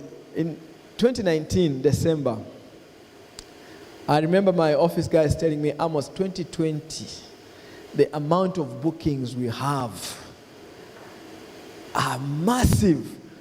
2020 was going to be such a fantastic year for our business. I had calculated what I was going to do with the profits. And the first week of January, I started hearing about COVID. I think I got COVID from New York. I was in December 2019. I think I came back and I felt sick and I could not tell why I was sick. I think I had COVID. It's just that I could not tell whether it was COVID at that time. And I thought, okay, 2020, April, things start happening. I remember every week refunding $200,000. It was such a painful refund. Like, people would just bring, this one has cancelled, the other one has cancelled, this one has cancelled, the other one has cancelled. But of course, having had a very disciplined background in the business, I still had enough money to pay staff for 9 months full salaries, and then I went down to 40% for the remaining part of the years because I didn't want to lose my key staff. At the end of the day, it's not easy to bring the staff together. But of course, that has taught me as a person the value of discipline. We all need to be disciplined as business people and know that there is no guarantee about tomorrow for anybody. And it's important for you to always think. There's no guarantee, even if you're not in tourism, there's no guarantee for life. So you try to make sure that you prepare for that day when things become, even if you're in politics, someday you can wake up and you're no longer in politics. You also have to prepare for those days. Thank you. All right, thank you very much. Lucy, you will have the last bit of this in case you want to respond to any of the questions or just give us your parting shots as well. I believe my colleagues have already answered the questions, but just one more point to enhance on our tourism. I can say that Uganda Airlines has actually worked with UTB, and we've taken some of the travel agents from Tanzania to go down to Uganda to experience and feel, so that even when they come back, then they know what they're selling on the packages and what. There's an event in Uganda called Poate that is ongoing. Yeah, yes. So we have a team of Tanzanians from this side who we work with in the airline industry, and they have gone down for that. So I believe when you see, you feel, you touch, you understand what you're selling, then it becomes much easier when you're trying to sell. That is all I have. Thank you. All right, thank you very much. Isaiah, do you have anything? In Uganda, we say akatalekeka, like you just can't go without saying that. Do you have 30 seconds for that? So I look at Ambassador Colonel retired Mwesije, and I know him along with President Museveni and many compatriots, and with the support of former President Nyerere, they worked so hard to liberate Uganda through Fronasach, Kosmarum. I believe we can also look at political tourism and also have the remembrance walks so that we cherish our history, we remember where we have come from, we continue to build, because I also think I was told, I don't know if it's true, the president, one of the reasons he insisted the pipeline go through Tanzania was because of that historical bond. He said these people shed their blood for us, now is an opportunity for us to deepen our relationship, to work together. So we need to build on these emotional connections, to build our friendship, to build our relationships, know that we are brothers whose history is tied in blood, and we can do a lot of things together. Thank you. That's an interesting one, political tourism. Amos, any 30 seconds for something that you'd like to weave the conversation? You? Okay, no worries. Amos, you will speak for your 30 seconds, and His Excellency wants to just say something on the comment that Isaiah made. I was just commending our ambassador, our High Commissioner. So it's general, right? General. I don't want to make a mistake. You've done a fantastic job bringing us together, and I'm just praying that as the years go by, the numbers grow, we get more Tanzanian business coming to these meetings and more Ugandans coming to these meetings in the future.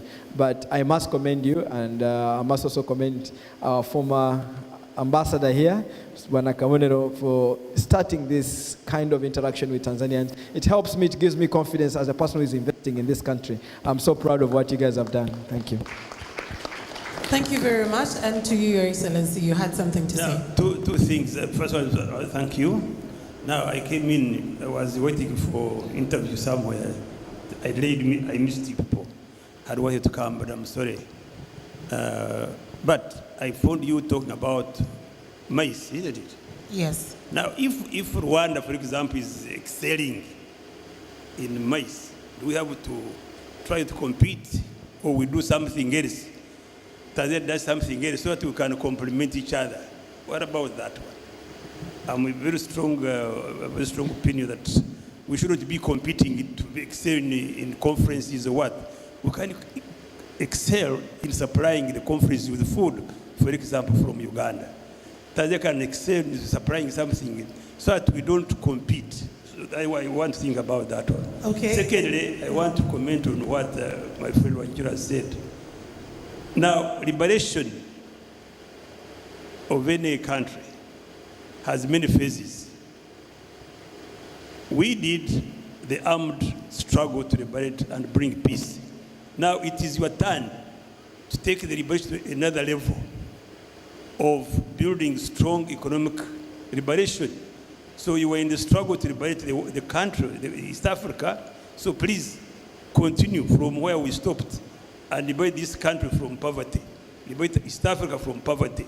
So I agree with you that you were in the struggle to add to what we did, we built. Thank you very much. Thank you very much. Amos, do you want to attempt to what he's saying? I think, General, it was asked by the former High Commission to Uganda. That question was asked. But what I must say is that Africa in general gets less than about 5 or less % of the amount of money earned from tourism annually. Like I said, this year the world is going to earn $8.9 trillion from tourism. But Africa will get less than 5%. Now, this year, mice alone will earn the world over $900 billion. The idea is, even Rwanda, whatever they're doing, they're just touching the surface. So it's not even a competition, to be honest. We have ability to, the reason why Uganda, Kenya, and Tanzania are hosting AFRICON, that's actually part of MICE. We can cooperate, but we need to make sure that we also tap into the international opportunities that are available. We have the ability to do that, we don't need to compete because there's no competition there. General. We are simply going to take a bit of a bigger chunk from the Western world and bring it to all of Africa. Okay, thank you very much. And I think, yes, that clears. There is a lot. It is like saying you have 10 weddings and there are only 2 venues, right? There has to be another venue opening to accommodate the other weddings as well coming through. So ladies and gentlemen, please appreciate for me my panel, but please, Amos is preparing to run away. Sebastian, please take it up. We are done with here, but these gentlemen are still here, and lady, you can continue asking any question that you'd like to ask them. Thank you so much. Thank you very much. Another round of applause to all our panelists. And of course, another round of applause to our moderator. Thank you very much. That was very well tailored. So please join me in welcoming His Excellency Major General Paul Kisesa Simuli, so he can award panelists their accolades before we head on to the last panel of the conference. A round of applause to Major General, please, His Excellency, as he comes to the stage.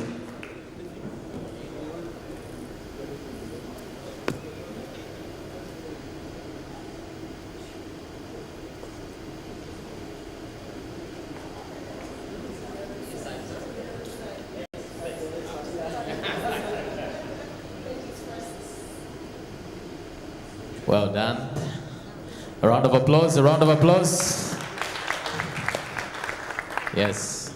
Mildred told us earlier that we are going to have a cocktail session later. And what samples about drinking from the bottle, the whiskey here, people were taking it seriously. Okay, can you have the last one? You reduced the concentration a little bit there, or maybe attracted it more. So, together? Together?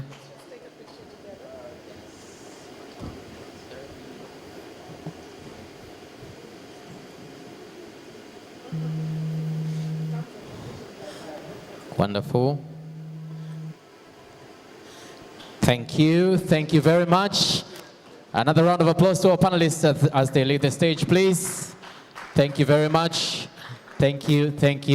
I believe that was very, very productive. Without wasting any more time, may I call upon the next panel, and I would just call the moderator, Mr. Anthony Chamanga, the Chief Manager of Tanzania Horticulture Association, who will be moderating the session on commercial agriculture, a sustainable approach. A round of applause to Mr. Anthony, please, as he makes it to the stage.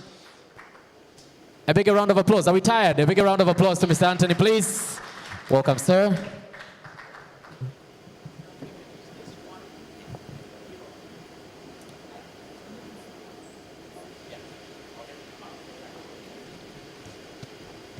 Good afternoon.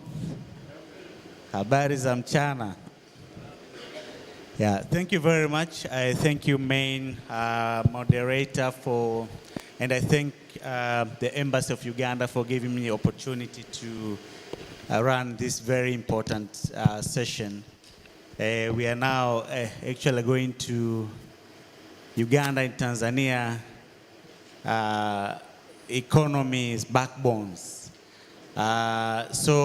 This session again is about commercialization of agriculture, and some of the sustainability aspects of agricultural sector will be widely discussed. Again, my name is Anthony Chamanga. I'm Chief Development Manager for TAHA. TAHA is Tanzania Horticultural Association. We are working to promote and develop Tanzania horticulture. Based in Arusha, but our wings are spread out in the entire country. So with me is a collection of intelligent minds in the agriculture as well as Tanzania. And let me take this opportunity to ask the panelists to come forward, starting with Moses Sabiti, who is Vice Chairman for Presidential Advisory Committee on Experts in Industrial Development of Uganda, PASAID. Please, a round of applause for Moses. And Oscar Kisanga, Mr. Oscar Kisanga, Executive Director for TCCIA, Tanzania Chamber of Commerce, Industry and Agriculture. Please, Mr. Kisanga is sitting in place for Vincent Minja, who is the President of TCCIA. Tula Mloge, Partnership Manager for SAGOT. SAGOT is Southern Agricultural Growth Corridor of Tanzania, also working on investment and trade issues in the corridor. James Kanyiji from KK Foods Limited of Uganda, Managing Director. Actually, KK Food is one of the leading exporters of agricultural products from the East African horizon. So James is also here to share his experiences in the ag sector. We'll also have Moses Kasigwa, Assistant Commissioner, Minister for Agriculture, Uganda. Will be one of the first contributors. Apparently we don't have a chair for him. As if you can bring in for Moses. Thank you very much, my panelists, for getting time and participating in this important session. Please, can we have extra chair for Moses, one of the panelists? We would like to get experiences from the government and how they are facilitating private sector in trade and investment arena. So, but let us go straight and start our session. Again, commercialization of agriculture is a key aspect when it comes to transformation of the different value chains in the agricultural sector. And actually, both our countries possess tremendous opportunities in production, in trade, and the other aspects of the value chains. And when you look at agricultural sectors for both Uganda and Tanzania, there are a lot of similarities. Similarities in terms of which crops that we are engaged in, which livestock products we are engaged in, and the other agricultural products. And when you look at the numbers as well, contributions of the sectors to the economies, to GDP, export earnings, etc., and production levels. And you see a lot of similarities, but also you find a lot of opportunities in these sectors. But productivity and commercialization are among the critical issues that is our countries have really need to embark on. I was looking at the numbers in livestock, for instance. Tanzania and Uganda have a combined population of over 250 million livestock, cattle, sheep, chicken, etc.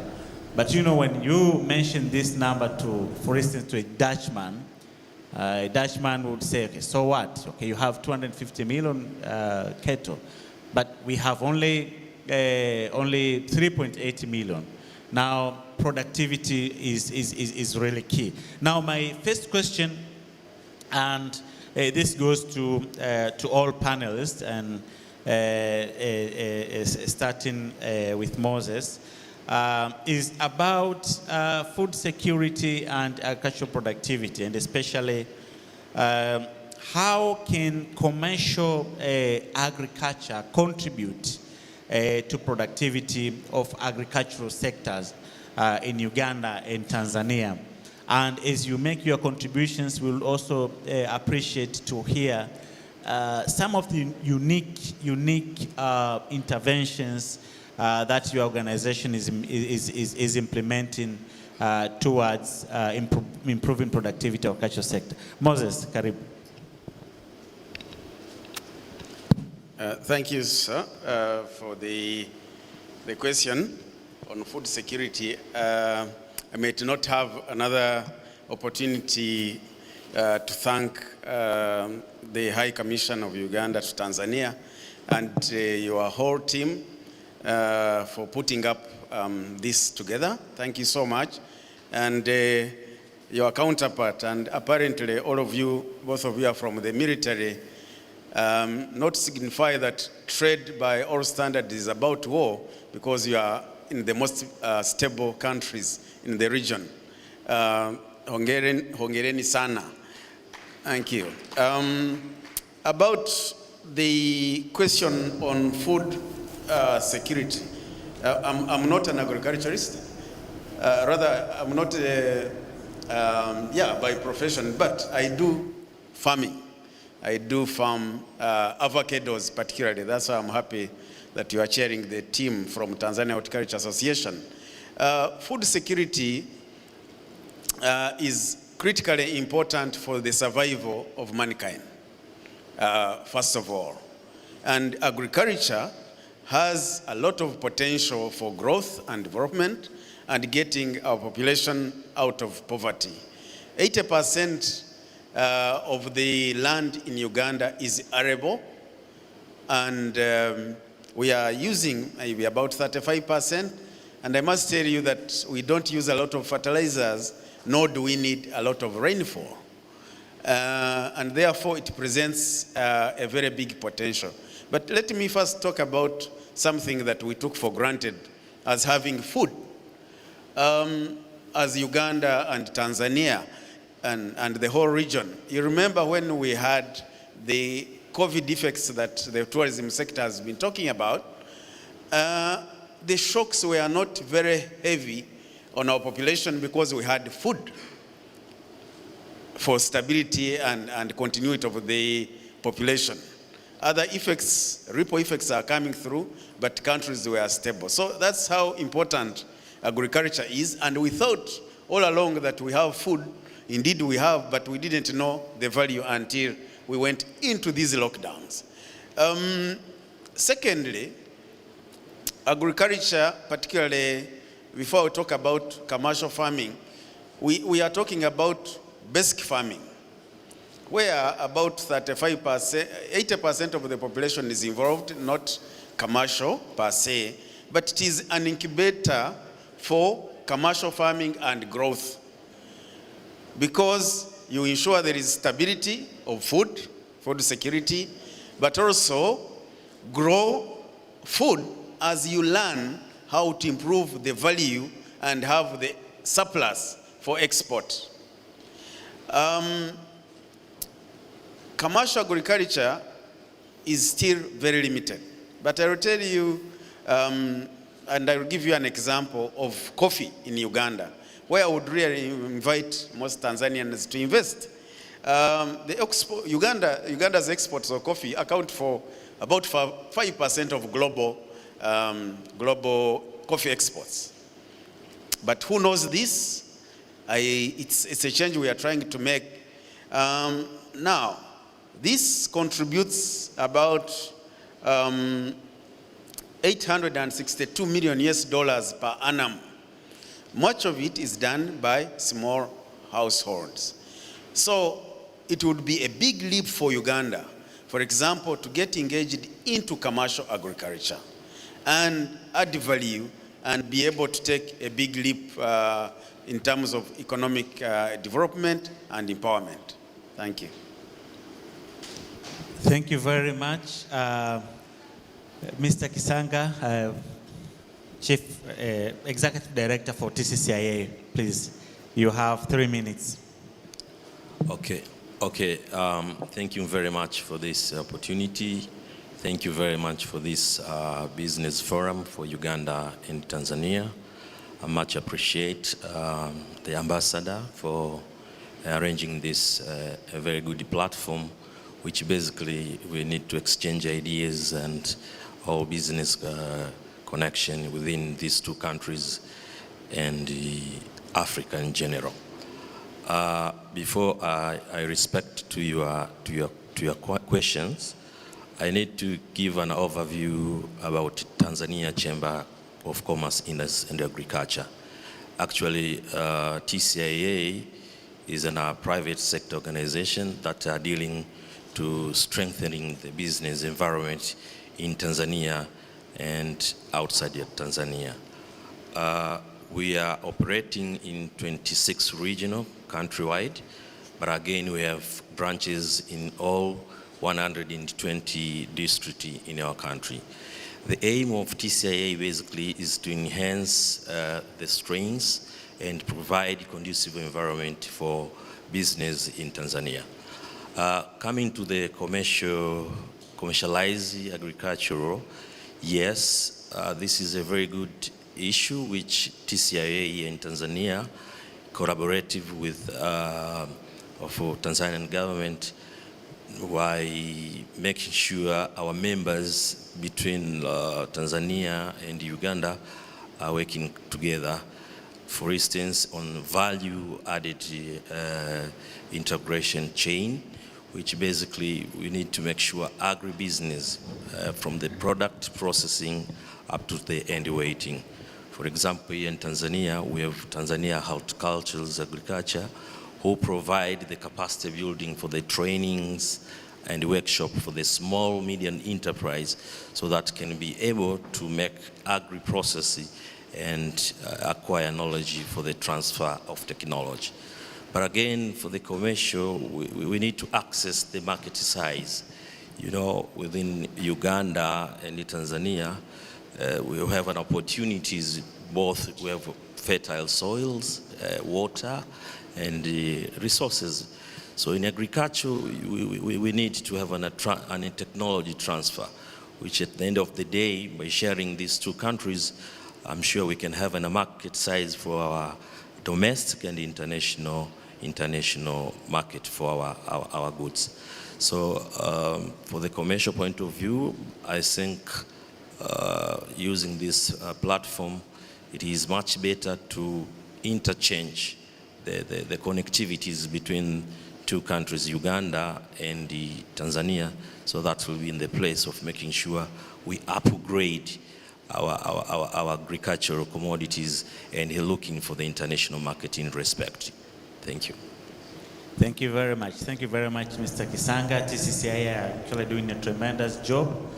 And at some point during these discussions, I would like also to hear from you about TCCI role in trade facilitation. I know when it comes to rules of origin, for instance, TCCI is doing a lot of work, especially connecting private sector and the government. So Tula, partnership manager for the SAGOT, karibu.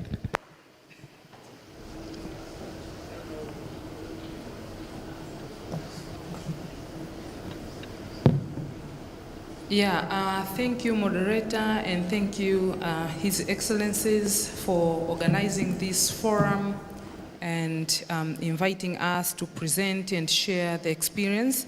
As my brother has said, I work with SAGOT Center. SAGOT is Southern Agricultural Growth Corridor of Tanzania, and SAGOT is the initiative, is a government of Tanzania initiative with its partners, and it is a public-private partnership initiative whereby we have a mandate, first of all, to make sure that we work with partners to increase food security in Tanzania, and that is both productivity but also quality of food, that is nutrition and food safety, but also to make sure that investments in agriculture are sustainable, looking at environmental sustainability and good use of resources.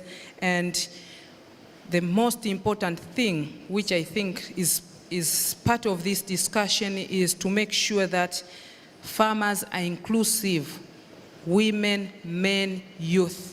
So gender is very critical, and transformation of farmers' lives is very critical in what we are doing. So going back to your question, how can we commercialize agriculture and contribute in improving food security? The underlying issue is increased yield, increased productivity. That is what will make farmers to be commercialized, and that's how we'll commercialize agriculture, because now people will produce, or farmers will produce more than what they need, and when they produce more than what they need, what is remaining will go to the market, and that is the starting of the trade. For example, I can see here that Uganda and Tanzania, specifically Uganda, they are our brothers and sisters, and they like to eat rice from Tanzania.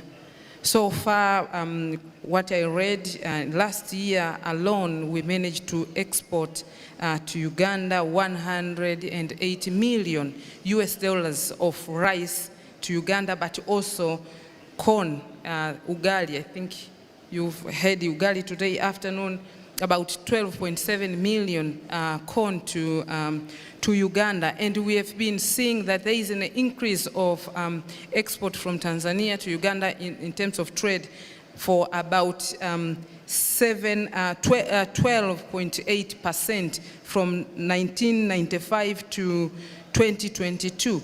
So this shows that slow but sure we are our farmers are producing more and more, and the demand is there. So as I said, that increased yield is something which will bring us to commercialize agriculture. You commercialize agriculture by using improved technologies. What are the improved technologies? The use of improved seeds, proper fertilizer, crop nutrition, and so on and so forth. But here again, the underlying issue is soil testing and analysis. You need to know what your soil needs. For the experience we have, what we have done in several value chain in the SAGOT region, for example, we have managed to work with farmers to increase productivity of potato, Irish potato, from 5 tons per acre, which is equivalent to 12.5 tons per hectare, to 20 to 30 tons per acre, which is about 50 to 75 tons per hectare. And the global productivity as we speak, using all technology and everything, is around 50 tons per hectare. So our Tanzanian farmers have managed to even surpass the global levels. For avocado, for example, it is also critical that more and more smallholder farmers increase productivity because they work in a very small area and they have time to make sure that they concentrate on taking care of their plants. We have managed, for example, in Njombe, the average of a avocado tree. Back then, farmers used to get 30 kilograms per tree per season. But now some of the farmers, they get up to 20 kilograms to 300 kilograms. And that goes back again to plant nutrition, simply because most of the farmers, they know the status of their soils. But when I go back to rice, we have managed to work with farmers and increase their productivity from 5 tons, and now they're in the average of 10 tons. And we expect in the next 3 years, they will get up to 15 tons. And the wet productivity level is up to 24 tons. So we are still far away to get there. But as I said before, improved technology are critical, and also we need skills and so on and so forth to exchange skills between our countries, but also from outside our region. Thank you. Thank you very much, Tula, for sharing those very important insights. Now, let us go to private sector. James, please, your turn. Thank you very much. I must say thank you to the Foreign Affairs of Uganda and the embassy here. First, before I say something, of looking for us, the people on the ground. Firstly, I am happy that people are talking about food security. And I'm happy to hear that people are talking about rice from Tanzania to Uganda. I also must call for the people from Tanzania to start taking our matoke. Because when I was sitting on the dining, I didn't see matoke. Matoke is our staple food, and we have it in plenty. So I'm going to put that channel. But let me go back to the real point. In Uganda, deep in Uganda, KK Foods works with the smallholder farmers. 1 acre, 2 acres, mainly to 5 acres, to make sure they produce food for themselves and food for export. And we have been able to extend and reach up to 50,000 farmers across Uganda. We are currently working in 45 districts of Uganda. Before COVID came, I attempted to get some farmers in Tanzania. I drove from Kampala to Arusha and to Serengeti, where I had my contacts. We started talking. I left seeds in this country. I have been at least hearing people talk to me from Dar es Salaam here who have my product, hot pepper. Maybe if they are around or they are in this country, they can take me tomorrow and they show me the papers so that we have the market for it. In Uganda, our land, anything is slowed down, comes up. We have been able to attract big market across Europe, across Middle East for our products. And in doing that, our people have been secured in terms of food for their own consumption. They produce more even for the market. So for us as brothers and sisters, we need to be now deep in production of what we can eat here and what we can also eat in Uganda, so that we interconnect in terms of our natural heritage. Because I saw banana when I crossed Tanzania, and someone was talking to me here. I asked when I said, "Where is the bananas?" And he laughed. But I need to be now If it is tourism, let's bring it here, because our matoke are the best in the world. Are gluten-free and can be consumed any way you want, fried, mashed, boiled, in whatever form. So we need to teach the other. Now rice is coming from here for our people in Uganda. Now we need to bring matoke here. I have not even seen any sweet potato on any meal we have taken. So I have been observing, because for me I deal in food. My tourism is in food. When you go to Europe, I am Mr. Pepper, because it's what we can produce properly in Uganda. So how do we really keep our people not hungry? Is by I may say, with what we do in Uganda, we make sure it is consumed in Tanzania and in Uganda. What you do here, it should be consumed in Uganda and here, so that our people, we just have to chase hunger in Uganda. In Uganda, only one region still has a problem, Karamoja. But any other places, there is enough food. And that food, we can also export here. If I was in London today, I would be eating matoke. Every meal I will get matoke, but I did not find it here. So we need to, this is how. Let's talk about matoke and rice. Let's not talk about rice alone, because we are the same people. I thank you. Moses, as James, you get prepared as we come first in the next round. So Moses, please. Thank you, moderator.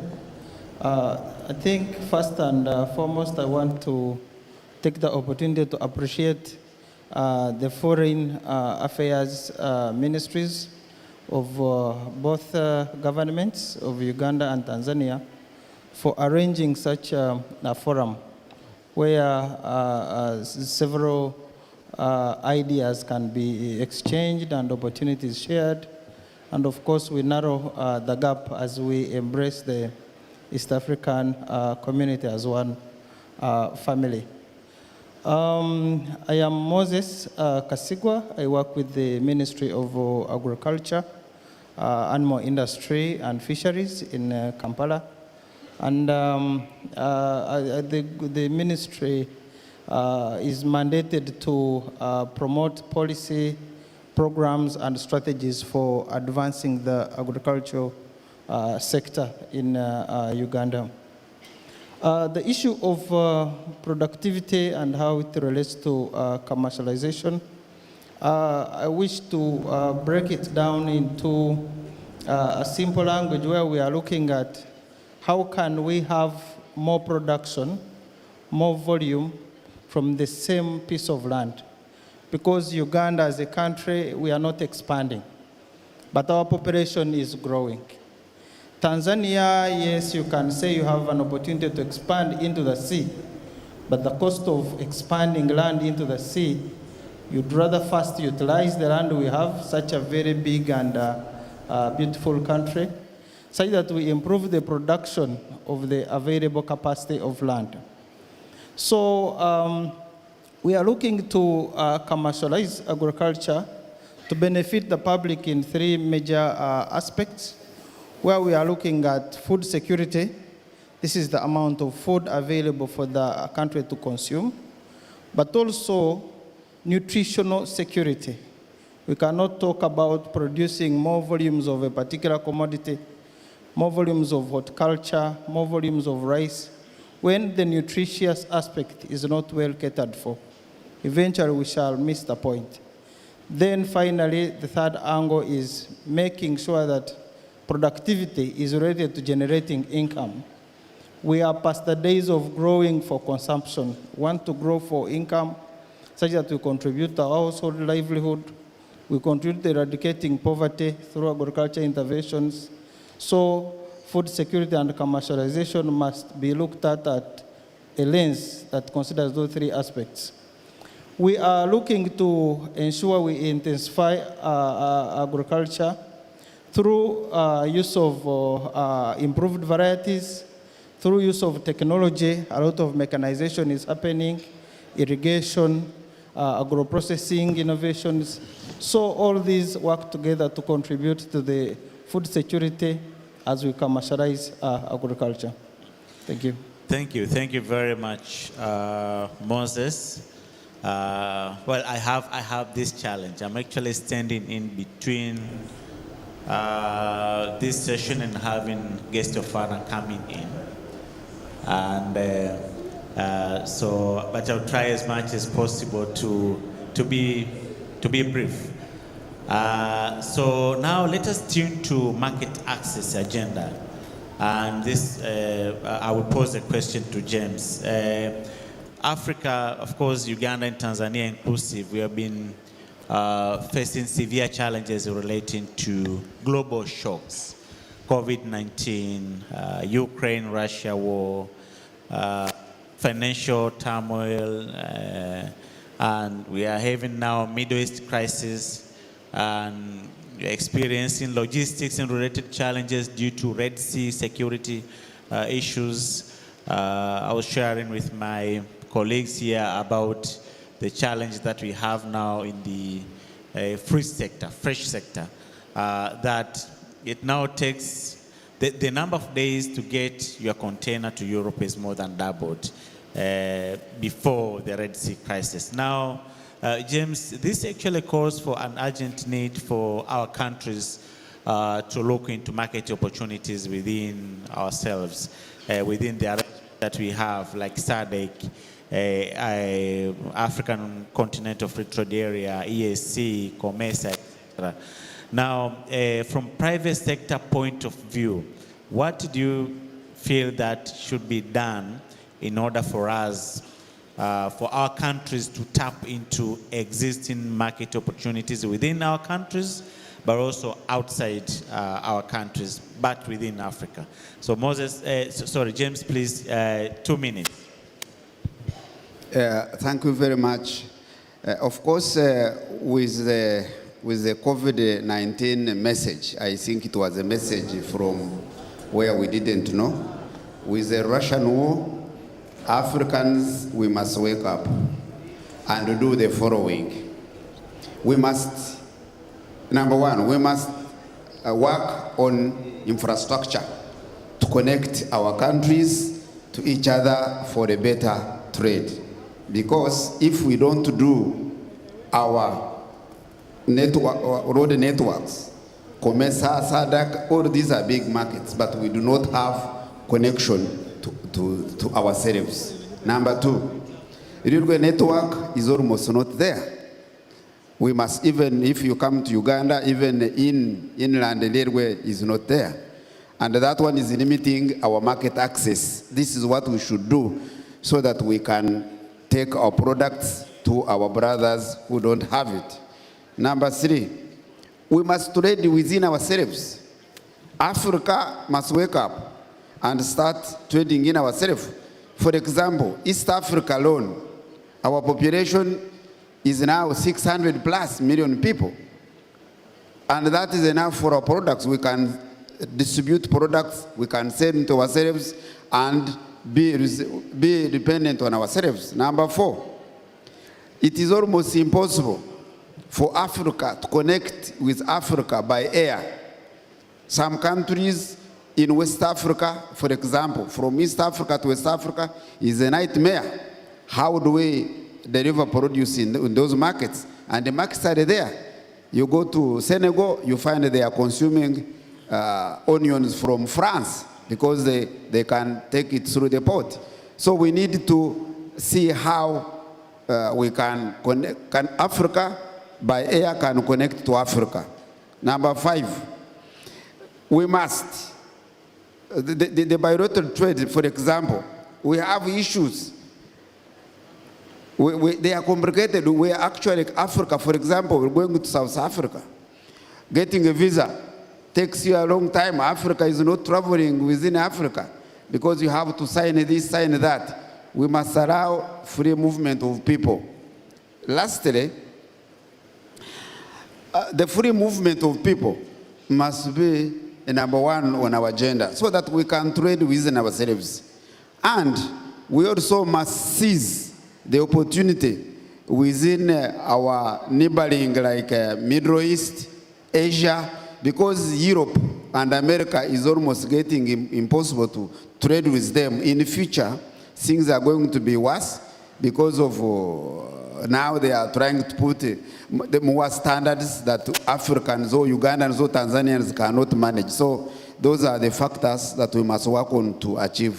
Thank that. you. Thank you very much, James. Now, Mr. Kabiti, tell us about leveraging strengths. How can we leverage the strengths that we have in fostering commercialization of agriculture? And please be very brief. Actually, I've just seen Guest Ofana was trying to call me. He said, you are the one who delayed me coming to the podium. So please.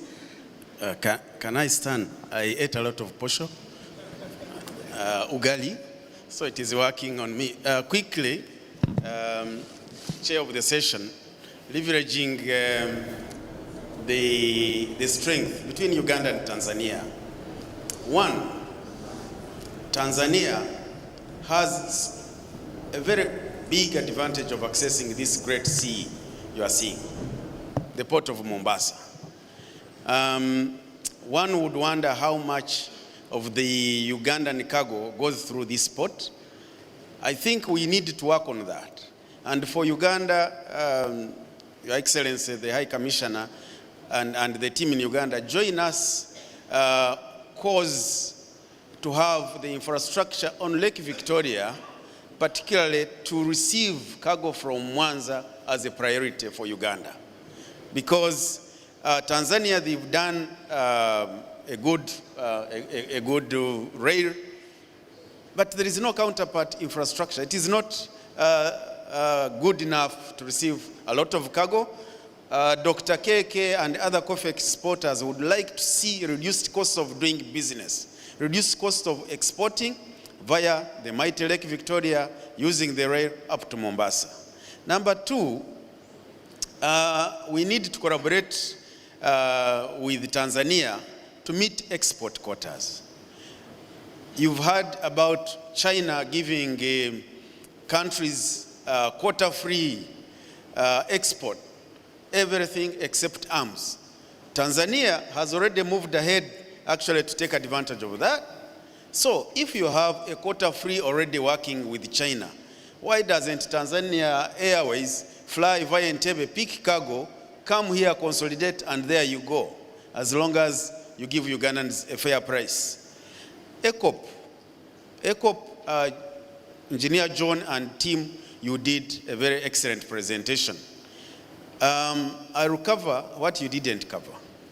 Oil and gas in Uganda, this pipeline that is going up to Tanga, presents a huge opportunity in agriculture, development, value addition, and exports.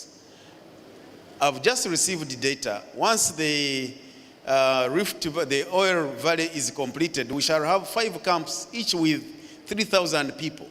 Total 15,000 people. These people will be eating eggs, eating avocados, and all that.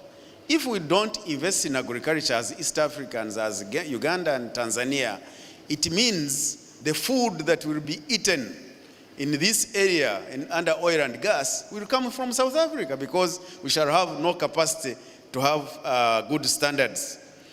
We have a colleague from Uganda Investment Authority. We have wonderful investment incentives under the free zones, tax incentives. At the airport, we have 2 ready air warehouses where you can actually export from, shipbuilding. So as we invest on Lake Victoria also in ships, we can have them done in Uganda. I work for the Presidential Advisory on Exports and Industrial Development.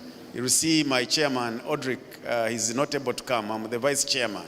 But what we are doing as interventions is to make sure that actually any investor, be it Ugandan, KK, or a Tanzanian in Uganda, is able to actually benefit. For example, market access. We've established a presence in major markets. I'll give you an example for coffee in North America. where we've taken a Ugandan to roast coffee and distribute it to the coffee shops. This is not just his coffee, for all Ugandan coffees. Do you know the Chagulanyis of Uganda, the big exporters on the world market, they are getting $2.53 for coffee beans, and Hero Coffee in Aurora in Chicago is getting $20 for roasted coffee. So, Mr. Sabiti, come and invest, and we are able to do it with you. Finally, ya mwisho kabisa, Mheshimiwa Mwenyekiti, African Continental Free Trade Area, we have an element called the Global Trade Initiative, where Africa, Tanzania signed on, hongereni sana. Uganda, can we put hands together to make sure that actually Uganda signs on, then we are able to trade together under African Continental Free Trade Area. Nakushukuru sana, nafikiri mitaani yako nimeijibu vizuri. Asante sana Mr. Sabiti. Yeah, collaboration between our countries is key. Mr. Oscar Kisanga, it's your turn now, and tell us about value addition activities as we conclude. Yeah. Thank you for this again opportunity. Before that, let me clarify about the certificate of origin. As you know, Tanzania Chamber of Commerce, Industry and Agriculture have mandate of issuing the certificate of origin, this is very important document that you can be using on exporting goods and services. For instance, according to the data that we have recently, from 21 up to 2024, we have been issued the certificate of origin over 20,000 to Uganda. So I think this is a very good starting point, and we need to use this zero tariff policies so that we can make the collaboration of these two countries in terms of exporting goods and services. So we have borders centers for these issues of certificates, but also we have collaborating with outsourced agencies to fast track to issue this certificate of origin. In terms of value added, we think we need to adapt the technology, which basically at the end of the day, we can produce the quality products so that we can meet the standard of international market for both Tanzania and Uganda. So I can say we need to add value for our product like coffee, sisal, tea, and other vegetables issues, commodities. So at the end of the day, we have a quality that we can enjoy in international market. Thank you. Thank you very much. Thank you very much, Mr. Kisanga. At this point, let me ask participants. I'll give opportunity to two participants to ask questions or comment on the presentations.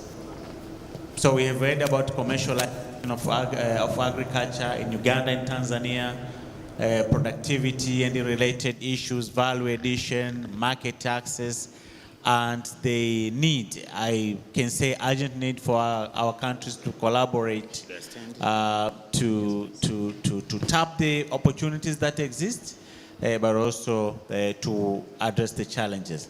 So please, you're welcome. Let me see a hand. Hapo nyuma. Yes. Karibu kaka. Can you hear me? So keep it brief. Yes, I'll 20 seconds. I'll keep very brief. I know today is a climax of this event, but I'm not sure if our counterparts from Uganda have ever been able to visit East African market led by Chinese in somewhere in Ubungo. Now my question comes to this particular market. I know the Chinese have built a very huge market for East Africa. I think probably it will be the #1 in Eastern Africa and Central. How the size of it and things that should be expected to be in the market. So I would recommend our Ugandan investors or private sector to take a boots or to take a spot there in that particular market, because most of the products in the entire East African region will be sold and be marketed in that particular area. I'm not sure any Tanzania government official can explain this, but I'm inviting my Uganda's private sector to visit that market before you leave to Uganda, so you can take a look how huge the market is, how the potential, the location strategically located, whereby you can reach the market easily. And Chinese are the ones who would manage that market. Thank you. Thank you very much. I believe Minister of Industry and Trade is here, and also we have Tanzania Investment Center. It's just a matter of packaging information and sharing with Ugandan Embassy so that our Ugandan counterparts can also have knowledge on that platform. So another question, last one. If there is no question, let me take this opportunity to thank my fellow speakers for very good contributions in this panel. Very much, you have been immense. It's very unfortunate that we didn't have enough time. I also thank Your Excellency, thank you for giving us opportunity and making agriculture as part or is a key topic in this forum. Thank you very much. Please a round of applause to the panelists and to me. Thank you very much. Asante sana. Very nice. Can we have another round of applause to the panelists, please, as well as our moderator? And I would like to welcome to the stage again His Excellence Major General Paul Kisesa Simuli, the High Commissioner of Tanzania to Uganda, to award the accolades to our speakers of the last discussion. Can we have a round of applause to His Excellency, please, as he makes it to the stage? We are thankful for that. I hope it was very, very, very productive. I believe it was very productive because this is the backbone of both our countries. So the same way we did it.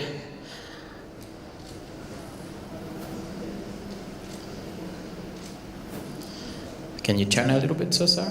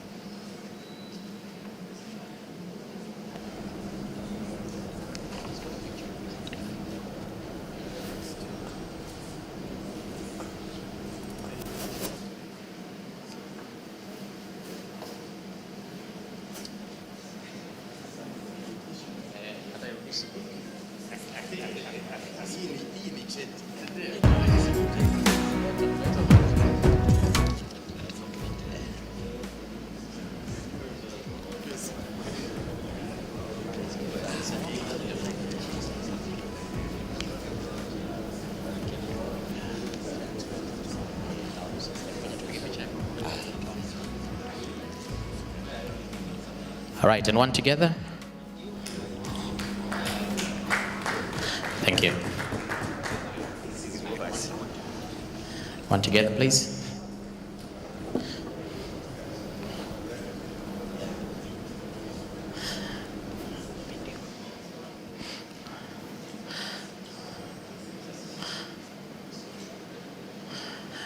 Thank you.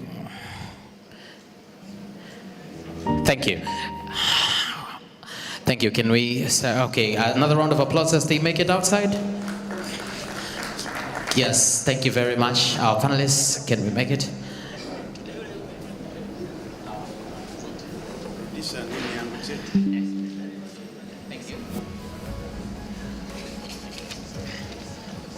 All right, so before we proceed to the next one, we have talked about the technological advancements that are done between Tanzania and Uganda. Let's please pay attention to this next video here about Radi Fiber. This was when the Uganda embassy visited Radi Fiber, which is one of the most important manufacturing companies in between the two countries. Let's watch the video and then we'll have 1 minute of the explanation. Welcome, sir, for the video. Transfer technology. Kwa hiyo tunaamini kabisa kwamba tutaweza kupeleka teknolojia yetu Uganda na watu Uganda wakafaidika na mkongo huu wa mawasiliano ambao unazalishwa hapa Tanzania. Here as the Uganda Investment Authority, in addition to attract this company to come and invest in Uganda, and we have seen the high technology that is here, the high quality products that we are producing, the fiber optic solution, which we really also need back home, because definitely we have seen where they can be applied for security purposes in the oil pipeline that is going to be constructed from Hoima up to Tanga. And it has already been tested. We have seen how we have helped the government of Tanzania from Mtwara to Dar es Salaam. So this is a testimony that actually in the region we have such a high quality factory that can produce such high innovative products.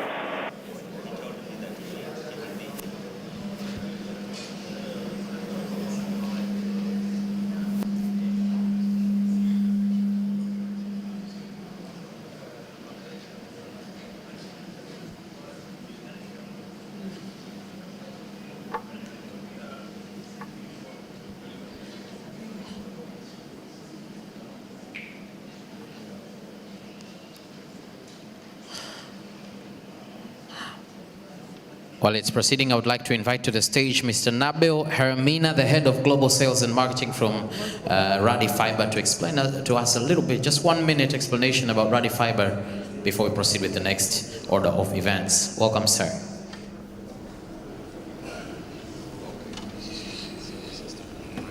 Assalamu alaikum. I'm Nabil Hermina, the head of global sales in Radi Fiber. Only for 1 minute, I come to complete to explain the presentation in the morning about the pipeline.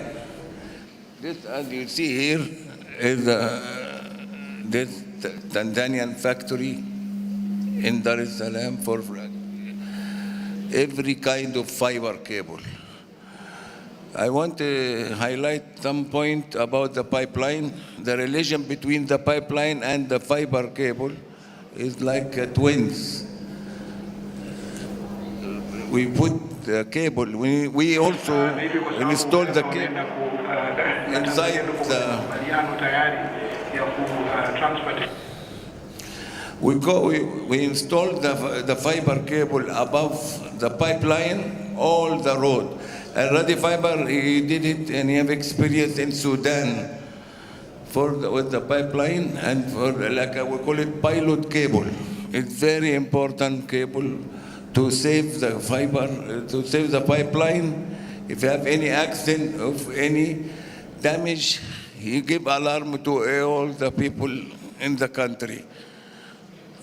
And also, he in and out with any pumping plant, something. I don't want to go details more, but it's very important with the pipeline.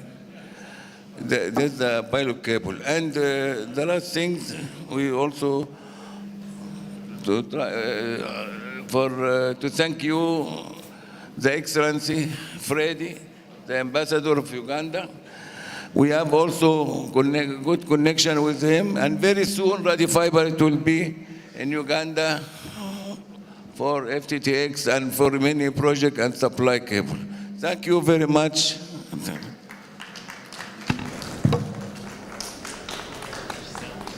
Thank you very much, Radi Fiber. So now we are going to have a very short break, a 5 minutes break. But before we have the break, I would just like to remind that the front seats are for the VIPs and the speakers. Participants, when we come back, will sit where we were sitting yesterday or as we are sitting right now. So if there are any participants sitting on the VIP area, please please, let's make sure when we come back from the break, you're sitting on the white chairs so we can have enough room for the VIPs. That's the first one. The second one, we are going to have the closing ceremony immediately after coming back. We are breaking for only 5 minutes. Only 5 minutes. In those 5 minutes, we need everybody to catch the break outside, because we are preparing for the closing ceremony. So can we have everybody please move outside? We have coffee, we have snacks there waiting for us. So can we move all of us outside for preparation of the closing ceremony?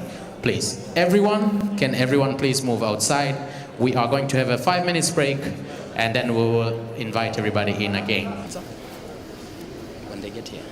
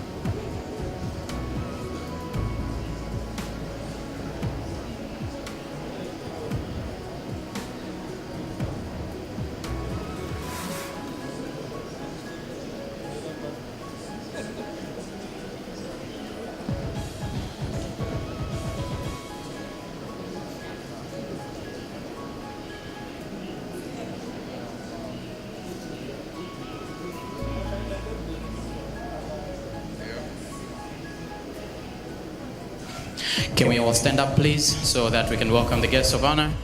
And when he gets to the door, may we be clapping our hands until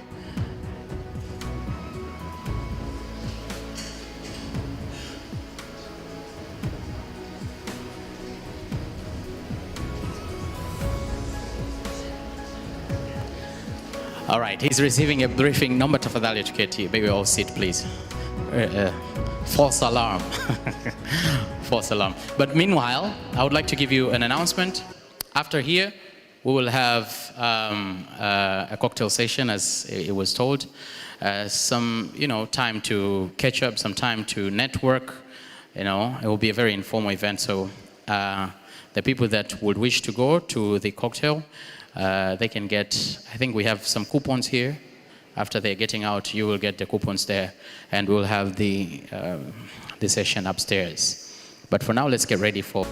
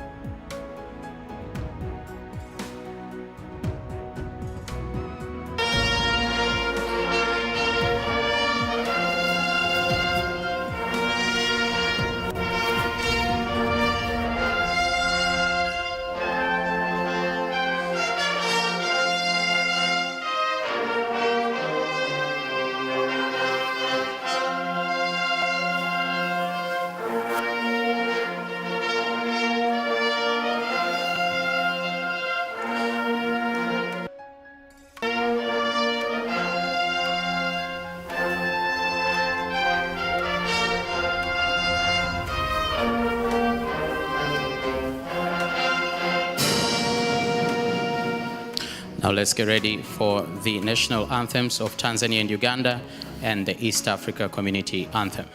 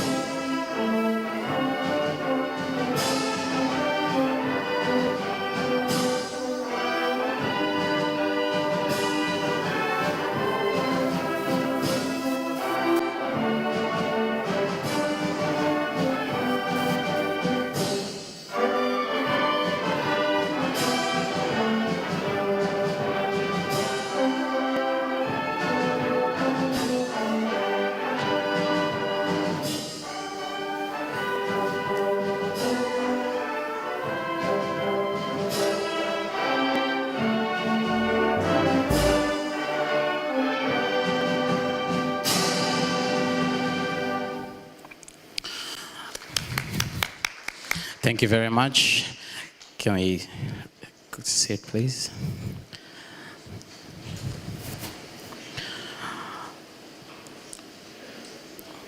The guest of honor, Honorable Dr. Doto Mashaka Biteko, Deputy Prime Minister of the United Republic of Tanzania. Honorable John Mulimba, Minister of State for Foreign Affairs in charge of Regional Affairs, Uganda. Honorable Dr. Monica Musenero, Minister of Science, Technology and Innovation, Uganda. His Excellency Retired Colonel Fred Mwesige, High Commissioner of Uganda to Tanzania. His Excellency Major General Paul Kisesa Simuli, High Commissioner of Tanzania to Uganda. Madam Nora Bigirwa Nyendwoha, Member of Parliament and Chairperson Foreign Affairs Committee, Uganda.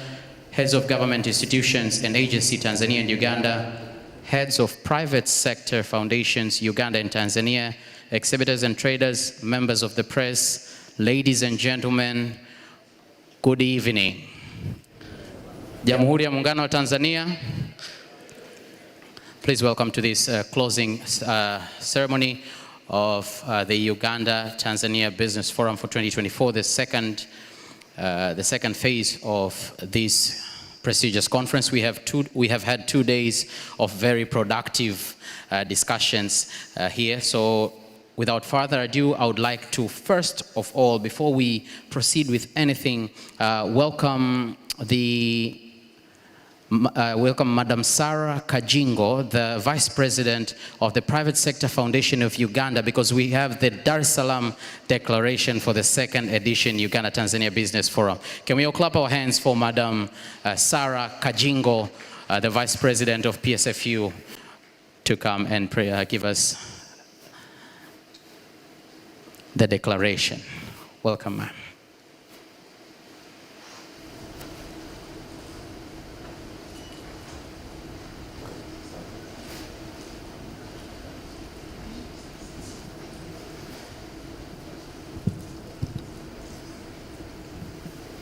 Good evening, ladies and gentlemen. Jina langu ni Sarah Kajingo, Vice Chair of the Private Sector Foundation of Uganda. Mheshimiwa Doto Mashaka Biteko, Naibu Waziri Mkuu na Waziri wa Nishati Tanzania. Waheshimiwa mawaziri na wafanya biashara, ladies and gentlemen. Mheshimiwa, naomba niendelee na hotuba langu kwa sababu itifaki imezingatiwa. Asanteni sana. I've requested the Right Honorable Prime Minister to allow me stand on the protocol already cited and go straight to the declaration after a productive 2 days. Thank you, Right Honorable. Dated the 24th of May, 2024, here in Dar es Salaam, the declaration of the second edition of Uganda-Tanzania Business Forum.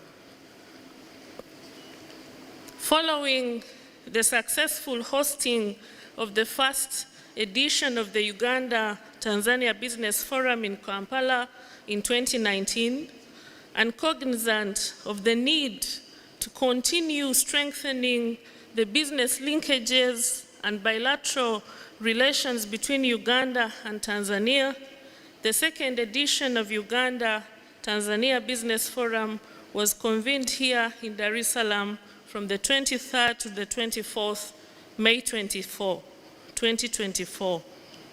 The participants applauded the Uganda High Commission in Dar es Salaam and the Tanzania High Commission in Kampala for spearheading the convening of the second edition of the Business Forum and all participants in making this Business Forum a success. The Right Honorable Kassim Majaliwa, Mheshimiwa Prime Minister of the United Republic of Tanzania, was the guest of honor at the Business Forum. He stressed the need for the two countries to continue working on avenues that ensure free movement of goods and services between our two countries and the region at large.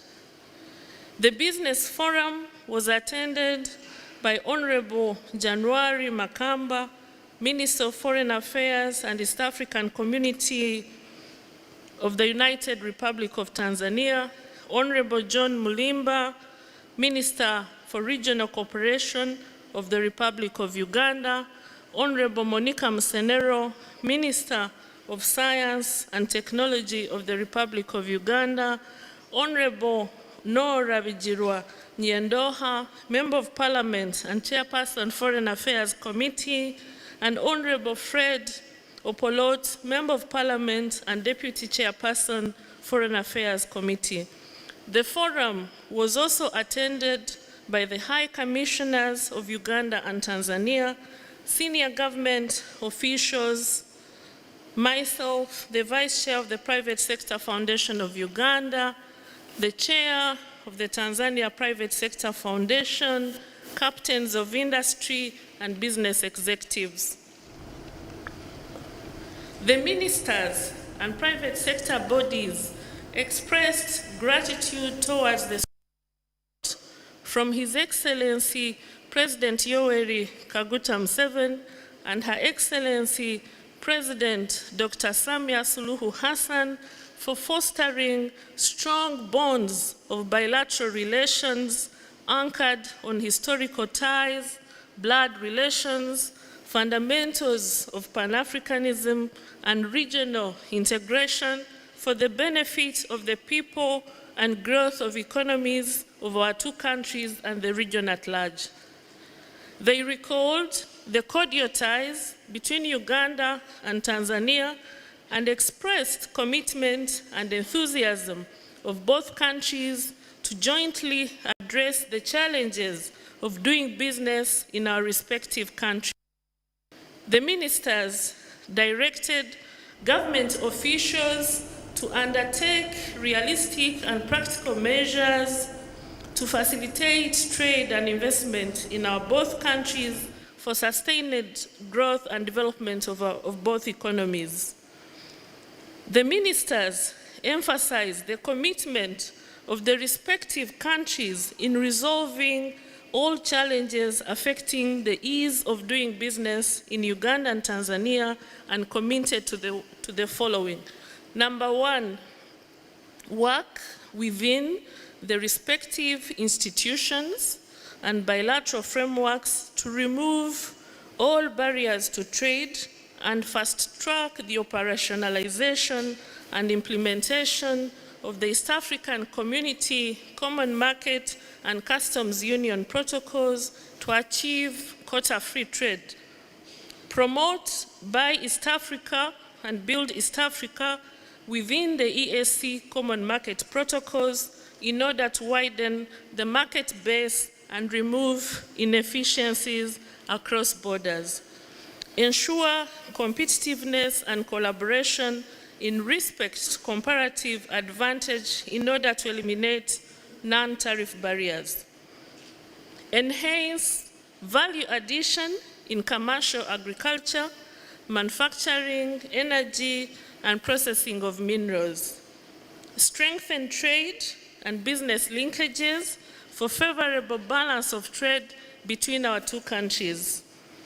Continue engagements in various frameworks, such as business forums, with a view of resolving and eliminating trade barriers, identifying business opportunities, addressing challenges to trade and investment, as well as undertaking joint ventures and collaborations. Tanzania Investment Center and Tanzania Private Sector Foundation, in partnership with Private Sector Foundation Uganda, will conduct a trade and business mission of investors from Tanzania to Uganda before the end of this year. Take steps to wholesomely involve the private sector in trade policy preparations and policy coordination between our two countries for appropriate policy formulation in our two countries.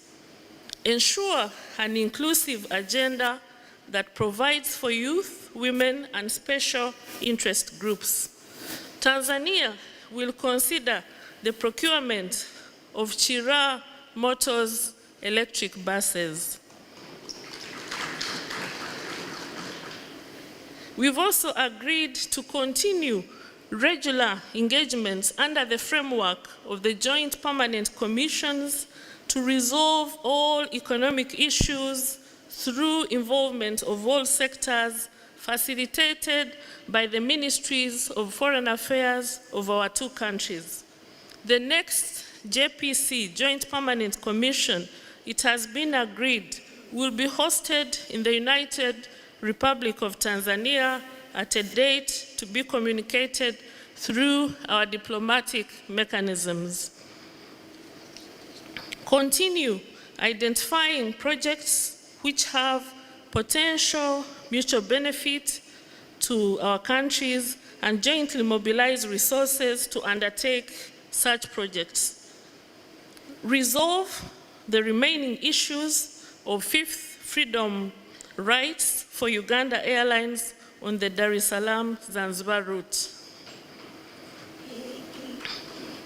We've also agreed that our two countries, Tanzania and Uganda, will consider knowledge transfer and training in processing of minerals. The Uganda delegation commended the United Republic of Tanzania for hosting the second edition of the Uganda-Tanzania Business Forum and expressed gratitude for the warm reception and hospitality accorded to them. Both delegations expressed commitment for continued collaboration in fostering bilateral engagements for the mutual benefit of both countries and the Unaona mheshimiwa, tumezungumza mingi sana, lakini tunaomba tushukuru Mheshimiwa Rais Mama Samia Suluhu Hassan na Mheshimiwa Yoweri Kaguta Museveni kwa kutuunga mkono kuendelesha biashara na kuendelesha muungano katika nchi yetu. Najua wafanyabiashara wamefurahi sana. Na asanteni sana kwa kutukaribisha. Asante.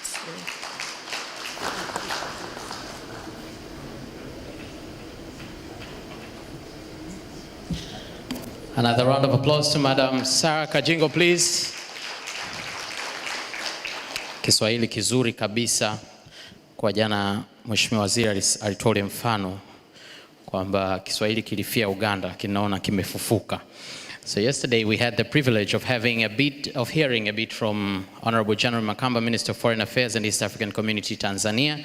And today we are lucky enough to have remarks from Honorable John Mulemba, Minister of State for Foreign Affairs in charge of Regional Affairs, Uganda. Can we all please clap our hands as we welcome Honorable John Mulemba for his remarks.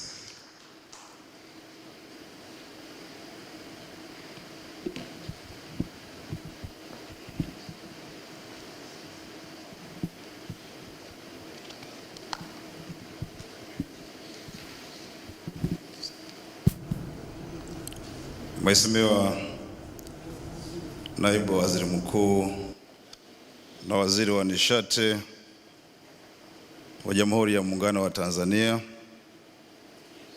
mawaziri mlioko hapa kutoka Uganda na Jamhuri ya Muungano wa Tanzania, mabalozi kutoka Uganda na Tanzania, makurugenzi, wenye viti wa muungano wa wafanyakazi na wafanyabiashara kutoka kwa sekta ya private, wanahabari mlioko hapa na Wanaafrika Mashariki nyote, hamjambo. Leo hii Mheshimiwa Naibu Waziri Mkuu, nadhani wewe pia utashangaa kuona ya kwamba Waganda walioko hapa wanatoa hotuba zao kwa lugha ya Kiswahili. Walivyosikia Biashara akiongea Kiswahili niliona wakishangaa, wakaangalia mimi mara mbili, wakasema kwa kweli mmeendelea, na nikahakikisha kwamba tumeendelea. Sio kusema tu, lakini tunatubu. Na kwa hivyo unibalie kwa niaba ya wajumbe kutoka Uganda, kwa niaba yangu kuwashukuru kwanza kabisa serikali ya Muungano wa Jamhuri wa Tanzania na watu wa Jamhuri ya serikali ya Tanzania, na kwa kweli Rais Mama Samia Suluhu kwa makaribisho na ukarimu wenu tangu tuliowasili hapa mpaka hivi sasa, na kutupokea na mapokezi mazuri sana. Tunasema shukrani kabisa.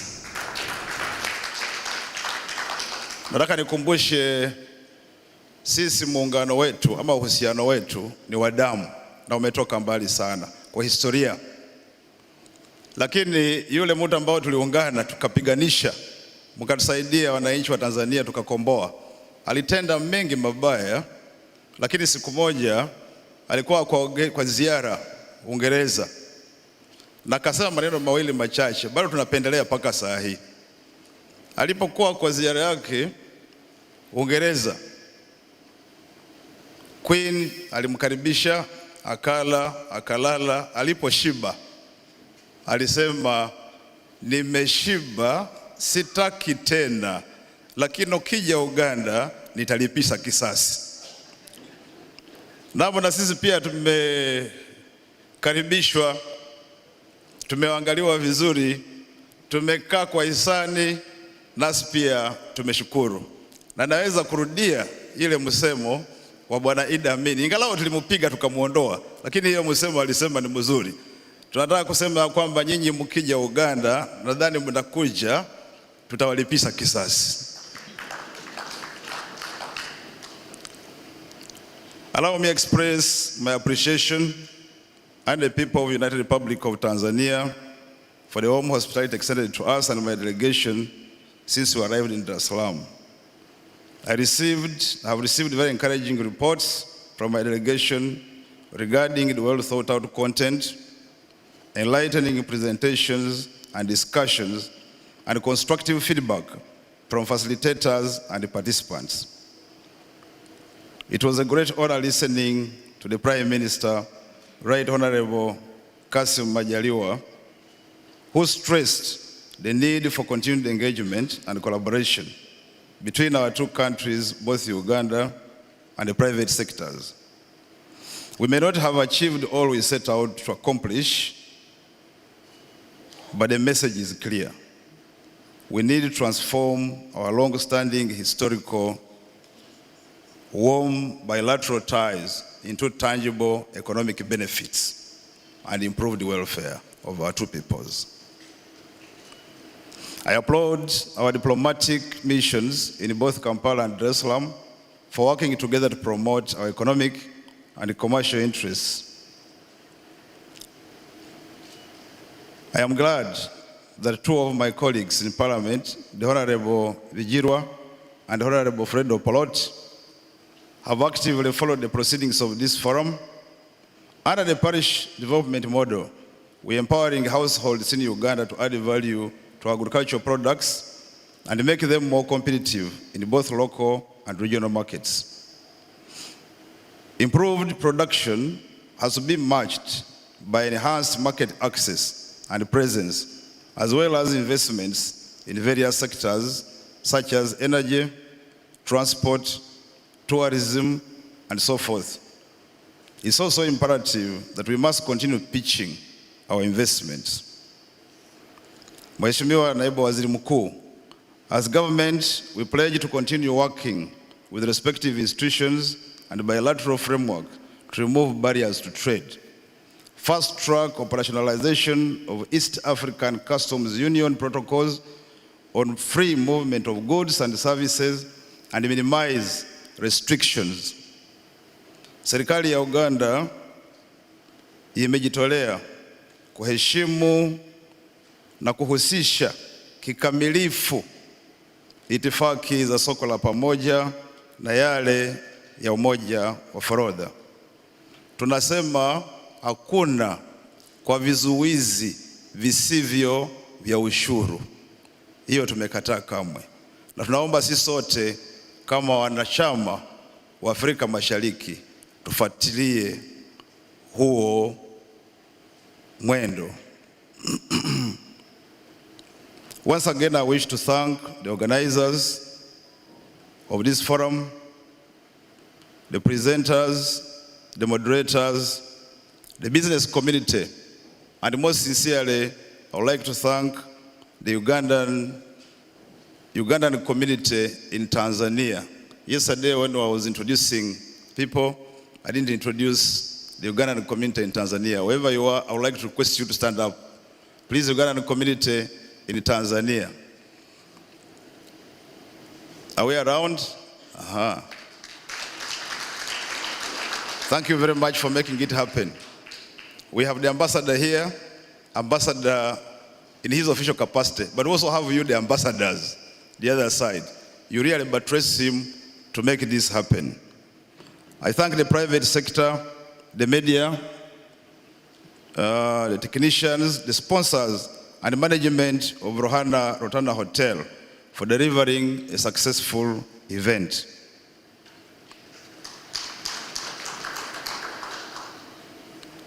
Your Excellency, Deputy Prime Minister and Minister of Energy, we look forward to having a return of this business forum very soon in the Republic of Uganda.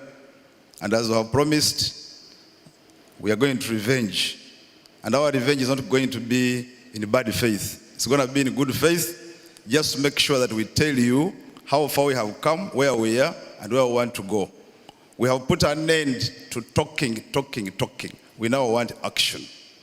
I would like to thank you, and because of time constraint, yesterday we were requested to stay behind and do excursions. The Right Honorable Prime Minister yesterday called upon us, and I think he only forgot to say, I've extended your visas, but because he's the Prime Minister, I'm very sure he has extended. And Right Honorable Prime Minister, I would like to tell you that I'm leading by example. I'm not returning tonight. I'm staying around. I only want to politely designate somebody. Don't designate the ambassador here because he's always with us. Designate somebody who will lead us into this excursion because I'm staying behind. We want the detailed program, ratiba ya kamilifu. Asanteni sana kunisikiliza.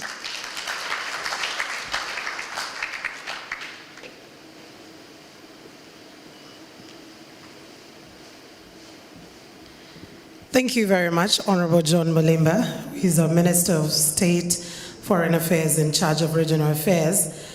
I am wondering if Honorable John Mulimba has pledged to stay.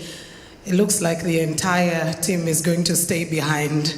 I hope Tanzania has enough space for us, and we definitely know that you do. Now, right, Honorable Guest of Honor, all the agreements that Ms. Sarah Kajingo read out were based on one particular fact, the historical relationship between Uganda and Tanzania. And all the discussions that we had were clear to one point, that we're not just looking at ourselves as two countries with different colonial jurisdictions, but as brothers and sisters who need to collaborate to grow together. And without any further ado, ladies and gentlemen, I'd like to invite His Excellency Major General Paul Kisesa Simuli, the High Commissioner of Tanzania to Uganda, to speak to us, and thereafter we'll invite our guest of honor as we come closer to saying bye-bye to this interesting conversation. Let's welcome him with a round of applause.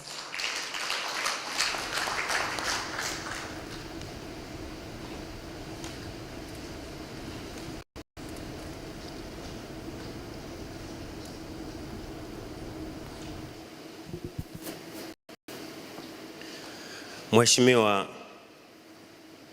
Dr. Mashaka Biteko, Waziri Mkuu na Waziri wa Nishati wa Jamhuri ya Muungano wa Tanzania, Mheshimiwa John Mulimba, waziri wa nchi mambo ya nje anayeshughulikia masuala ya ushirikiano wa kikanda wa Jamhuri ya Uganda, Mheshimiwa Dr. Monica Musenero, waziri wa sayansi na teknolojia wa Uganda, Mheshimiwa Kanali mstaafu Fred Mwesije, balozi wa Jamhuri ya Uganda katika Jamhuri ya Muungano wa Tanzania,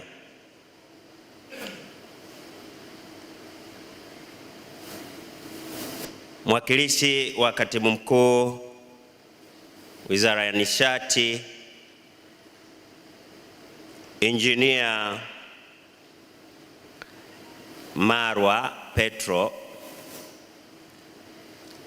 yuko hapa, Balozi John Ulanga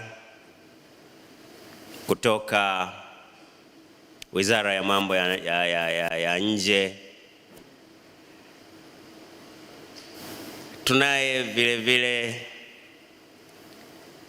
aliyekuwa balozi hapa Tanzania Kabonero, ambaye tunaye hapa, ameshiriki katika kikao hiki, lakini tunao wengine watu muhimu sana. Ningependa nisipoteze muda kwa kuwataja wote, nitakuwa nimekupotezea muda, pamoja na kwamba kazi yangu hapa niliyopewa ni ndogo sana ya kukukaribisha. Ningeweza nisimame hapa na kusema karibu, lakini nisingependa kufanya hivyo kwa sababu nimeshiriki kikao hiki toka mwanzo hadi mwisho. Labda tu nianze na, kwa sababu wako hapa kwa ajili ya kujifunza Kiswahili, nianze na semi mbili. Kuna usemi unasema mbuyu haukumbatiwi, nungunungu hafukuzwi. Sasa kwa sababu mnajifunza Kiswahili mtakwenda kule. But what does it mean, or what I want to say, we have discussed the challenges. Sasa hizo challenges, if you want to own challenges, you are going to suffer consequences. Always, when you have a challenge, you have to sit somewhere with your friends and you discuss, you solve that challenges. Kwa hiyo matatizo ambayo tumeyapata au mengine ambayo yatakajitokeza, tusiyakumbatie wala tusiyafukuze au kuyakimbia. That is not a solution. We need to sit, we need to discuss around the table, tutapata majibu. Kwa hiyo niwashukuru sana washiriki, wafanyabiashara na wawekezaji ambao mpo hapa. Niwashukuru upande wa Uganda pamoja na Tanzania officials ambao mko hapa, mmekuja kwa ajili ya kongamano hili. Tuliachiwa kazi na waziri mkuu jana. Alisema kongamano la kwanza lilikuwa 2019. Sasa tusifanye hivyo kwa sababu linachukua muda mrefu. Kwa hiyo viongozi wakae, ikiwezekana mwaka kesho lifanyike, na mmesikia Mheshimiwa Waziri wa Mambo ya Nje amesema ata revenge. Kwa hiyo na matumaini yetu ile revenge itakuwa mwaka kesho na sio mbali. Mheshimiwa Waziri Mkuu, nipende pia kusema kwamba nyinyi wafanyabiashara, sekta binafsi, wawekezaji, ofisi ya ubalozi wa Jamhuri ya Muungano wa Tanzania nchini Uganda ipo tayari kuongea na nyinyi muda wowote, na haya ambayo yamezungumzwa ofisi ya ubalozi wa Tanzania imeyachukua. Watanzania mnapofika Uganda, si vibaya mkatuona pale kwenye ofisi ya ubalozi. Basi hata mitaani ukiniona usiache kuniambia, Mheshimiwa Balozi, nimekuona. Ukisema nimekuona, basi mazungumzo yataanzia hapo. The same applied to the citizen of Uganda. You are welcome in the office. The office is opened, and that office is for you, Ugandanian. Thank you so much. Mheshimiwa Waziri Mkuu, naomba nisikupotezee muda kulingana na muda, basi nikukaribishe ili uje uongee na hadhira hii, na ikikupendeza basi kikao hiki ukifunge kwamba wameomba kuendelea, wataendelea kwenye vikao vingine. Asante sana. Karibu sana Mheshimiwa.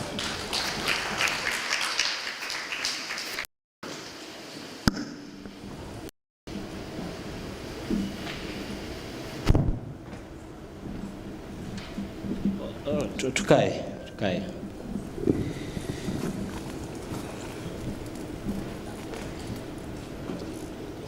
Mheshimiwa John Mlimba, Waziri wa Mambo ya Nje ya nchi anayeshughulikia masuala ya kikanda kutoka Jamhuri ya Uganda. Mheshimiwa Balozi John Ulanga, mwakilishi wa Katibu Mkuu Wizara ya Mambo ya Nje. Mheshimiwa Balozi Kanali mstaafu Fred Mwesige, Balozi wa Jamhuri ya Uganda nchini Tanzania.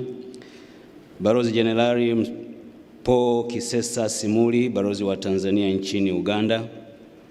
Mhandisi Irene Batebe, Katibu Mkuu Wizara ya Nishati na Maendeleo ya Madini kutoka Uganda. Watendaji wote wa serikali kutoka sekta binafsi na sekta ya umma, wageni waalikwa, mabibi na mabwana, Jamhuri ya Muungano wa Tanzania. Jamani, Jamhuri ya Muungano wa Tanzania. Afadhali. Mheshimiwa Waziri, kwanza naomba nichukue nafasi hii nimshukuru Mwenyezi Mungu aliyetukutanisha hapa leo. Namshukuru Mungu kwa ajili yenu, mmesafiri umbali mrefu kutoka Uganda kuja hapa Tanzania kushiriki kwenye kongamano hili la biashara baina ya nchi zetu hizi mbili.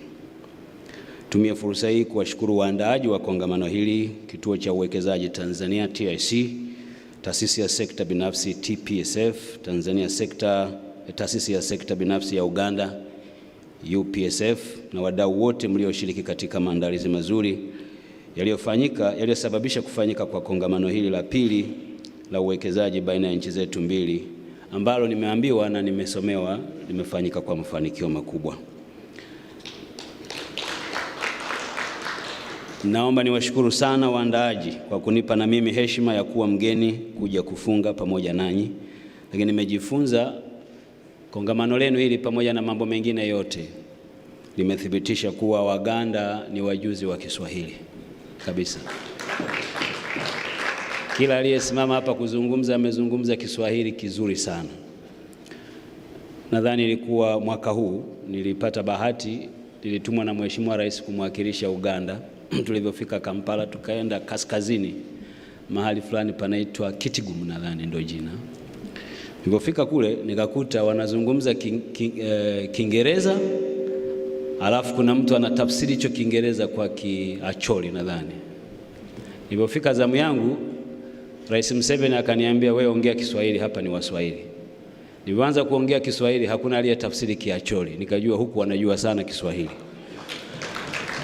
Kwa hiyo nawashukuru sana wale mliosema, na kwa kweli mmetupa faraja kubwa uwepo wenu na ile ahadi ya kusema kwamba mtabaki hapa kwa muda wakati baada ya kongamano hili kuisha.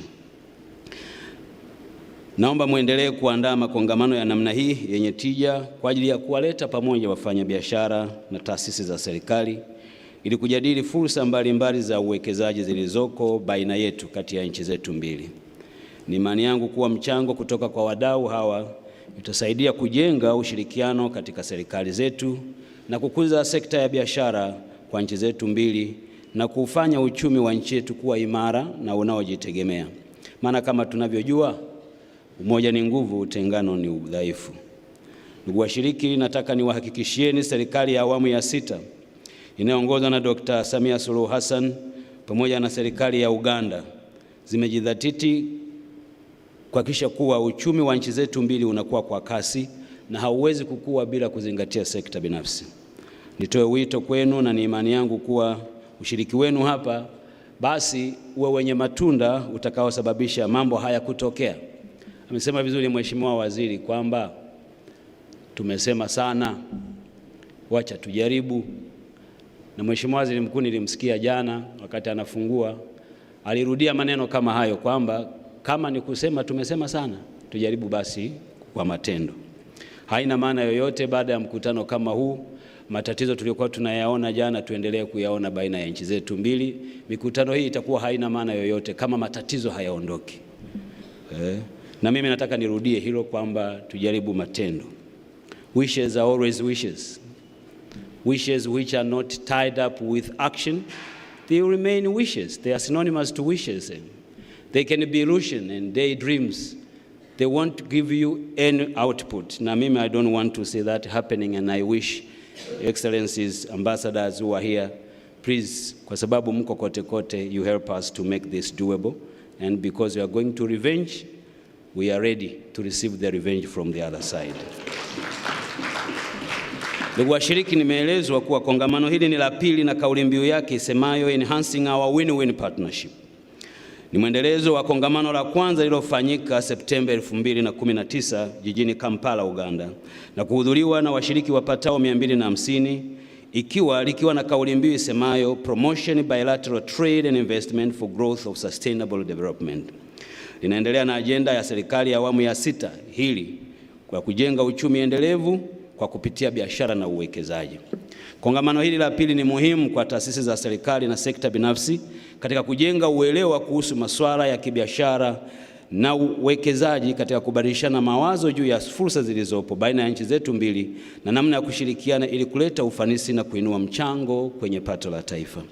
Nimeelezwa kuwa toka ufunguzi wa kongamano hili hapa jana Mei 23, 2024 hadi leo, mada zinazohusu sekta ya utalii, madini na uongezaji thamani wake, fedha, nishati na kilimo, biashara zimejadiliwa kwa kina kwenye kongamano hili, na mada hizo kwa uchache ni pamoja na mashirikiano ya uwili kati ya sekta za kipaumbele, yani sustainable bilateral partnership in key priority sectors, kuimarisha fursa za kibiashara na uwekezaji baina ya Uganda na Tanzania, lakini vile vile fursa na changamoto zilizopo katika mnyororo mzima wa thamani ya madini, opportunities and challenges in the mining industry value chain, maendeleo endelevu na ushirikiano kwenye nishati, yani sustainable energy cooperation, mashirikiano katika kukuza utalii, enhancing tourism partnership, na njia endelevu za kilimo na biashara, commercial, agriculture and sustainable approach.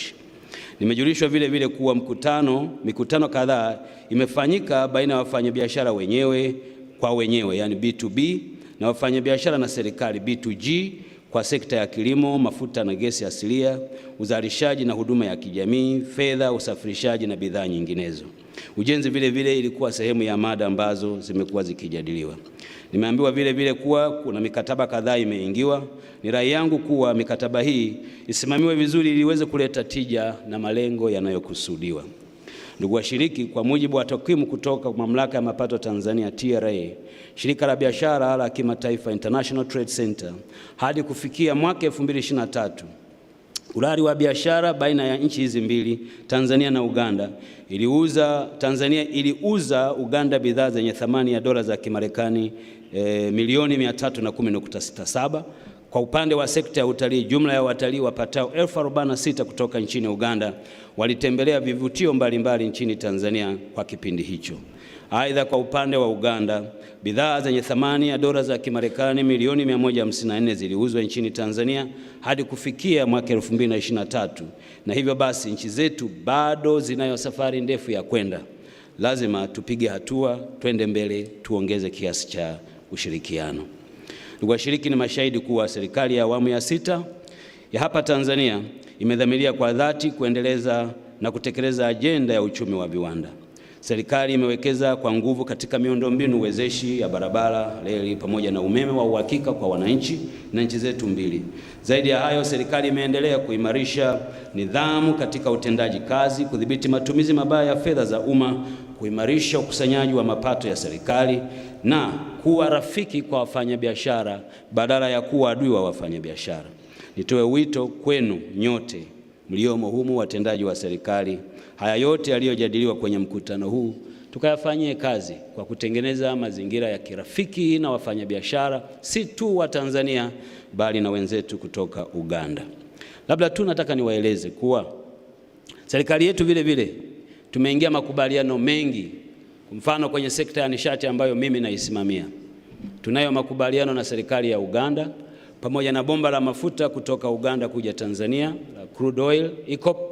Lakini tunazo MOU 2 ambazo tunataka kuziendeleza kwa ajili ya kuimarisha mahusiano yetu na Uganda.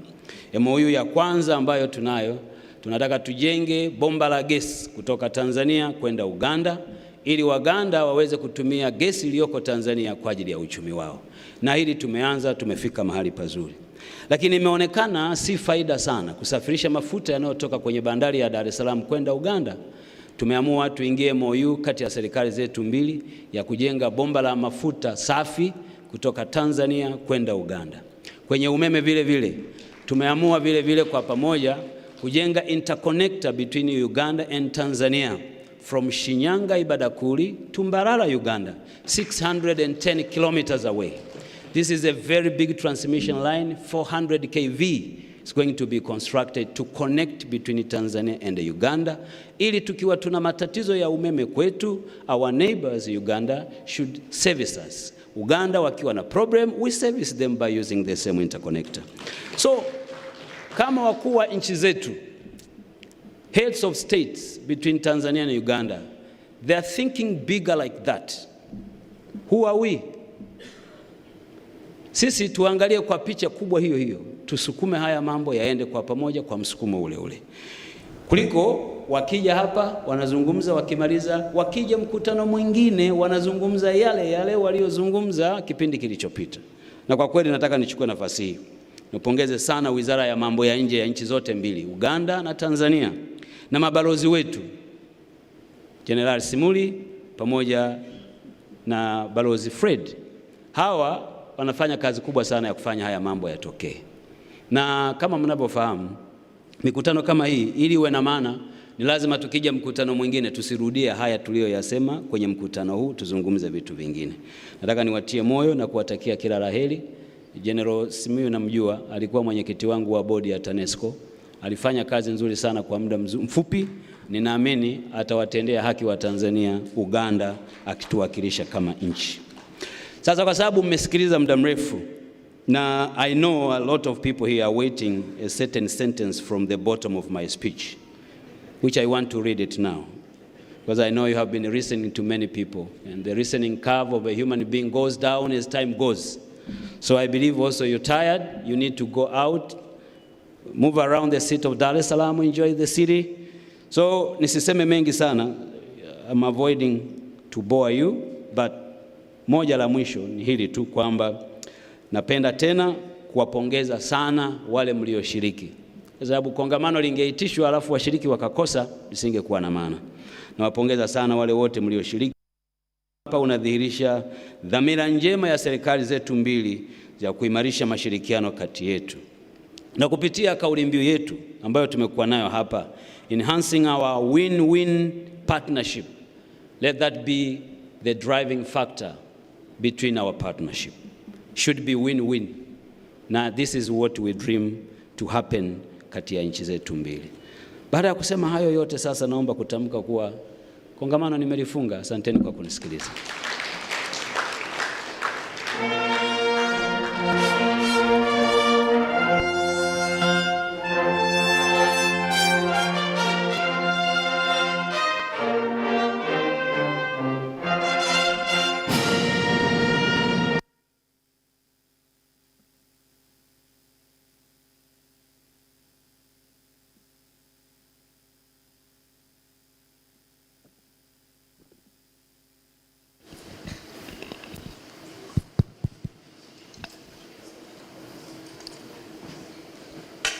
Asante sana Mheshimiwa mgeni rasmi. Thank you very much. Another round of applause to our guest of honor, please.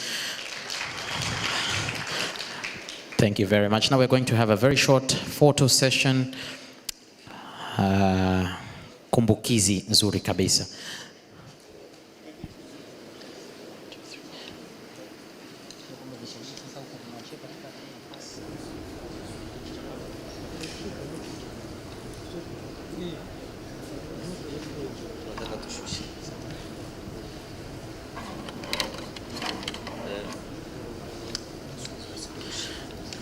So can we have joining the high table, can we have the Minister for Science and Technology, the representative of Minister of Foreign Affairs Tanzania, and the representative of the Ministry of Energy?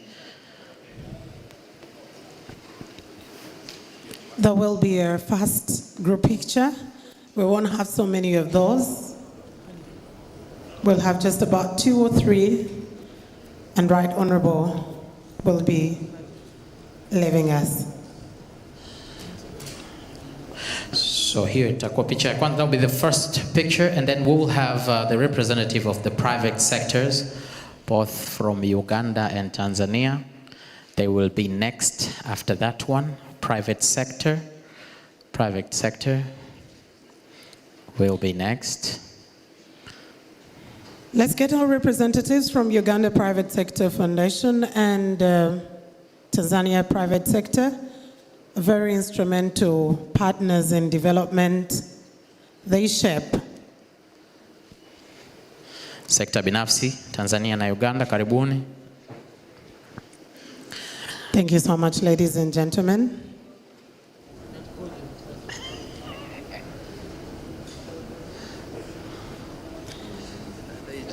Thank you for representing the greater business community that has not been able to come here.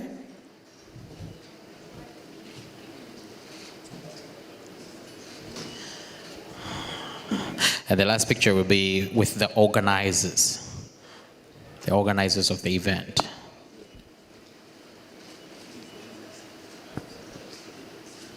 Definitely, the High Commissions, the Embassy will be the very next one. All right, thank you for our team. Right Honorable will request that you will stay just a little bit more. And after this very one, we will invite the organizers of the event, the Embassy, Ministry of Foreign Affairs. Honorable Bigirwa and Honorable members of Parliament, please make your way before we have our very last section, because we know that the conversations that we have held here are actually going to be taken to the different parliaments to ensure that the conversation does not just stop here, but it goes further ahead to be discussed. Let's have the MPs, and then we will finally have the organizers.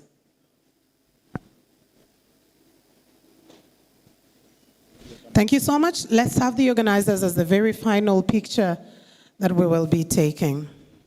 Thank you for making this happen.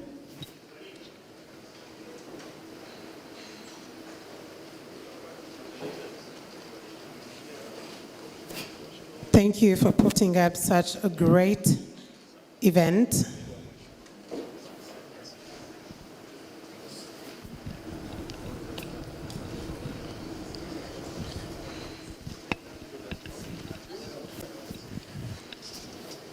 That is where the paparazzis ask that those who are down to earth, they get to the front, and the ones who are taller get to the back. We're good. All right. Thank you. Thank you so much.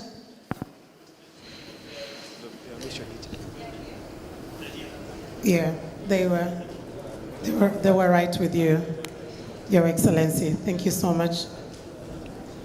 Thank you very much, Right Honorable Daughter.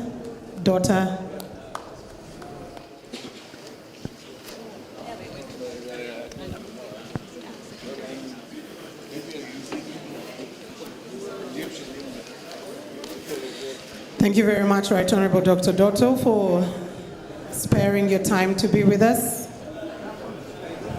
of your very busy schedule.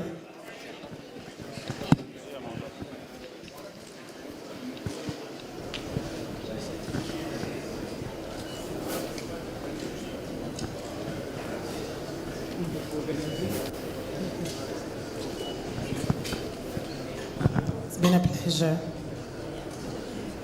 Ladies and gentlemen, we'll wait just a little bit for the pleasantries and we will end this conversation.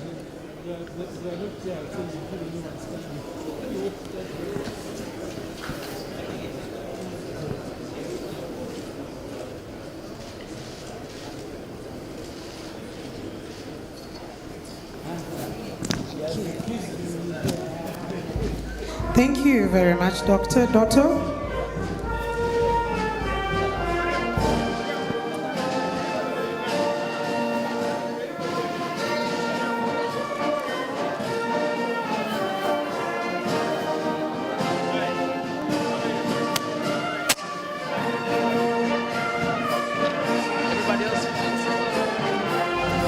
Let's get seated.